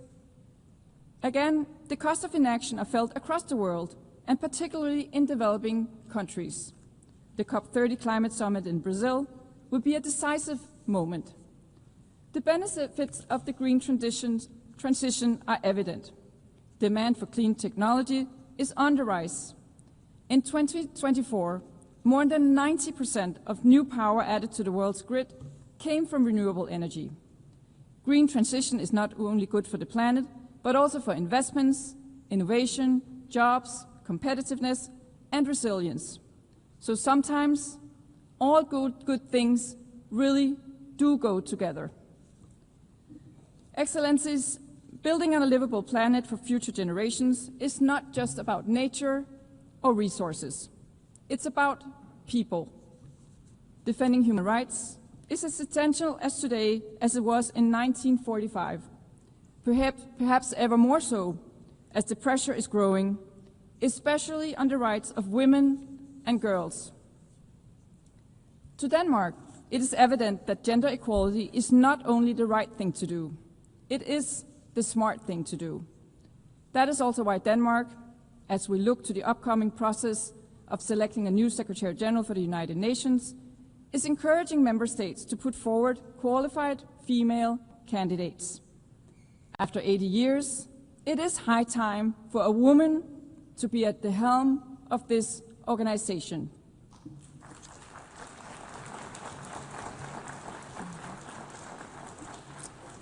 Excellency, in closing, I would like to recall the wisdom of Nelson Mandela. It always seems impossible until it is done. When we compare the world of today to the world of 1945, the progress is evident. Empires have been dismantled. Millions have been lifted out of poverty. The equal rights of all human beings and of nations large and small have been recognized. In a world of rapid change and growing uncertainty, we must not lose sight of how far we have come, nor must we forget that it was by working together we got here.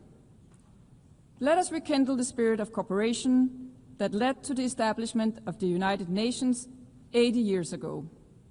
It always seems impossible until it is done. I thank you, Madam President.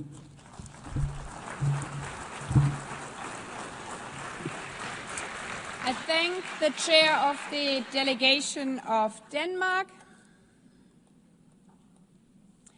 I now give the floor to His Excellency Marc Hermanie Nadudu Araba, chair of the delegation of Benin.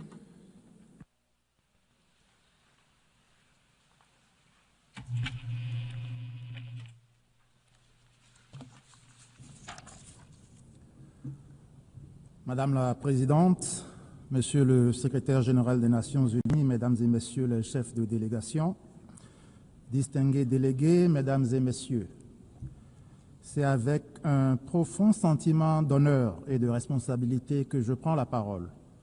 Au nom de Son Excellence Monsieur Patrice Talon, Président de la République du Bénin, à l'occasion de la 80e Assemblée générale des Nations Unies. Je tiens à adresser tout d'abord mes plus chaleureuses félicitations à Madame Annalena Baerbock pour sa brillante élection à la présidence de cette session et l'assurer du plein soutien de ma délégation dans l'accomplissement de sa noble mission. Je souhaite également saluer l'engagement constant de M. Antonio Guterres, secrétaire général des Nations Unies, pour ses efforts infatigables en faveur de la paix, de la sécurité, du développement durable et du respect des droits humains dans un contexte mondial marqué par des incertitudes croissantes et des crises multiples.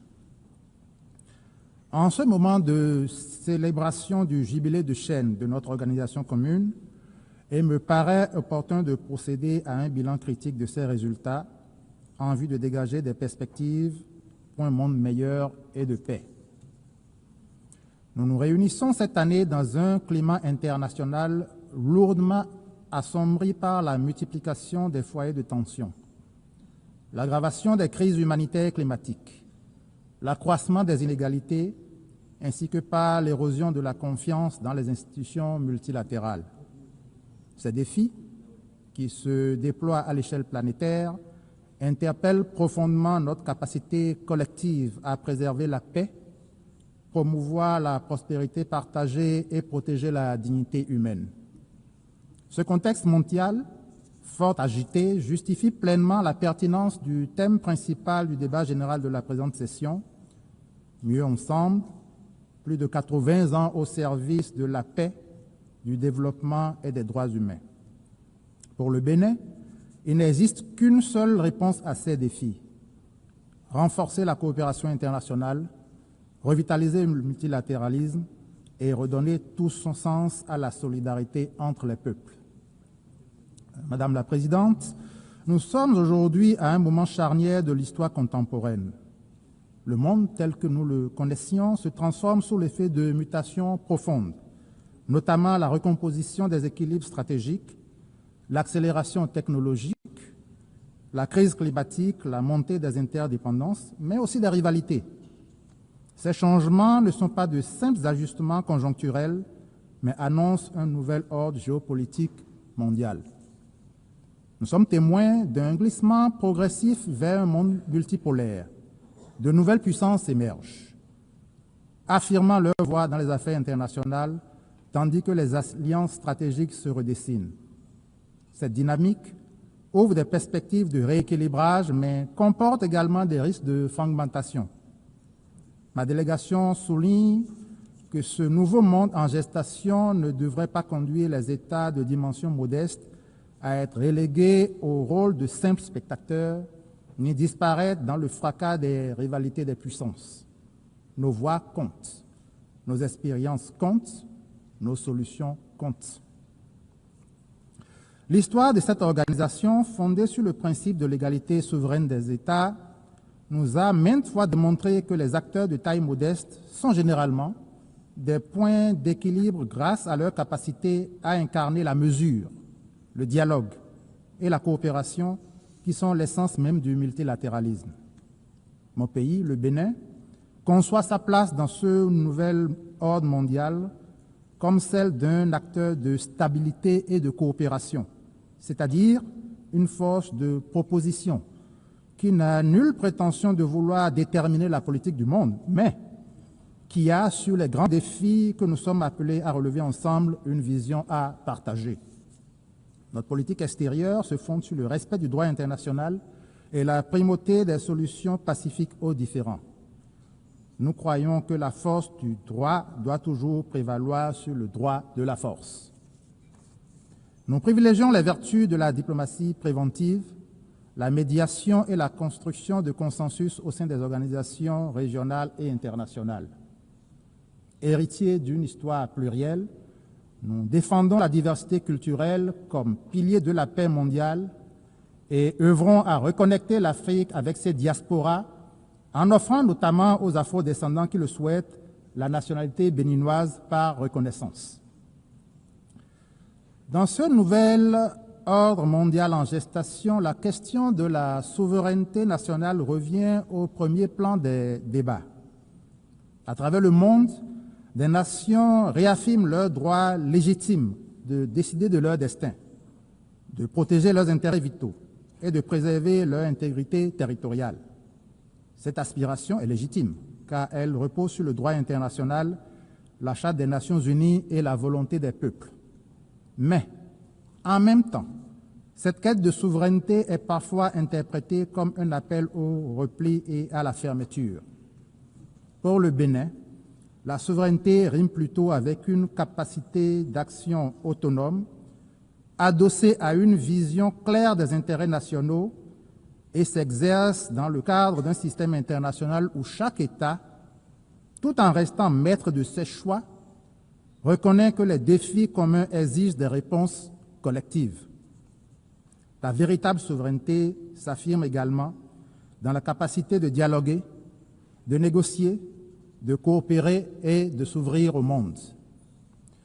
Madame la Présidente, le Bénin observe avec préoccupation la multiplication des conflits armés, de l'Europe orientale au Moyen-Orient, du Sahel à la région des Grands Lacs, menaçant la vie de millions d'êtres humains, provoquant des déplacements massifs des populations, sans occulter la fragilisation des institutions et la destruction des infrastructures, ce qui nourrit un cycle de pauvreté et de violence dans les zones de tension.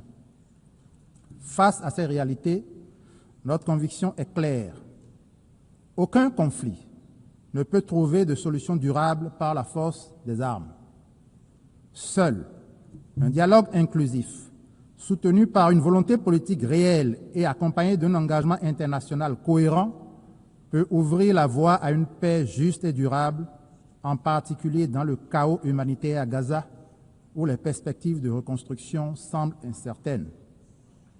Le Bénin réaffirme son soutien à la solution à deux États comme la seule option viable pour un règlement définitif du conflit israélo-palestinien, conformément aux résolutions pertinentes du Conseil de sécurité et à la déclaration de New York, adoptée au thème de la conférence internationale conjointement organisée par la France et le Royaume d'Arabie saoudite en juillet 2025. Le Bénin suit également, avec une vive préoccupation, l'évolution de la crise dans l'est de la République démocratique du Congo, marquée par la persistance des violences malgré les récentes initiatives diplomatiques. Nous saluons les efforts du Qatar et des États-Unis d'Amérique visant à favoriser la désescalade et à ouvrir des perspectives de dialogue inclusif. Nous invitons les parties prenantes à faire taire les armes et encourageons l'Union africaine à assurer la cohérence stratégique, la complémentarité opérationnelle et l'alignement des efforts de paix dans la région des Grands Lacs. Le Bénin plaide pour que la diplomatie préventive retrouve toute sa place dans l'action de notre organisation. Prévenir un conflit coûte toujours moins cher, humainement, financièrement, que d'en gérer les conséquences, comme c'est le cas dans notre sous-région, qui fait, hélas, actuellement face à la menace du terrorisme, de l'extrémisme violent et de la criminalité transnationale. La situation dans la partie septentrionale de mon pays, qui subit les attaques de mouvements terroristes, notamment du JNIM dans la zone du triple point frontalier avec les pays du Sahel, est critique. Le gouvernement y fait face avec détermination, avec l'appui des partenaires internationaux, à travers une stratégie inclusive combinant sécurité renforcée aux frontières, initiatives de développement communautaire, prise en charge des déplacés internes et réfugiés, couplés à des programmes de prévention de la radicalisation. Le terrorisme est une menace transnationale et sans une coopération stratégique et un renforcement de la confiance mutuelle entre les pays, les efforts nationaux pour y faire face se révèlent, hélas, très insuffisants. Par ailleurs, la paix ne peut être préservée que si elle repose sur la justice et le respect du droit international. Cela implique que tous les États membres s'acquittent de leurs obligations, respectent la souveraineté des nations et renoncent à toute ingérence ou agression. Madame la Présidente, il y a 10 ans, la communauté internationale adoptait l'agenda 2030 pour le développement durable, porteur de l'ambitieuse promesse de ne laisser personne de côté. Aujourd'hui, nous devons faire face à une réalité préoccupante, à savoir que la trajectoire mondiale d'atteinte des ODD est gravement compromise. Les chocs successifs, pandémie de la Covid, crise sécuritaire, effets exacerbés des changements climatiques, tensions géopolitiques et ralentissement économique ont freiné, voire inversé dans de nombreux pays, notamment en Afrique subsaharienne, les progrès. Malgré ces défis, le Bénin, sous le leadership du président Patrice Talon, a entrepris des réformes profondes et mobilisé des investissements stratégiques visant à transformer durablement l'économie et améliorer les conditions de vie de ses citoyens. Des résultats appréciables ont été atteints en matière d'ODD, avec près de 60% des 49 cibles priorisées en bonne voie d'être atteintes. L'indice 2025 des ODD pour le Bénin est de 57,8, plaçant notre pays au premier rang mondial en termes de progression avec un gain de 14,5 points de pourcentage depuis 2015. Ces résultats positifs illustrent la capacité du Bénin à transformer ses politiques publiques en progrès tangibles pour ses populations. Face aux nombreux défis restant à relever, afin de consolider les acquis et combler les lacunes, nous appelons à une mobilisation générale à moins de 5 ans de l'échéance de l'agenda 2030. Cela requiert une action multilatérale rénovée en faveur d'une mise en œuvre cohérente du compromis de Séville, adopté au terme de la 4e conférence internationale sur le financement du développement. nous appelons à une réforme profonde de l'architecture financière mondiale et de la gouvernance des institutions multilatérales de développement afin qu'elles intègrent davantage les pays du Sud dans leur processus décisionnel, modernisent leurs instruments financiers à l'aune des nouvelles problématiques liées à la transition énergétique, l'inclusion sociale et la résilience climatique. Par ailleurs, la réalisation des ODD exige de considérer les jeunes et les femmes non pas comme de simples bénéficiaires, mais comme de véritables partenaires du changement. Au Bénin, plus de 65% de la population a moins de 30 ans. Investir dans leur potentiel n'est pas seulement un impératif démographique, mais un choix stratégique pour construire une société prospère, inclusive et résiliente. De même, l'autonomisation des femmes constitue un levier majeur de progrès social et économique, garantissant une croissance partagée et équitable. Et c'est dans cet esprit que le gouvernement du Bénin, en partenariat avec le Fonds des Nations Unies pour la population, a organisé les 4 et 5 avril 2024 à Cotonou le sommet mondial de la jeunesse. La même ville a abrité les 30 et 31 juillet de cette année la réunion annuelle de coordination de l'Union africaine et des États membres sur le renforcement, la mise en œuvre et pour la promotion de l'agenda des femmes, paix et sécurité en Afrique, dans le contexte de la célébration du 25e anniversaire de l'adoption de la résolution 1325 du Conseil de sécurité des Nations Unies. Madame la Présidente, face au malaise actuel du multilatéralisme découlant des rivalités géopolitiques, du retour des logiques de puissance, du repli nationaliste, le Bénin exhorte à un sursaut collectif pour sa revitalisation afin de le rendre plus inclusif et orienté vers l'action. Dans ce contexte, ma délégation prend note de l'initiative ONU 80 lancée par le secrétaire général et voudrait insister sur les points d'attention ci-après. 1.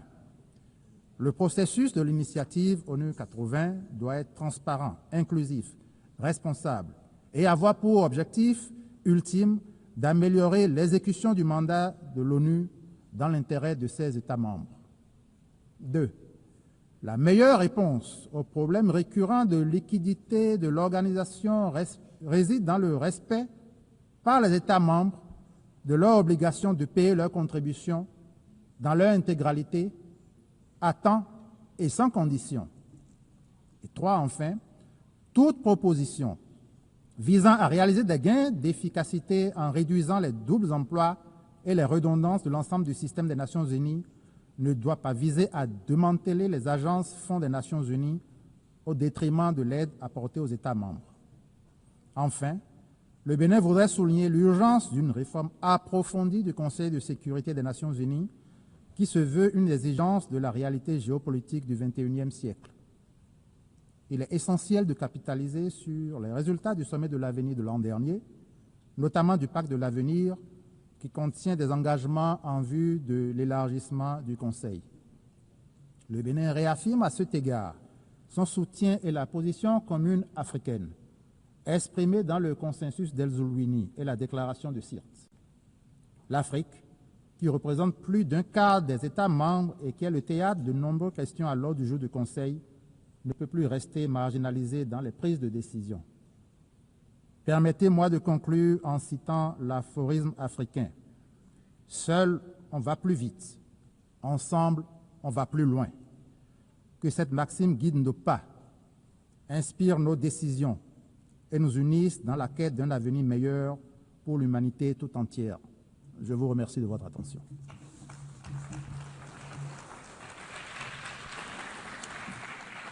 I thank the chair of the delegation of Benin.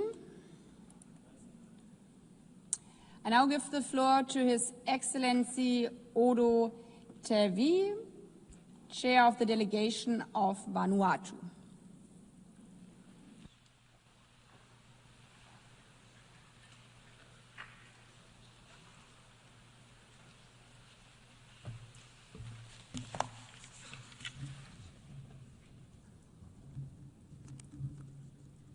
Madam President, Mr. Secretary General, Excellencies, distinguished delegates, ladies and gentlemen.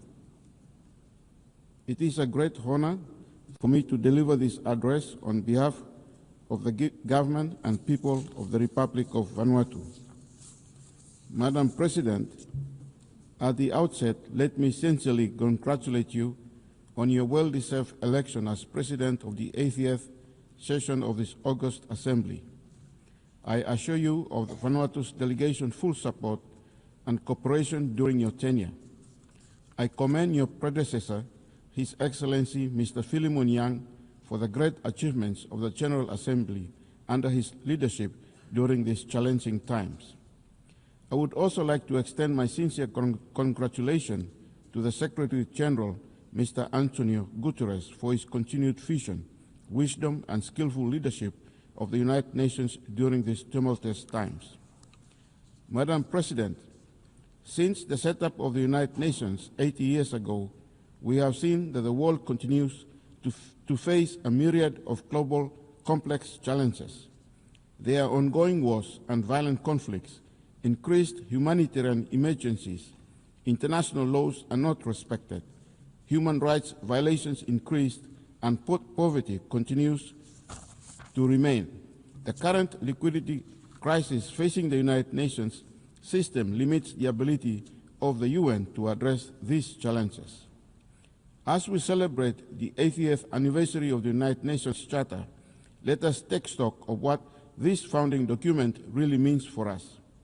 The Charter is not merely a piece of history. It is a living document that binds us together in the pursuit of peace, human dignity, and shared prosperity. It is the expression of a collective promise that disputes should be resolved by dialogue, not by war, that human rights and dignity are universal, and that nations, large and small, are equal in sovereignty. Madam President, your theme, Better Together, 80 Years, More for Peace, Development, and Human Rights, is crucial at this time. The lesson of the last 80 years is clear. No nation can meet these challenges alone. Multilateralism is not a choice, it is a necessity. Better Together is not only a theme, but a guiding principle that we must work together to create a just, fair, and prosperous world. Madam President, the Prime Minister of Vanuatu, in his 45th Independence Commemoration speech on 30th of July this year, called on our people to renew unity, national harmony, and long-term vision, to hold fast to the values of faith, culture, and shared purpose, especially in times of challenge. That same spirit must guide our engagement in New York today. Small island states like ours cannot face climate change, global insecurity, or technical disruptions alone. Our independence reminds us that sovereignty is precious, but so too is solidarity. In the past few years, we have experienced a number of Category 4 to 5 cyclones, which have contributed to the erosion of around 30 to 60% of our economy. Moreover, in early December 17, 2024, we experienced a devastating earthquake in our capital that damaged our infrastructure and buildings. The cumulative effect of these disasters are huge. Each disaster erodes our infrastructure, displaces communities, and sets back economic and social progress. Recovery is slow, and our resilience is tested. The compounding nature of this crisis makes adaptations and preparations ever more urgent. And yet, as a small island developing state, Vanuatu faces limitations in resources, capacity, and access to finance. Apart from these disasters, foreign investments in our country have been flat, and this is due to a combination of factors, one of which is the unjust blacklisting imposed by some of our development partners and the difficulty of accessing funds due to the worsening of corresponding banking relationship. While these measures are often justified as steps towards de-risking, the consequences for a country like Vanuatu are severe.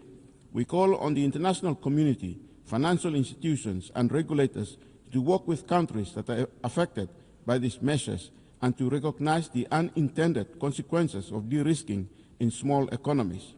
Solutions must include enhanced dialogue, technical assistance, and proportionate risk-based approaches that allow bona fide businesses and citizens to continue to participate in global commerce. Despite these challenges, we are starting to see some green shoots in our economy.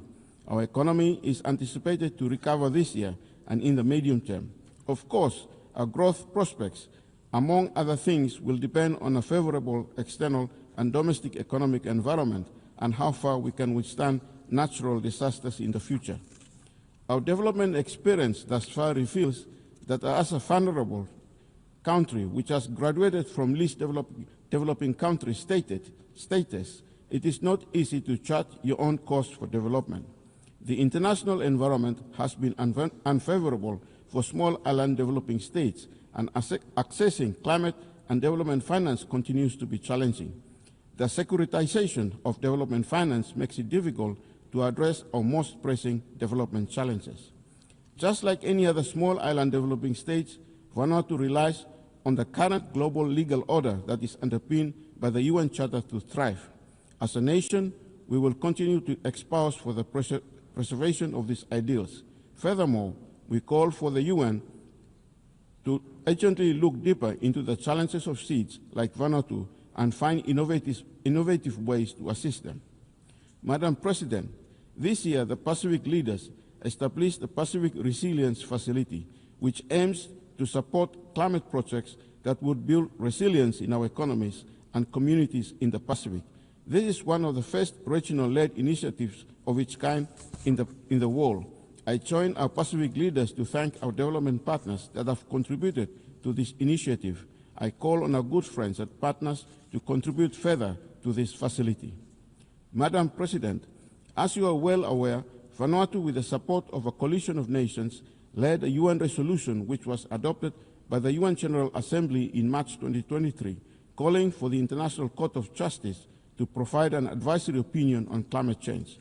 The court delivered its historic opinion in July 2025, affirming that states have clear legal obligations to protect the environment and human rights from the impacts of this crisis. For vulnerable nations, including small island developing states, this opinion is a powerful affirmation of a long-standing call that climate change is an existential threat and that the world has a legal duty to respond. Now that the advisory opinion is rendered, Vanuatu will take a follow-up resolution this year to the UN General Assembly to affirm the findings of the court and propose actions for the opinion to be operationalized. I call upon all the UN member states to support this crucial resolution. Taking climate change to the ICJ via the General Assembly is not a silver bullet for increasing climate action, but only one tool to get us closer to the end goal of a safe planet for humanity. That is why, beyond the ICJ, we are also supporting other tools to battle the existential threat of climate change. We call on all states to join the group of nations proposing to include ecocide as the fifth independent crime of the Rome Statute of the International Criminal Court, and thank the nations of Fiji, Samoa, and the Democratic Republic of Congo for their existing support in this regard.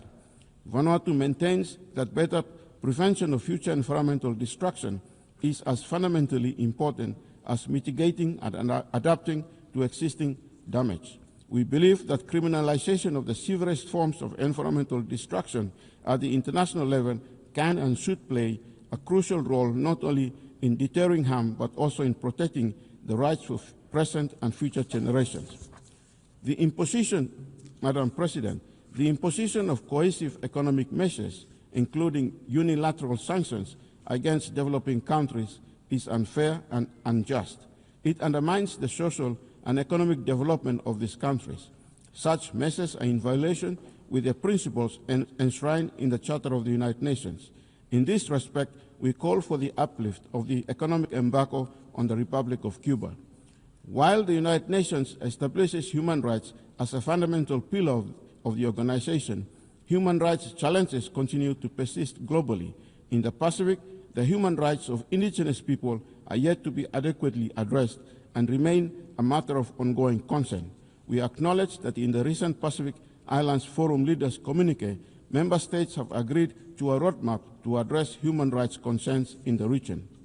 The decolonization process within the United Nations framework requires enhanced momentum, and it is imperative that sustained dialogue be maintained among all stakeholders. In this regard, Vanuatu notes the ongoing dialogue conducted between the indigenous leaders of New Caledonia and the government of France in Paris this year.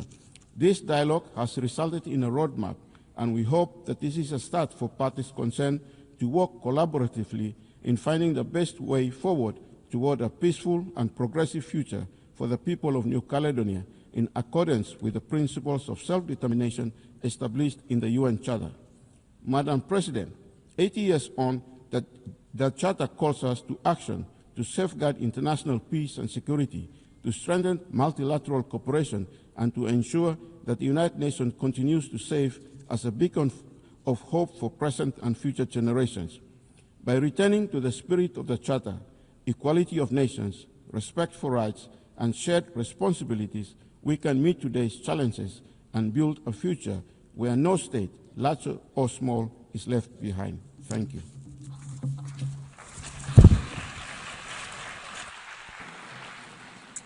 I thank the delegation of Vanuatu and his chair. I now give the floor to His Excellency Dionisio da Costa Babo Suarez, chair of the delegation of Timor-Leste.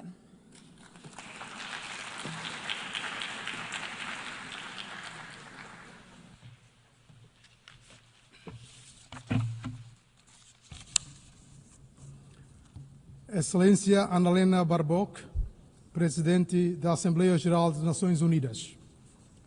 Em nome do Governo e do povo de Timor-Leste, apresento calorosas felicitações a Vossa Excelência pela sua merecida eleição para presidir a 80ª sessão da Assembleia Geral das Nações Unidas. É um passo importante para corrigir o histórico desequilíbrio de gênero na liderança desta organização. Agradecemos ao seu antecessor, Philemon Yang, pela forma como conduziu os nossos trabalhos na sessão anterior. Rendemos igualmente homenagem ao secretário-geral das Organizações das Nações Unidas, António Guterres, pelo seu firme exercício de liderança nestes tempos tão conturbados e principalmente pela sua voz lesta e ímpar na defesa da paz.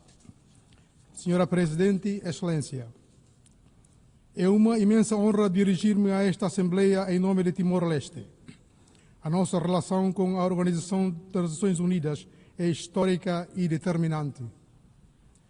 No nosso país, que se juntou à família das Nações Unidas em 2002, após a longa luta pela autodeterminação, o 80º aniversário das Nações Unidas é um momento de reflexão sobre o poder transformador do multilateralismo. Ainda que muito jovem e enfrentando os desafios subsequentes da sua sofrida história, Timor-Leste é, hoje, um vigoroso Estado democrático e, assim, um símbolo incontestável do triunfo do sistema internacional. Através das Nações Unidas, restauramos o nosso direito à independência e lançamos as bases para a construção das instituições de funcionamento do Estado. Atualmente, esta família que integramos apoia-nos no processo soberano de desenvolvimento e crescimento. É igualmente contando com a ONU que continuaremos, por isso, na esfera internacional, a procurar os caminhos para a paz, para a liberdade, para a igualdade dos povos e para o direito à autodeterminação, em todos os cantos do mundo em que habitamos, sem qualquer exceção. Num momento em que o mundo parece voluntariamente caminhar para a autodestruição, palco de conflitos internacionais, civis, emergências humanitárias, catástrofe climática e, subsequentemente, agravamento das desigualdades, Timor-Leste reafirma a nossa profunda convicção de que o sistema multilateral não é uma opção, mas uma necessidade. A ONU surge há 80 anos como resposta aos perigos do isolacionismo e do intervencionismo unilateral, fixando-se em princípios de diálogo e de busca de soluções coletivas como instrumentos para a paz, segurança e defesa dos direitos humanos. O espírito de paz e união que formou esta casa precisa, assim, de se renovar e fortalecer diante dos milhares de vítimas da violência atual. é fundamental que todos cumpramos com o direito internacional. Para pequenos países como o meu, é esta a única garantia de justiça, soberania e independência nacional. É o Estado de Direito internacional que nos permitiu assegurar a soberania sobre os nossos recursos após o processo de conciliação com a Austrália. É este sistema que nos permitiu solicitar ao Tribunal Internacional de Justiça um parecer consultivo sobre as obrigações dos Estados em relação às alterações climáticas. Este parecer histórico determina que o direito a um ambiente limpo, saudável e sustentável é inerente ao gozo dos direitos humanos. As Nações Unidas mantêm o papel primordial na proteção dos povos, na resposta a crises humanitárias e na mediação de conflitos. Rejeitando o isolamento dos Estados e o unilateralismo, Timor-Leste apela que a 80ª Assembleia Geral seja um ponto de viragem relativamente aos conflitos atuais. Senhora Presidente, minhas senhoras e meus senhores, profundamente preocupados com a erosão do direito internacional humanitário e com o sofrimento de civis em conflitos correntes, Timor-Leste apela a todos os Estados para que renovem o seu compromisso com a resolução pacífica de diferendos, respeitem o direito internacional e fortaleçam o papel das Nações Unidas na prevenção de conflitos. A paz e segurança continuarão a ser o alicerce das Cartas das Nações Unidas.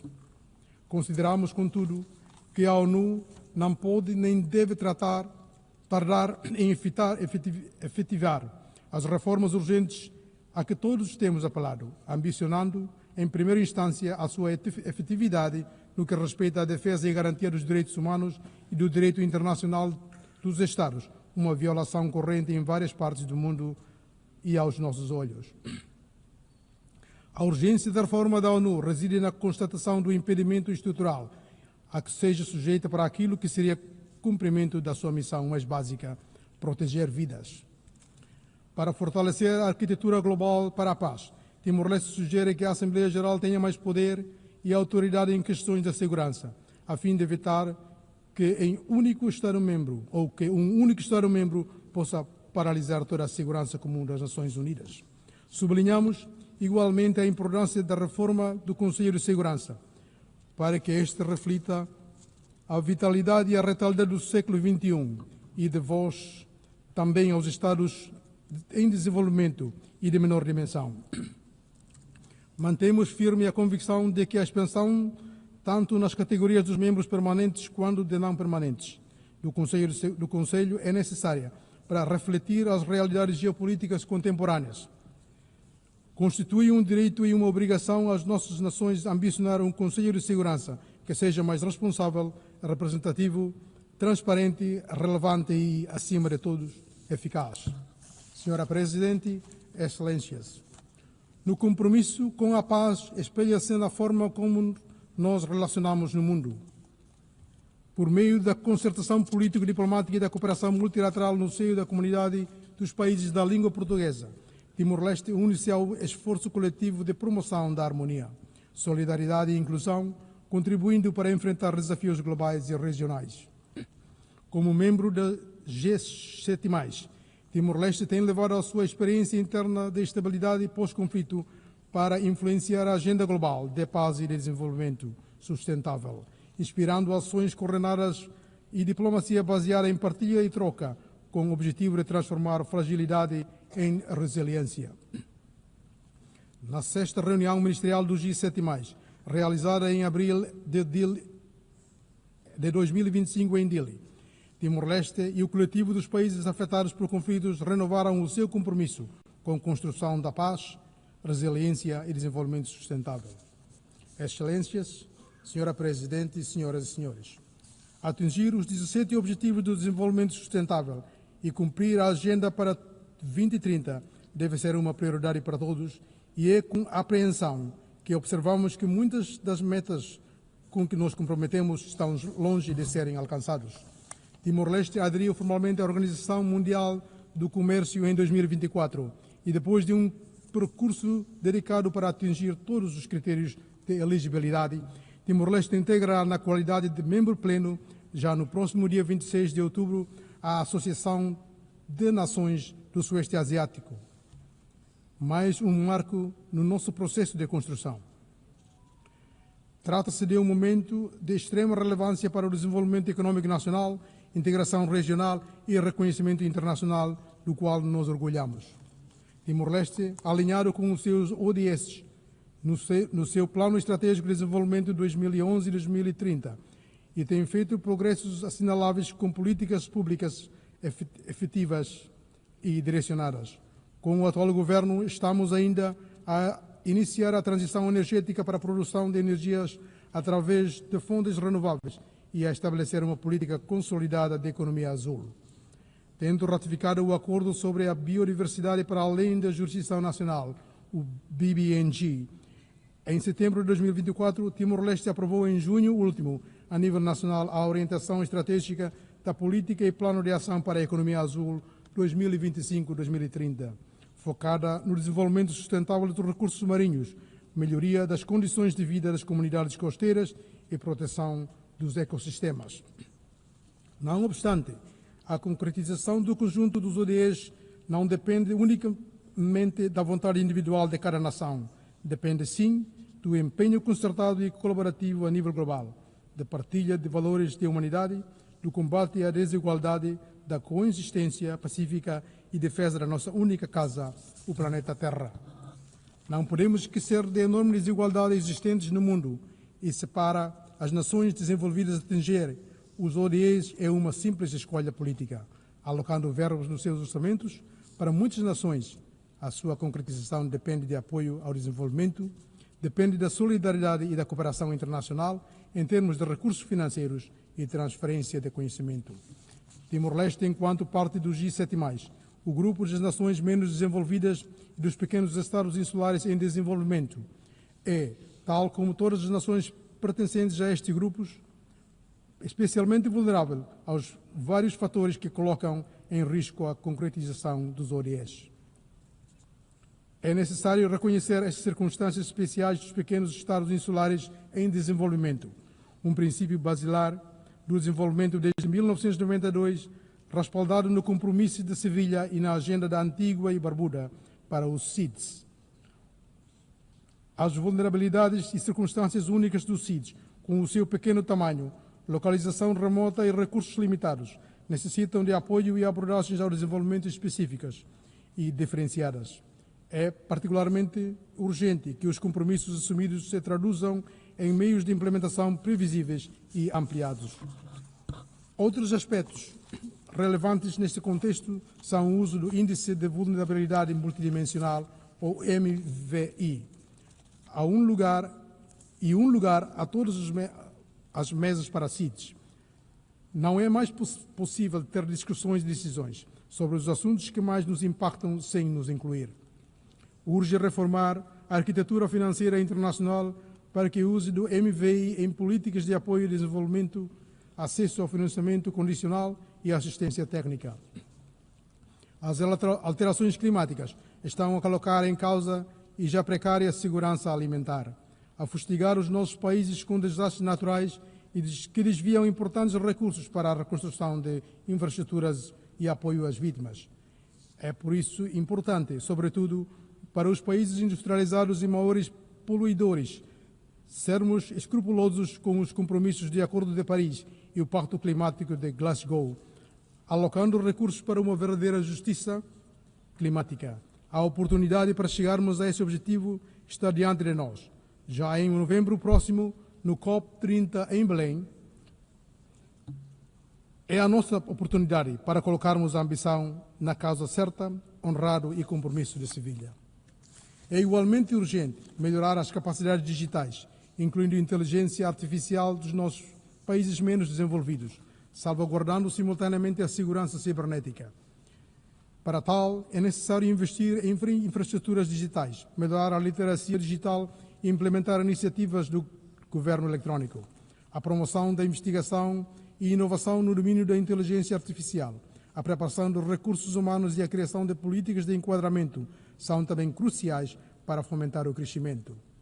No entanto, a cooperação internacional continua a ser essencial para estabelecer um quadro regulatório de utilização e desenvolvimento da inteligência artificial. Senhora Presidente, Excelências, em maio último, Timor-Leste acolheu a Conferência Regional do Comitê Especial das Nações Unidas para a Descolonização. Este encontro teve um significado profundo para o Comitê e para todos os que prezam os valores da autodeterminação, da democracia e da dignidade humana. A realização deste encontro em solo leste timorense, pela primeira vez, permitiu testemunhar o nosso exemplo como um caso de sucesso e renovar a esperança coletiva da liberdade e solidariedade, corroborando o papel crucial das Nações Unidas na defesa dos povos. Na mesma semana, acolhemos em Dili a primeira Conferência de Solidariedade da Ásia-Pacífico para o Saara Ocidental. A voz do povo saharaui, silenciada há meio século no cenário internacional, carece e merece a nossa atenção e a nossa ação coletiva e estratégica. A ligação de Timor-Leste com a história do Saara Ocidental é do foro moral. Nas palavras do nosso primeiro-ministro Khairala Xanana Guzmão, o sofrimento do povo saharaui foi uma lição para Timor-Leste, na hora de decidir sobre a sua própria consulta popular, pois o adiamento, em 1992, do referêndum prometido no Saara Ocidental marcou todos aqueles que sonhavam com a sua independência. Tendo o sofrimento do povo timorense terminado, afinal, primeiro do que o dos nossos irmãos, seremos sempre nesta causa e em todas as plataformas de diálogo, amplificadores da defesa do direito à autodeterminação do Saara Ocidental, apelando à resolução coletiva do conflito. Com base na sua própria experiência de ocupação e sofrimento prolongado, Timor-Leste continua a defender a promoção do diálogo, a mediação e o exercício multilateral na procura de soluções pacíficas, duradouras e sustentáveis como caminho para a paz. Timor-Leste congratula-se, assim, pela votação avassaladora da Declaração de Nova Iorque no passado dia 12 sobre a solução pacífica na questão do Médio Oriente e a implementação da solução de dois Estados.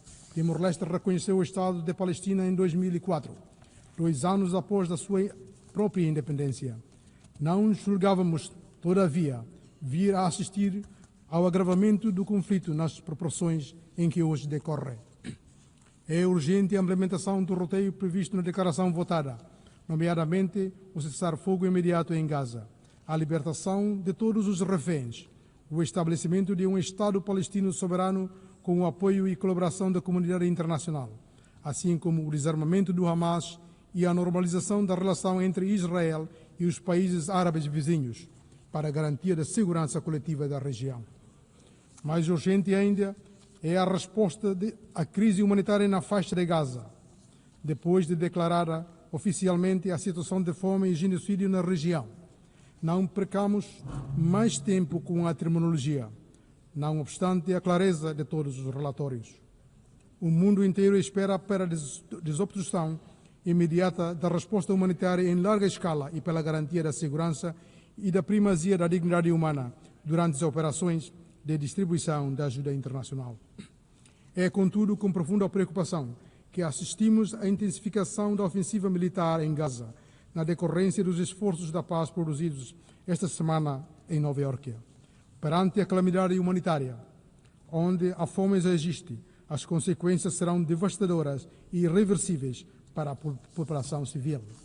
Reiteramos a evidência da urgência da reforma desta organização e do seu Conselho de Segurança, que nos mantém impedidos de cumprir os princípios fundadores da União das Nações, que nos mantém impedidos de salvar Gaza.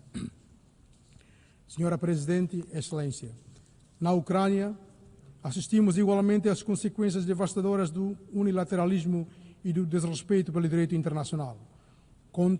A conta será paga por todos nós.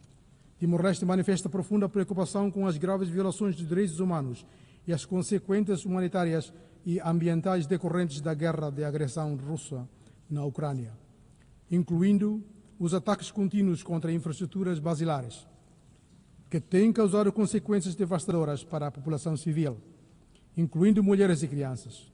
Apelamos às partes envolvidas no conflito armado que cumpram as suas obrigações, nos termos de direito internacional humanitário, poupando a população civil e bens civis, garantindo a segurança de todas as pessoas no acesso humanitário e abstendo-se de atacar e destruir elementos dispensáveis da sobrevivência da população civil. Não podemos ignorar os muitos teatros de violência e instabilidade que pesam sobre a nossa consciência comum. Do Sahel ao Corno de África, da região dos Grandes Lagos ao Haiti e ao Sudeste Asiático, bem perto de nós. Cada uma destas crises carrega a sua própria história e complexidade, mas todas partilham o padrão trágico: o sofrimento das populações civis, a erosão da confiança nas instituições e a perpetuação dos ciclos de deslocação e perda. A nossa responsabilidade coletiva é assegurar que nenhuma destas situações seja condenada ao silêncio ou ao esquecimento. Estas exigem não apenas socorro humanitário e respeito pelo direito internacional, mas também o investimento sustentado desta organização na prevenção, no diálogo e em soluções políticas inclusivas que devolvam esperança e dignidade a quem as enfrenta. Não há justiça sem responsabilização. Numa altura em que as violações do direito internacional, incluindo as do direito internacional humanitário, e os atos de agressão se multiplicam, é urgente que todos promovamos e defendamos as nossas instituições e o seu trabalho. Preocupa-nos profundamente a imposição de sanções a juízes e outros oficiais efeitos do Tribunal Penal Internacional e pedimos o seu levantamento imediato. Senhora Presidente, meus senhores e minhas senhoras, Timor-Leste apoia firmemente o levantamento do embargo econômico, comercial e financeiro contra a República de Cuba, considerando uma violação dos direitos humanos que prejudica o povo cubano e limita o seu acesso a bens essenciais. Cuba é um dos mais vigorosos parceiros do Timor-Leste na área da saúde, tendo formado mais de 1000 profissionais da área e apoiado diretamente os nossos doentes nos hospitais, com um papel ativo no apoio ao desenvolvimento e à promoção da paz. Consideramos a inclusão de Cuba na lista dos estados patrocinadores do terrorismo totalmente injustificada, solicitando por isso a sua exclusão imediata da lista. Nesse sentido, preocupamos-nos igualmente a imposição de medidas coercivas unilaterais, como as impostas nesse momento à Venezuela. Estas sanções impõem condições de sofrimento ao povo venezuelano, dificultam a implementação da Agenda 2030 para o desenvolvimento sustentável e deixam várias pessoas para trás. Apelamos ao diálogo e à negociação entre as partes para aliviar a miséria que assola o povo venezuelano.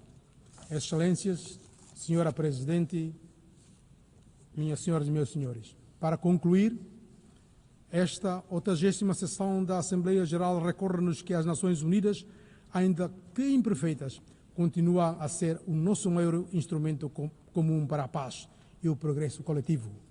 Os valores consagrados na Carta da ONU, a soberania dos Estados, o respeito pelos direitos humanos, a resolução pacífica de litígios e a cooperação para o desenvolvimento permanecem como bússola que nos orienta. Comprometemos-nos, pois, novamente com o multilateralismo, não como princípio abstrato, mas como prática cotidiana de escuta, de compromisso e de ação conjunta. Timor-Leste pela sua independência, duramente conquistada, é prova de que quando a comunidade internacional atua com unidade e determinação, os Estados mais pequenos e frágeis podem alcançar o seu lugar de direito na família das nações. Como nos demonstra a corrida à ratificação do Acordo sobre a Biodiversidade, para além da jurisdição nacional, que nos entrará em vigor já a partir do dia 17 de janeiro de 2026, é no multilateralismo, no respeito pelo direito internacional, no diálogo inclusivo em todos nós que reside a esperança de um mundo melhor para as gerações vindouras. Muito obrigado.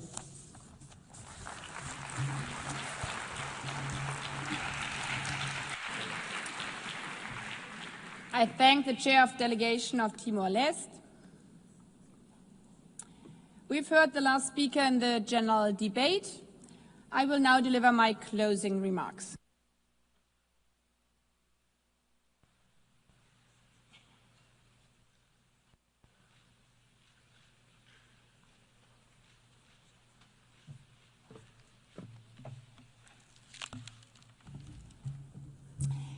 Excellencies, ladies and gentlemen, at the beginning of this week, we referred to the United Nations as the house of diplomacy and dialogue, standing at a crossroads, a place where we gather to have hard conversations during challenging times. If this high-level week is an indication, this House is fulfilling that purpose. The United Nations is still relevant. Over the past week, we have heard from 189 member states, including 124 heads of state and government. Delegations, I thank you for your proactive leadership, for embracing diplomacy, for not shying away from the hard topics, for proving why our United Nations remains critical, especially facing a crossroads. I would like to thank the host country, the United States, for their continued and generous support, reminding that the host country agreement obliges to give access to all delegations, as otherwise the House of Diplomacy would not work. I express my deep gratitude to the City of New York, particularly the NYPD, as well as colleagues across the UN Secretariat for making the high-level week possible. Finally, I thank my OPGA team, led by my chef de cabinet, for their tireless dedication, their countless briefing notes, and for being my ears and eyes throughout this high-level week. Across the week, certain themes resonated above all others. Chief among them, peace and security. Gaza, Ukraine, Sudan, and the many forgotten ones. The clear message was, member states must do more to stem the violence, to protect and feed starving civilians in Gaza, to return to peace to Ukraine, to protect women and girls in Sudan. This organization is only as strong as our collective will to uphold the principles of our Charter and international law. And when we do, progress follows. Monday's high-level international conference on the peaceful settlement of the question of Palestine demonstrated clearly that what happens in this hall matters. The conference, coupled with the New York Declaration, showed diplomatic movement on an issue long considered immovable. But while we are gaining traction politically, on the ground, the situation remains catastrophic and unacceptable. We should not delude ourselves. The real test now is whether the momentum generated here can be translated into tangible, short-term measures in and for Gaza. An immediate ceasefire, a surge in humanitarian aid for the civilians, the immediate release of the remaining hostages, and lay the foundation for a peaceful, long-term perspective, the realization of the two-state solution. The only way to achieve lasting peace, security, and dignity for both Israelis and Palestinians. The Charter is not only a blueprint for peace, it's also a vision for shared progress across every pillar. Dozens of delegations spoke on the impacts of climate change and the ticking clock we face in delivering on the Sustainable Development Goals by 2030. That clock does not stop while we are here in this room. I don't know if you were in the hall, but as the Prime Minister of the Bahamas was delivering his remarks here, his country back home was bracing for the landfall of the cyclone Nene. It's happening now. Climate crisis won't stop if we deny it. The climate crisis is the biggest security threat in this century. We face it together or we suffer alone. Conversely, if we work together to tackle climate change, we can capitalize on the benefits altogether. Last year alone, investment in renewable energy amounted to $2 trillion. So as you can see, there are also positive tipping points. Looking at the amount invested in renewable energy, there's no way back, as no investor wants stranded investments. And thus I commend member states who joined the UN Climate Summit and pledged stronger, more ambitious climate targets in the light of COP30 in Berlin. However, we are still not as far as we need to be, and financing is the clear obstacle. Financial reform was mentioned repeatedly throughout the general debate and discussed in detail during the first biennial summit for a sustainable, inclusive and resilient global economy. The commitment made in 2015, repeated last year in the Pact for the Future, must be met. To build resilience for countries facing ruinous climate consequences, we need to unlock financing. The technology is there, the need is there, we now have to match it. And make no mistake, this is not charity. Addressing these borderless challenges and financing sustainable development is an investment in our collective future. Investing into green technologies and fighting the climate crisis is our best security protection. Excellencies, I would also like to take this opportunity to commend delegations for engaging in sometimes challenging discussions around SDG-related issues, including the high-level meeting on non-communicable diseases and mental health, the 30th anniversary of the World Programme of Action on Youth, and the Global Dialogue on Artificial Intelligence. The discussion on AI in particular lends only further credence on the argument that we are better together. Few of us would be comfortable leaving the benefits or risk of this immense resource in the hands of a few. The opportunities are vast, as we discussed all together, from farmers accessing plans for resilient seeds, to city planning, to disaster risk management. AI is a tool that must be harnessed for all of humankind, equally in a controlled manner. This last point bears repeating, as the risks of AI are becoming only more prevalent, and age-old biases are being perpetuated by algorithm. As you can see, for example, when 99% of sexual-related deepfakes are targeting women and girls. Yet, as we also heard and saw on Monday's celebration of 30 years since Beijing, when female leaders spoke one after the other, there's power in joining forces, in taking the right course at the crossroads, and doing the right thing.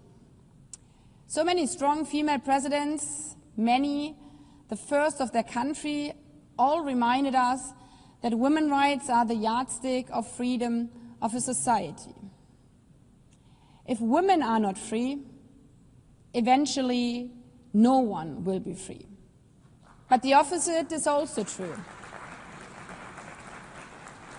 If women are free, finally everyone will be free. If women are not represented equally or participate equally in societies, economies perform worse. Some estimates note that closing the gender gap would add 7 trillion to the global GDP. And a few words drew applause from this audience as often as that of the mention of a future possible, Madam Secretary General. Excellencies, throughout the week there were moments of energy, even electricity, where we really felt the collective will to do better, to reach further, to choose the right path at the crossroads. It's an energy that reminds us that this institution indeed matters, that we need it more than ever, an energy that also proclaims now is the time to grow and change. Colleagues, this is an energy, a moment in time that we need to grab and run with. And the conditions are there. Indeed, UNGA and the reform agenda was, as they say, the hot topic throughout the week. The Secretary General's report on mandate implementation review, the revised budget and his proposals for structural changes and programmatic realignments offer us a concrete pathway to make this institution better, stronger, more effective, fit for purpose. But this is not only about trimming budgets. It's about strengthening delivery. It is about priorities. For that reason, it is important that delegations take the discussions here back to their capitals. Discuss also back home in national parliaments how every government can constructively support and implement these processes in a way that make this institution work better, deliver better. For all of us, but especially for those who still look to the streaming blue flag as a sign of hope, even in the darkest hours. For those who have the benefit of living in peace and social security, and, as recent surveys showed, even in spite of all global narratives, still value the benefits and necessities of the UN. On this point, I would like to thank the many delegations who responded to my call for positive reflection on the UN's 80th anniversary.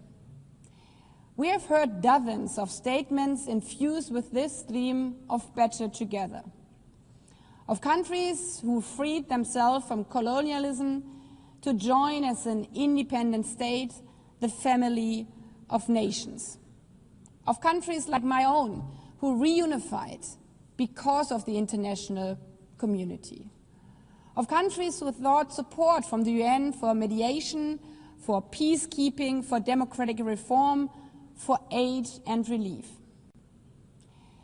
Even if we have not always succeeded, but the point is that we have always tried.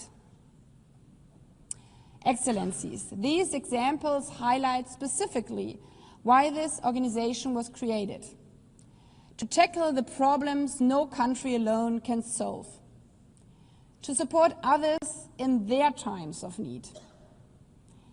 This week's general debate, with strong engagements and impassioned words, showed that we are capable of finding the strength to lift up our common leadership, to find collective solutions, and to take the right path at the crossroads. Let us go forward in this spirit. As also outlined in our just launched year-long campaign, let us be inspired by the legacy of our past and daring for a better future that is better together, unafraid, unbroken, united. I thank you.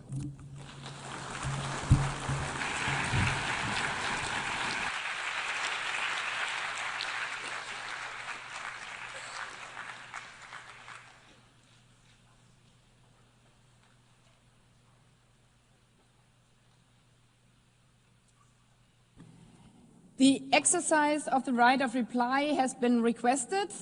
May I remind members that statements in the exercise of the right of reply are limited to 10 minutes. for the first intervention and to 5 minutes for the second intervention, and should be made by delegations from their seats. I call on the representative of Mali. Merci, Madame la Présidente. La délégation du Mali n'a pas pour habitude d'exercer un droit de réponse. Cependant, les attaques personnelles, grossières et condescendantes du ministre algérien des Affaires étrangères m'obligent à intervenir pour corriger les contre-vérités que nous avons entendues. Par respect pour le décorum de cette auguste Assemblée et pour l'idéal incarné par les Nations Unies, la délégation du Mali ne s'abaissera pas au niveau des invectives et attaques personnelles à la limite de la décence proférées par le ministre algérien des Affaires étrangères. Ce faisant, il a délibérément choisi de ne pas dire un seul mot des affaires à l'origine des tensions inédites entre nos deux pays. Pour ma part, je réitère la teneur de la déclaration du Mali, prononcée par le général de division Abdoulaye Maïga, Premier ministre et chef du gouvernement de la République du Mali le 26 septembre 2025, pour rappeler que les tensions actuelles entre nos deux pays prennent leur origine essentiellement dans les ingérences intempestives et inacceptables du régime algérien dans les affaires intérieures du Mali. Le peuple malien a décidé de prendre son destin en main et s'est approprié son processus de paix. Ensuite est venu se greffer les différends concernant la destruction par les forces armées et de défense algériennes d'un drone de reconnaissance et de surveillance des forces armées et de sécurité maliennes dans la nuit du 31 mars au 1er avril 2025. Quelques heures après cet incident, le gouvernement du Mali a pris connaissance, par voie de presse, d'un communiqué du ministère algérien des Affaires étrangères revendiquant la destruction d'un drone qui aurait violé l'espace aérien de l'Algérie sur 2 kilomètres. Afin d'approfondir les enquêtes, les autorités maliennes ont demandé aux autorités algériennes de leur fournir les éléments probants de leurs allégations. Plus de 72 heures après, aucune suite satisfaisante n'a été fournie par la partie algérienne. À l'issue de ses propres enquêtes, et sur la base de preuves scientifiques publiées le 6 avril 2025 par communiqué numéro 073, le gouvernement du Mali a abouti à une certitude absolue. Le drone des forces armées de sécurité maliennes a été détruit suite à une action hostile préméditée du régime algérien. Cette conclusion repose, entre autres, sur, premièrement, le silence coupable du régime algérien et son refus de coopérer. Deuxièmement, les données précises de la trajectoire de l'appareil enregistrées dans le système prouvent sans ambiguïté que l'appareil n'a jamais quitté l'espace aérien de la République du Mali. Mieux, le point de rupture de liaison du drone et le point de localisation de l'épave sont tous situés sur le territoire national malien. Vous comprenez par vous-même que ces allégations d'une prétendue violation de l'espace aérien algérien sur 2 kilomètres est une absurdité. Sinon, comment l'épave du drone se serait retrouvée en territoire malien à 9,5 km de la frontière algérienne si l'appareil avait réellement violé l'espace aérien algérien sur 2 km. Les lois élémentaires de la physique rendent tout simplement impossible la dérive d'un drone abattu sur 22 km dans les airs. Il s'agit purement et simplement d'un acte d'agression inédit dans l'histoire des relations entre le Mali et l'Algérie.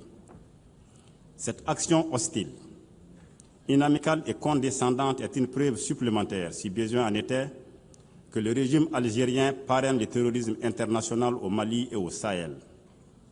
En effet, la destruction du drone malien avait clairement pour finalité d'entraver la neutralisation des groupes armés ayant revendiqué des actes terroristes.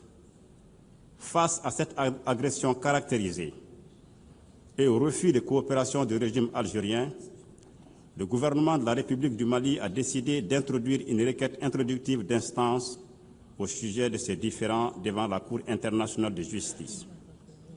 Il est regrettable, là aussi, même si nous ne sommes pas surpris, de constater que le régime algérien a notifié son refus d'accepter la compétence de la CIJ.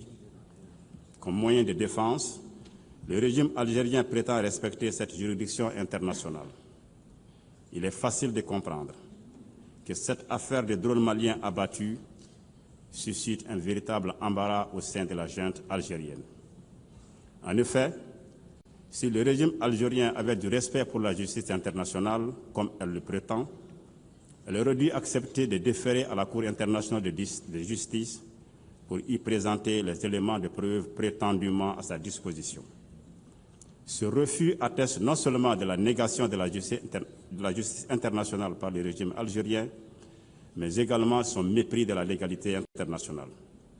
C'est également un aveu de son indubitable culpabilité à la face du monde. Le manque de transparence du régime algérien vis-à-vis de la CIJ crédite davantage l'argument du gouvernement malien sur la destruction du drone et constitue une preuve supplémentaire du soutien de l'Algérie au groupe terroriste. Le gouvernement du Mali déplore le fait qu'au lieu de répondre aux faits établis et suffisamment documentés, le régime algérien privilégie une stratégie de fuite en avant et des invectives diffamatoires pour tenter de dissimuler son soutien aux groupes extrémistes, y compris les chefs terroristes ciblés par les drones maliens abattus. Le gouvernement du Mali dénonce cette agression flagrante du régime algérien contre la République du Mali, en totale contradiction avec le soutien total du Mali au Front de libération nationale FLN et avec sa participation effective à la guerre d'indépendance du peuple frère, ami et voisin algérien. Par conséquent, le gouvernement du Mali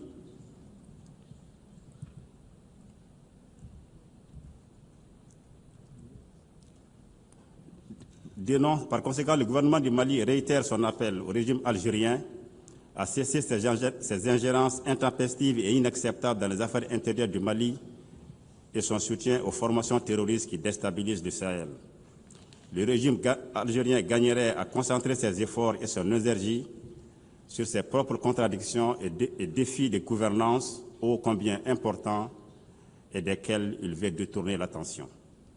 Nous renouvelons notre appel au régime algérien à changer d'approche, à améliorer ses relations avec ses voisins et à travailler de bonne foi à la stabilité, à la sécurité collective, au développement durable dans la région, dans le respect de la souveraineté des États. Je termine en rassurant que le gouvernement du Mali ne ménagera aucun effort pour défendre le territoire national et pour assurer la protection des personnes et des biens. Je vous remercie. I call on the representative of Morocco, followed by Algeria. Merci, Madame la Présidente. Le Maroc voudrait exercer son droit de réponse suite à l'intervention de Son Excellence le ministre des Affaires étrangères de l'Algérie ce matin. Sans polémique ni animosité, je voudrais apporter quelques clarifications et surtout rétablir des vérités. Et ce, en 7 points. Monsieur le ministre des Affaires étrangères algérien a rappelé que la question du Sahara est inscrite à l'Assemblée générale depuis pratiquement 62 ans. Je voudrais lui dire que l'histoire est têtue. Et l'histoire retiendra que c'est le Maroc qui a inscrit la question du Sahara, la liste décolonisation. Cette inscription ne s'est pas faite d'elle-même, mais grâce à la revendication du Maroc, qui n'a cessé de le faire depuis son indépendance en 1956. Deuxièmement, M. le ministre a indiqué qu'il y a 50 ans, le Conseil de sécurité a adopté sa première résolution sur la question du Sahara. Certes, mais j'aurais souhaité qu'on fasse, comme M. le ministre, fasse également référence aux résolutions de l'Assemblée générale, du moment que nous sommes dans l'Assemblée générale. Et effectivement, dans cette salle, l'Assemblée générale, il y a 50 ans, a adopté sa résolution 34-58B, qui a pris note de l'accord de Madrid qui a mis fin à la colonisation espagnole de nos provinces du Sud. Troisièmement, M. le ministre a précisé que la MINURSO a été créée depuis 34 ans. Certes, là aussi, mais l'histoire du Sahara marocain ne s'arrête pas à la création de la MINURSO, ni ne commence à la création de la MINURSO. Il ne se réduit pas, il ne se résume pas non plus à cette création ni à cette date. L'histoire du Sahara marocain, il faut l'intégrer dans tout ce qui a été fait tout autour et surtout ce qui est venu après la création de la MINURSO, c'est-à-dire la décision du Conseil de sécurité de mettre de côté toutes les résolutions concernant le Sahara en relation avec la MINURSO en proclamant la solution politique pour le règlement de ce différend il y a 21 ans. Et surtout, le Conseil de sécurité a adopté chaque année depuis 2007, soit 18 ans, une résolution qui consacre la prééminence de l'initiative marocaine d'autonomie et qu'il considère comme sérieuse et crédible. Quatrièmement, je voudrais remercier M. le ministre des Affaires étrangères qui a parlé des réalités imposées au Sahara marocain.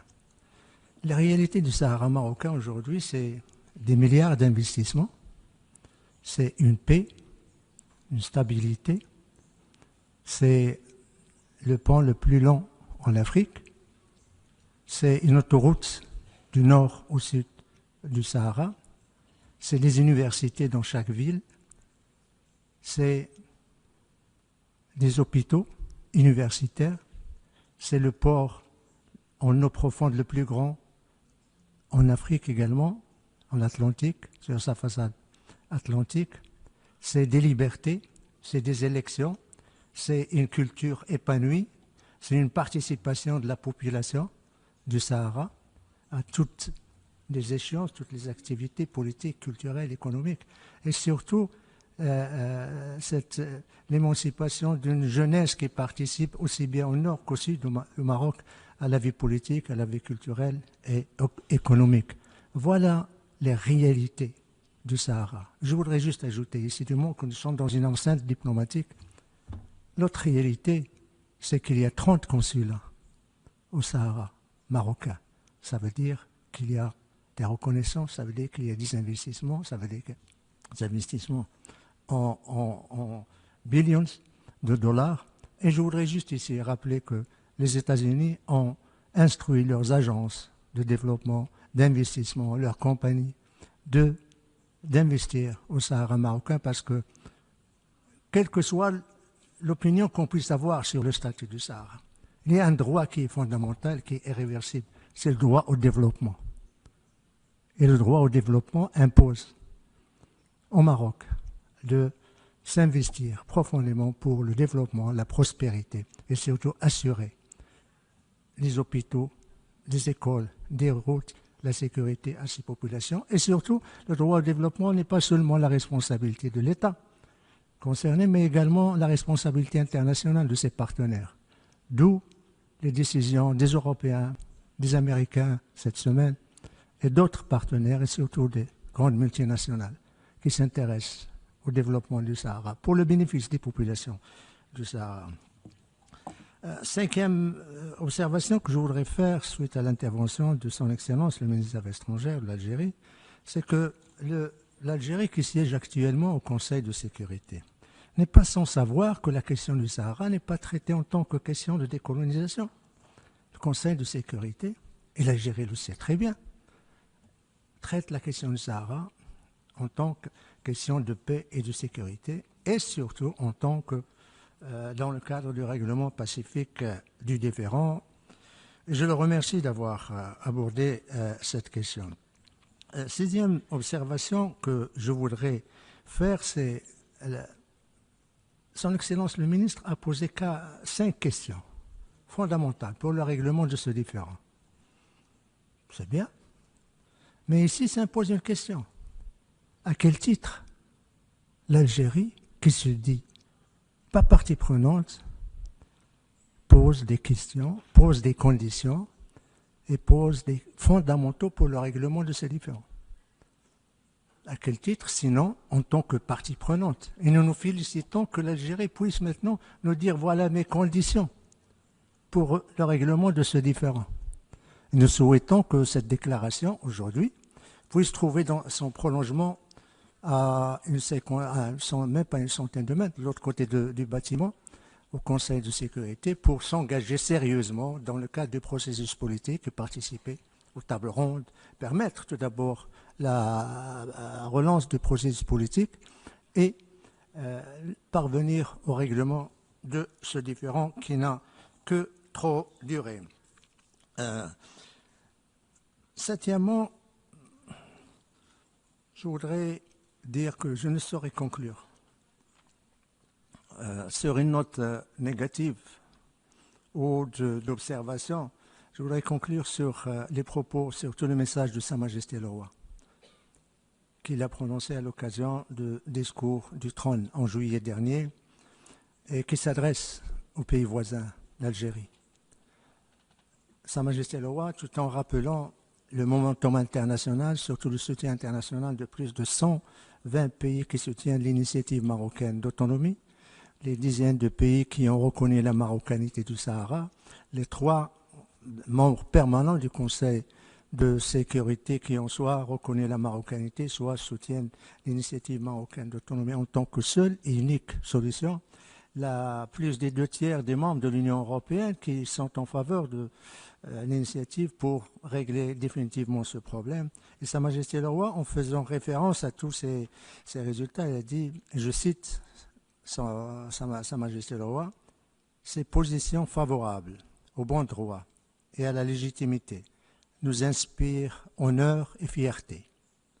Ils nous poussent davantage à la recherche d'une solution consensuelle qui sauve la face à toutes les parties, où il n'y aura ni vainqueur ni vaincu. » Fin de la citation de Sa Majesté le Roi. Je vous remercie, Madame la Présidente.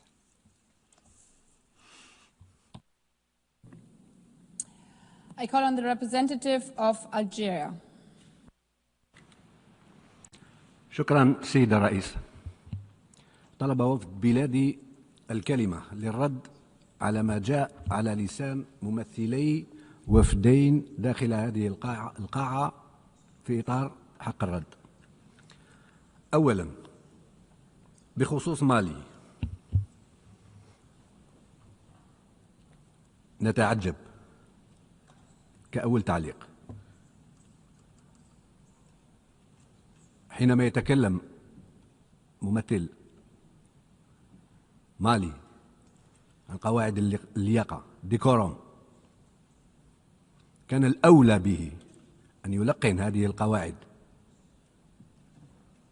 لممثل مالي، ممثل الطغمة الانقلابية الذي جاء منذ يومين إلى هذا المنبر. ثانيا،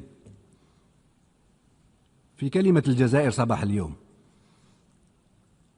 في نفس هذه القاعة كانت مداخلة السيد وزير الدولة وزير الشؤون الخارجية كافية ووافية في دحض الادعاءات والاستفزازات التي سمعناها قبل يومين من قبل ممثل الطغمة الانقلابية في مالي. كما كان واضحا وجليا أن رد السيد وزير الدولة هو موجه ومخصص للطغمة الانقلابية في مالي. إضافة لما سبق، إن الجزائر لا ولن تنجر وراء المحاولات البائسة التي تهدف إلى استفزازنا، وذلك احتراما وتقديرا للشعب المالي الجار والشقيق. لا ولن ننجر وراء هكذا انحرافات تقودها طغمة انقلابية يسعى ممثلها الذي جاء يتكلم باسمها منذ يومين في هذا المنبر إلى تصفية حساباته الشخصية مع بلدي. ثانيا، بخصوص الصحراء الغربية، وردا على ممثل الوفد المغربي الموقر، أود أن أوضح أولا وقبل كل شيء ما يلي. إن مداخلة الجزائر التي ألقاها السيد وزير الدولة وزير شؤون الخارجية هذا الصباح لم تحد قيد أنملة عن المحددات القانونية والتاريخية المتفق عليها من قبل الجميع داخل صرح الأمم المتحدة، وكذا عقيدة الأمم المتحدة لتصفية الاستعمار بخصوص قضية الصحراء الغربية. ولكن ما دام الوفد المغربي الموقر اختار إجراء حق الرد على مداخلة الجزائر، ففرصة لنطرح بعض النقاط أو نرد على بعض النقاط التي أثارها الوفد المغربي المحترم. أشار إلى مسألة تسجيل قضية الصحراء الغربية في الأمم المتحدة كقضية تصفية استعمار.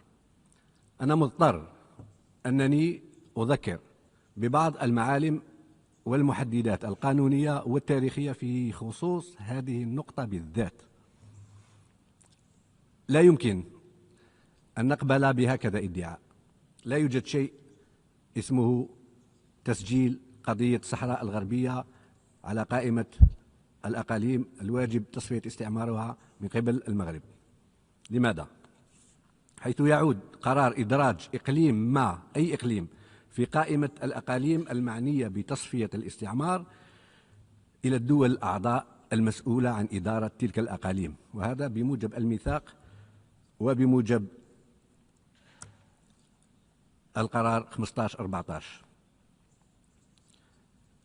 ذلك القرار يتخذ من قبل الجمعية العامة بناء على المعلومات التي يقدمها السلطة القائمة بإدارة الأقاليم Administrating Power، التي يجوز لها أن تطلب من الدول القائمة بالإدارة تقديم المعلومات، وذلك بموجب الفصل 11 من الميثاق، وخصوصا المادة 73 أذكر كيف نشأت عقيدة الأمم المتحدة في هذا المجال. في 1946 وضعت القائمة الأولى عندما قدمت 8 دول أعضاء قائمة بإدارة أقاليم أسماء 72 إقليما تحت إدارتها، اعتبرت معنية بتصفية الاستعمار. وفي عام 1963 وافقت الجمعية العامة على قائمة منقحة تضم 60 إقليما معنيا بتصفية الاستعمار، بما في ذلك الصحراء الغربية. عندي قائمة الوثائق وبأرقامها، ولكن لكي لا أطيل أواصل.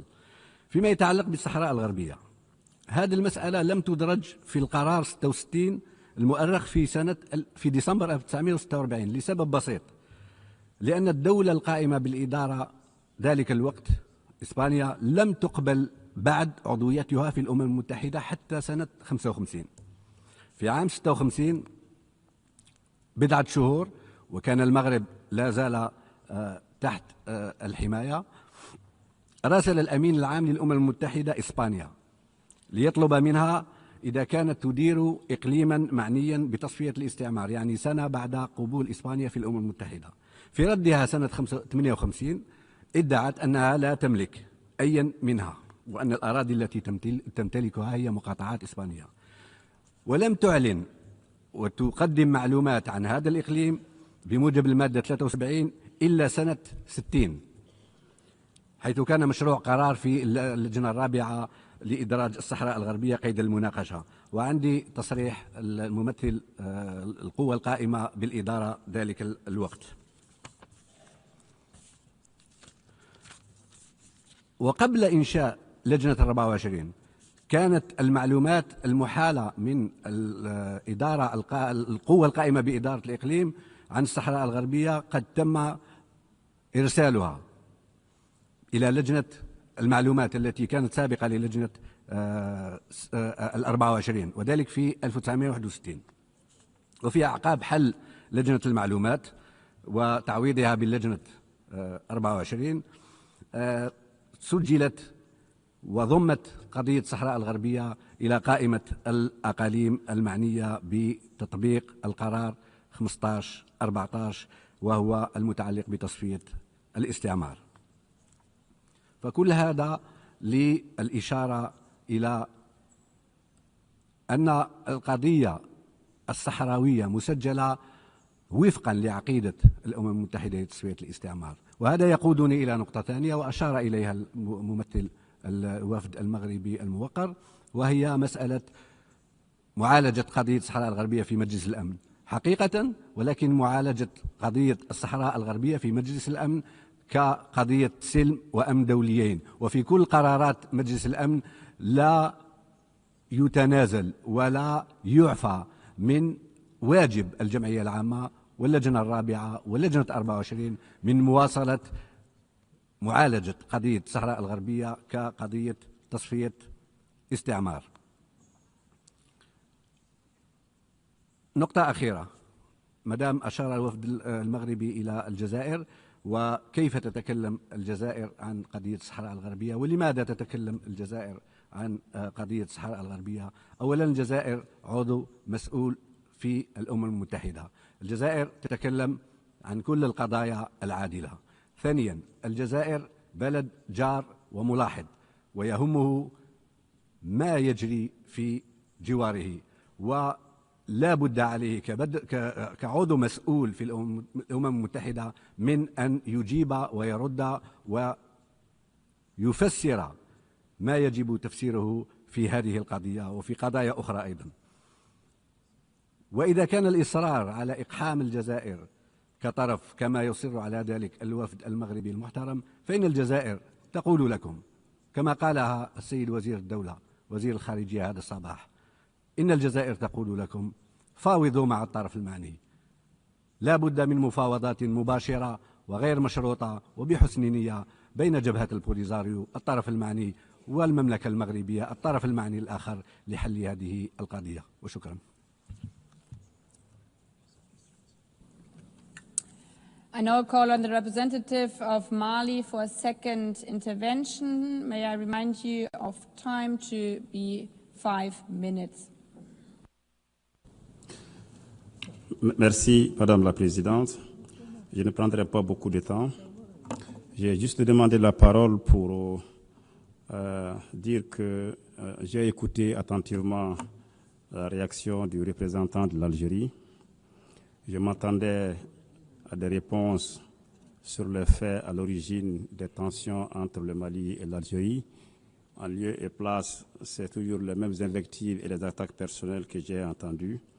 Le fond du problème, c'est les ingérences inacceptables de l'Algérie dans les affaires intérieures du Mali. Et deux, c'est la destruction du drone des forces armées et de sécurité maliennes par le régime algérien. Donc j'ai deux demandes pour lui. La première, c'est de l'inviter à dire à ses autorités de donner leur consentement à la requête introductive d'instance que le Mali a formulée au niveau de la Cour internationale de justice. À mon avis, c'est l'espace approprié pour faire valoir ces éléments de preuve si elle ne veut pas le faire devant l'Assemblée.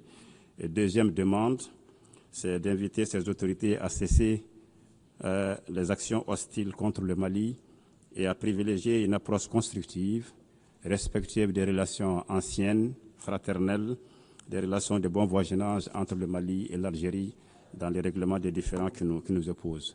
Merci, Madame la Présidente.